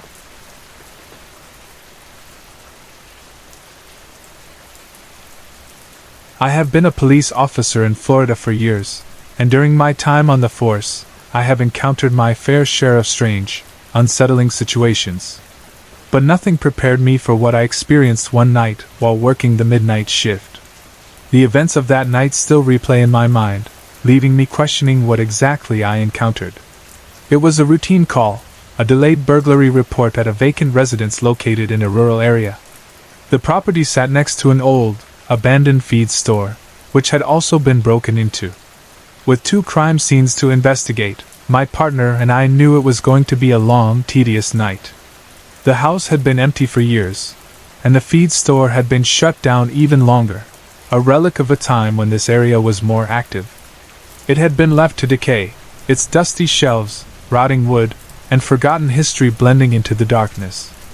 I entered the feed store first, stepping through the heavy door with my flashlight cutting through the thick, stale air. The building smelled of dust and mildew, and the silence inside was almost oppressive. As I scanned the empty aisles and rusting metal racks, I suddenly heard a sharp, PSSSD sound. It wasn't the sound of air leaking through cracks, or a shifting beam creaking from the old foundation. It was deliberate, human-like, as if someone were trying to get my attention. I immediately froze, my training kicking in, and I slowly swept the room with my light, looking for any sign of movement. But the store was empty. Nothing moved, nothing stirred. My breathing was the only sound I could hear. For a moment, I considered the possibility that my mind was playing tricks on me, but something about the way the sound was so clear, so precise, left me uneasy. I wasn't thinking about ghosts or the paranormal. I was focused on my job, collecting evidence, documenting the break-in, and looking for any signs of the suspect. Shaking off the unease, I continued with my work, chalking it up to exhaustion or an overactive imagination. After a while, I stepped outside to grab more supplies from my patrol car. The night air was cool, the kind of stillness that made the world feel frozen in time. Everything seemed normal, until I re-entered the feed store. The moment my foot crossed the threshold, I heard it. A sharp, distinct whistle echoed through the store. This wasn't just a random noise. It was clear, intentional, like someone whistling to get my attention. My stomach tightened, and my hand instinctively went to my holster. I swung my flashlight around, scanning the space more thoroughly this time, convinced that the burglary suspect might still be inside, messing with me. "Hello?" I called out. My voice bounced off the empty walls, disappearing into the darkness. No response. For the second time that night, I felt the unsettling sensation of being watched. The kind of feeling you get when someone is standing just behind you, just out of your line of sight. I checked every corner, every shadow, but the store was just as empty as before. I even examined the broken doorframe for any signs of forced entry, but nothing suggested that anyone was still inside. My nerves were on edge, but I wasn't about to let fear get in the way of my job. I finished processing the scene and walked next door to the vacant house, where the other officer was working. He was busy taking photos and logging details about the break-in. I didn't mention what had happened in the feed store. He'd probably laugh and call me a scared rookie. The owner of the house had left earlier, so it was just the two of us. It was now around 2 a.m., and the night stretched long ahead of us.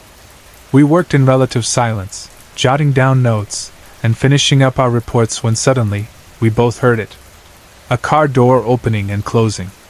The sound was crisp, unmistakable, like someone had just arrived on the scene. I looked up at my partner. "The owner must have come back," I said. We waited, expecting to hear footsteps approaching the house, but no one came inside. 5 minutes passed. Then, another car door opened and closed. This time, I frowned. "What the hell is this guy doing?" I muttered. Still, no one entered the house. We exchanged glances, mildly annoyed, but continued our work, brushing it off. Another 5 minutes. Then, a third car door slammed shut, but this time, it sounded much closer. I immediately recognized the sound. It was my patrol car's door. Adrenaline surged through me. Someone was trying to steal my car. Without hesitation, we both bolted outside, reaching my patrol car in less than 3 seconds. My headlights were still on, casting long beams of light across the deserted property. But there was no one there. No sign of movement. No sound of footsteps running away. Nothing. We scanned the yard, checked under the cars, looked everywhere. The only thing we found was silence, thick, suffocating silence. My partner's face had gone pale. "I don't know what the hell just happened, but I don't like it," he muttered. I didn't like it either. We stood there for a while, staring into the darkness, listening for any sign that someone was still nearby. But there was nothing, no rustling, no footprints, no signs of an intruder. Just the still night air, and the uneasy feeling gnawing at my gut. Finally, my partner turned to me. "Let's just finish up and get the hell out of here." We never talked about it again. I don't know what I heard in the feed store that night. I don't know who or what was messing with our patrol cars. But I do know one thing. It wasn't human.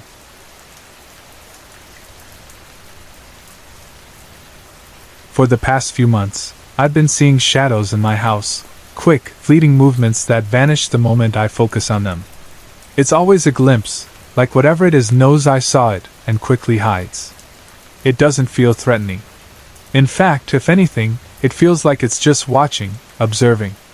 Whenever I do manage to get a good look, I can see part of its body, its arm, its torso, like when you catch someone walking past you in the hallway, but only see their back and the movement of their arm as they disappear out of sight. That's exactly how it appears, except it's not a person I know. It's not anyone at all. The most recent time I saw this shadow was on Friday, October 17th, sometime between 5 o'clock and 7 p.m. I had just finished work, and my boyfriend and I were sitting in the lounge room, deep in conversation. I was in the corner of our L-shaped couch, and he was sitting on the recliner at the smaller end, to my right. From where I sat, I had a clear view of the lounge, and in my peripheral vision, I could see the hallway door on the right. I could hear my mum in the kitchen, washing dishes, talking to our cats. Everything was completely normal. But then, in the middle of our conversation, as I turned my head to look at my boyfriend, I saw it. A dark figure, its arm and back, darting quickly up the hallway toward my bedroom. It wasn't just a shadow on the wall, or a trick of the light. I saw details. Its arm was thin, unnaturally so, and brown in color, almost like someone of Indian descent or someone with deep tan skin. It was wearing a brown vest-like garment, nearly the same shade as its skin. It moved fast, like it was running, or like it knew I was looking and didn't want to be seen. I instantly called out to my mum. "Mum? Did you just run through the hallway?" From the kitchen, I heard her yell back. "No, I'm in here." "Why?" I could hear the confusion in her voice, the slight irritation, as if she thought I was being ridiculous. I immediately got up and checked the hallway, looking to see if anyone had gotten in, if a reflection had caused the shadow, if there was any explanation. But there was nothing. I stood there, waiting, watching, hoping to catch it again, but it didn't reappear. I turned to my boyfriend, explaining what I had just seen. He didn't even hesitate to believe me. He knows I've seen things like this before. But this time, I wouldn't be the only one to experience it. Because 2 days later, on Sunday, October 19th, my boyfriend saw it too. That night, we were in our gaming room, casually passing time before heading out to walk our dog.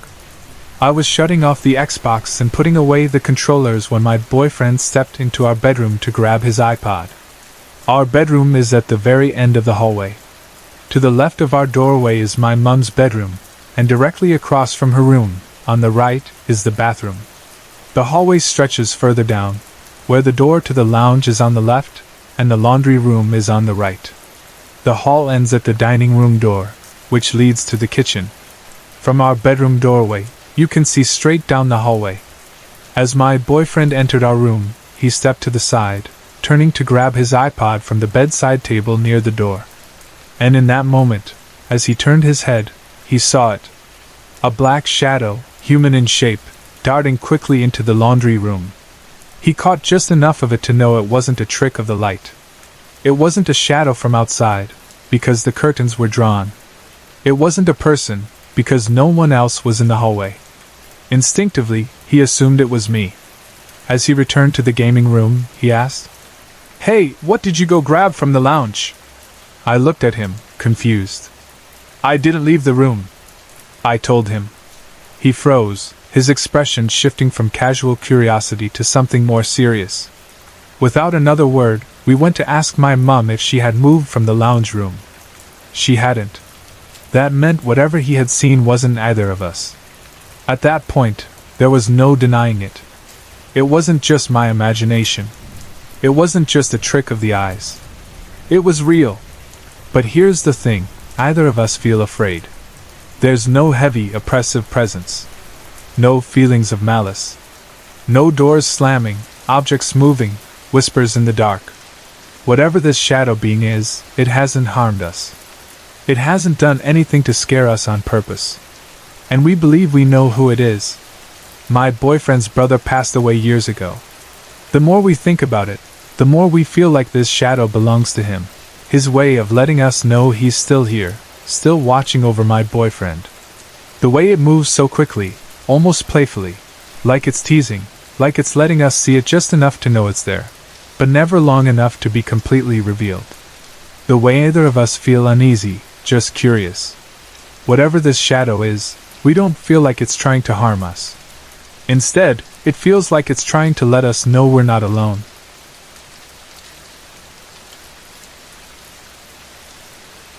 When we moved into our home in Katy, Texas, in 2011, everything seemed perfect. It was a newly constructed house, built in 2006, located in a quiet suburban neighborhood. We loved the area, and at first, it felt like the ideal place to settle down. But things started to change in 2013. At first, it was subtle. Every night when my husband and I laid down to sleep, I would feel a slight shake of the bed, as if someone had bumped into it with their hip or leg. It wasn't dramatic, just a soft, rhythmic movement, but it was enough to wake me. I would lie still, listening, waiting, but nothing else would happen. My husband never noticed. He slept soundly, undisturbed. I tried to convince myself that it was just my imagination or the house settling.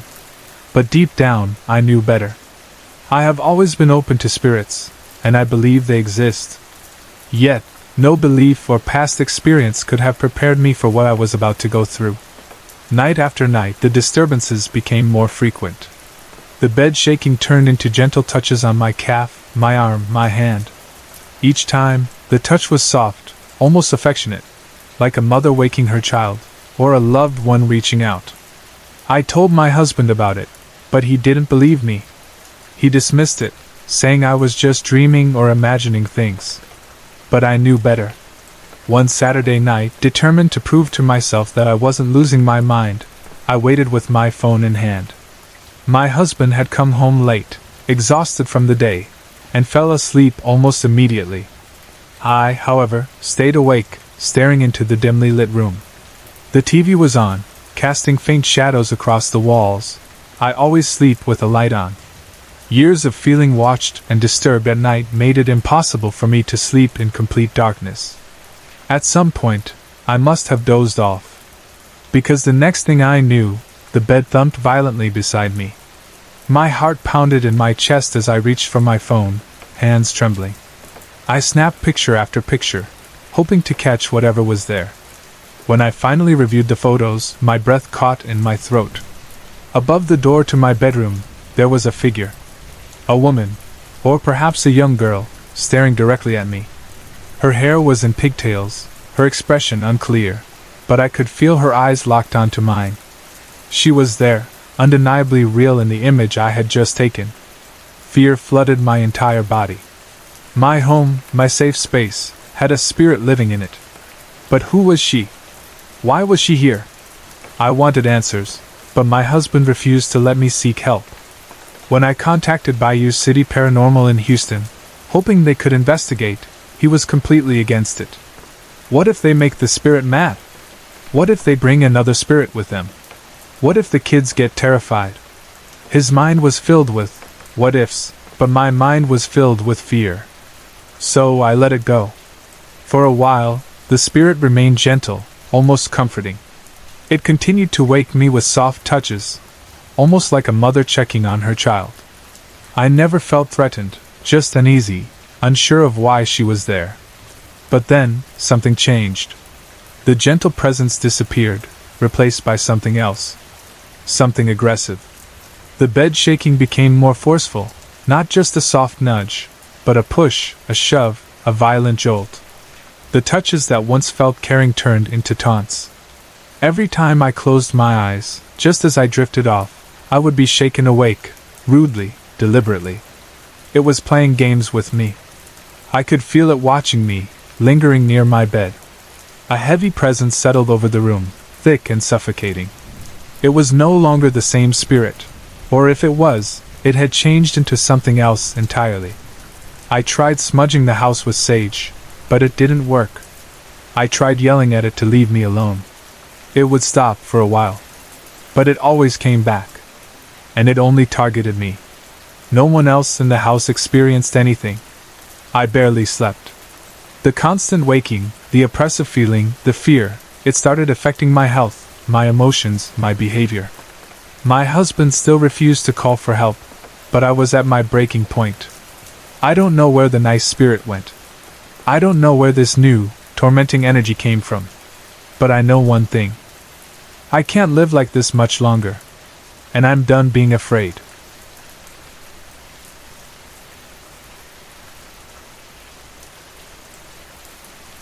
In 2007, my partner and I moved into a charming old house in the outskirts of the historic district of Gainesville, Georgia.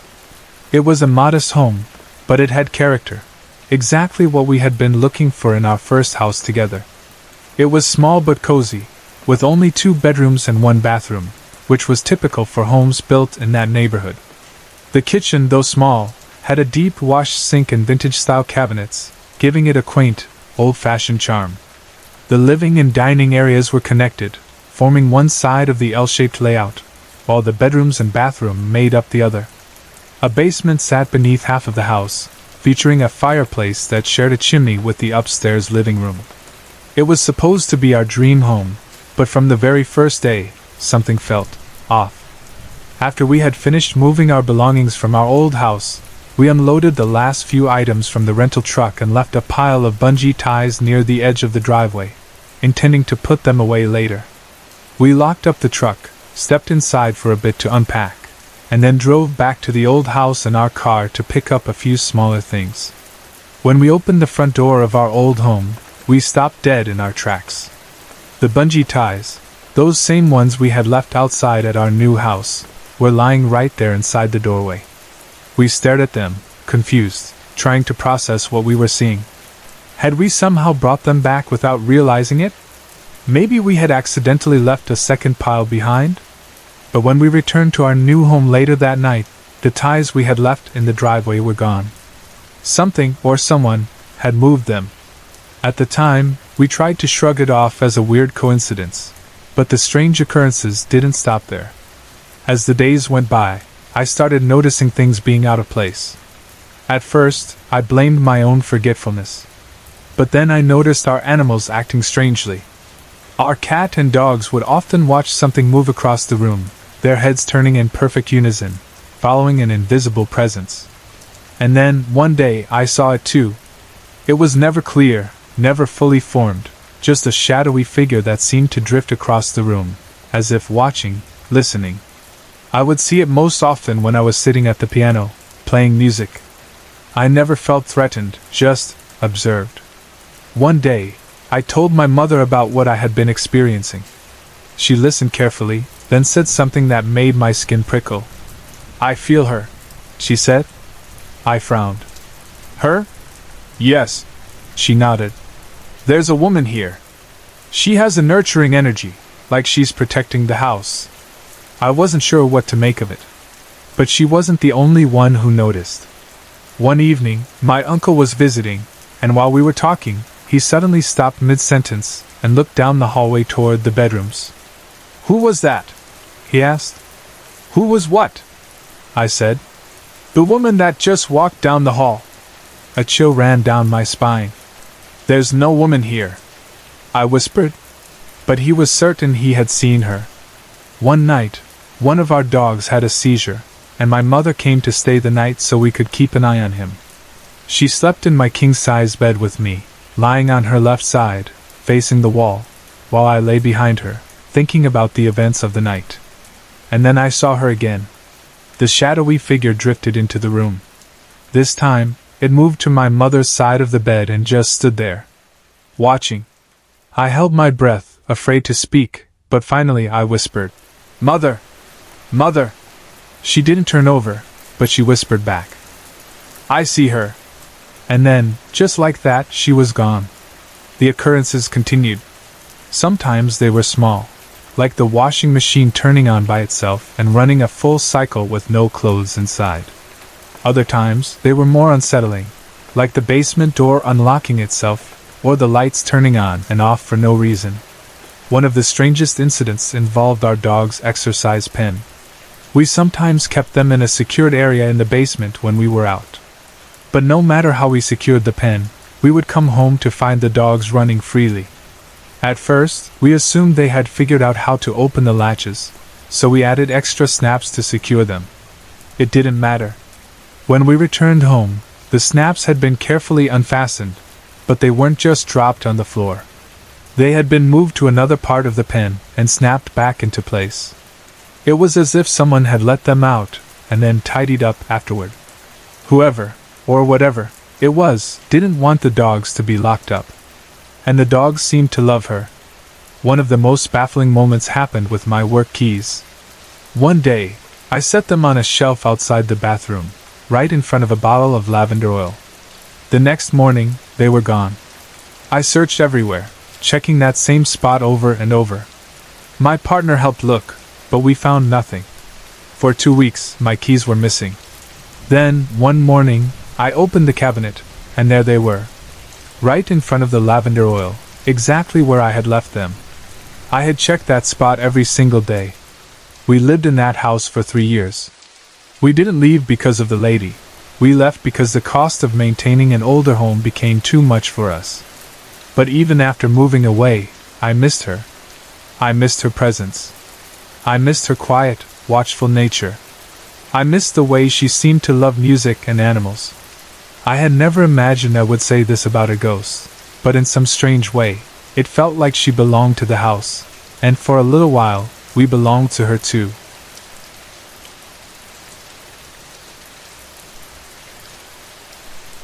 In 2007, my partner and I moved into a charming old house in the outskirts of the historic district of Gainesville, Georgia. It was a modest home, but it had character. Exactly what we had been looking for in our first house together. It was small but cozy, with only 2 bedrooms and 1 bathroom, which was typical for homes built in that neighborhood. The kitchen, though small, had a deep wash sink and vintage-style cabinets, giving it a quaint, old-fashioned charm. The living and dining areas were connected, forming one side of the L-shaped layout, while the bedrooms and bathroom made up the other. A basement sat beneath half of the house, featuring a fireplace that shared a chimney with the upstairs living room. It was supposed to be our dream home, but from the very first day, something felt off. After we had finished moving our belongings from our old house, we unloaded the last few items from the rental truck and left a pile of bungee ties near the edge of the driveway, intending to put them away later. We locked up the truck, stepped inside for a bit to unpack, and then drove back to the old house in our car to pick up a few smaller things. When we opened the front door of our old home, we stopped dead in our tracks. The bungee ties, those same ones we had left outside at our new house, were lying right there inside the doorway. We stared at them, confused, trying to process what we were seeing. Had we somehow brought them back without realizing it? Maybe we had accidentally left a second pile behind? But when we returned to our new home later that night, the ties we had left in the driveway were gone. Something, or someone, had moved them. At the time, we tried to shrug it off as a weird coincidence, but the strange occurrences didn't stop there. As the days went by, I started noticing things being out of place. At first, I blamed my own forgetfulness. But then I noticed our animals acting strangely. Our cat and dogs would often watch something move across the room, their heads turning in perfect unison, following an invisible presence. And then, one day, I saw it too. It was never clear, never fully formed, just a shadowy figure that seemed to drift across the room, as if watching, listening.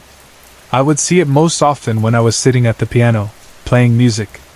I never felt threatened, just observed. One day, I told my mother about what I had been experiencing. She listened carefully, then said something that made my skin prickle. "I feel her," she said. I frowned. "Her?" "Yes," she nodded. "There's a woman here. She has a nurturing energy, like she's protecting the house."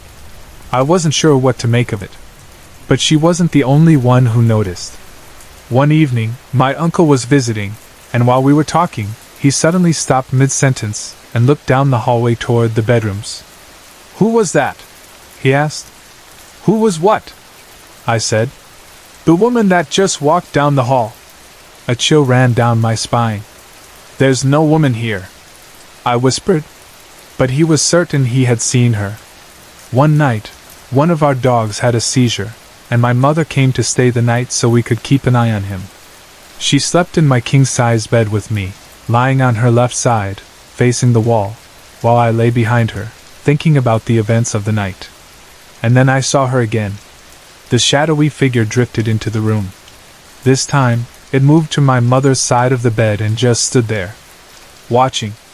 I held my breath, afraid to speak, but finally I whispered, "Mother! Mother!" She didn't turn over, but she whispered back, "I see her." And then, just like that, she was gone. The occurrences continued. Sometimes they were small, like the washing machine turning on by itself and running a full cycle with no clothes inside. Other times, they were more unsettling, like the basement door unlocking itself, or the lights turning on and off for no reason. One of the strangest incidents involved our dog's exercise pen. We sometimes kept them in a secured area in the basement when we were out. But no matter how we secured the pen, we would come home to find the dogs running freely. At first, we assumed they had figured out how to open the latches, so we added extra snaps to secure them. It didn't matter. When we returned home, the snaps had been carefully unfastened, but they weren't just dropped on the floor. They had been moved to another part of the pen and snapped back into place. It was as if someone had let them out and then tidied up afterward. Whoever, or whatever it was, didn't want the dogs to be locked up. And the dogs seemed to love her. One of the most baffling moments happened with my work keys. One day, I set them on a shelf outside the bathroom, right in front of a bottle of lavender oil. The next morning, they were gone. I searched everywhere, checking that same spot over and over. My partner helped look, but we found nothing. For 2 weeks, my keys were missing. Then, one morning, I opened the cabinet, and there they were. Right in front of the lavender oil, exactly where I had left them. I had checked that spot every single day. We lived in that house for 3 years. We didn't leave because of the lady. We left because the cost of maintaining an older home became too much for us. But even after moving away, I missed her. I missed her presence. I missed her quiet, watchful nature. I missed the way she seemed to love music and animals. I had never imagined I would say this about a ghost, but in some strange way, it felt like she belonged to the house, and for a little while, we belonged to her too.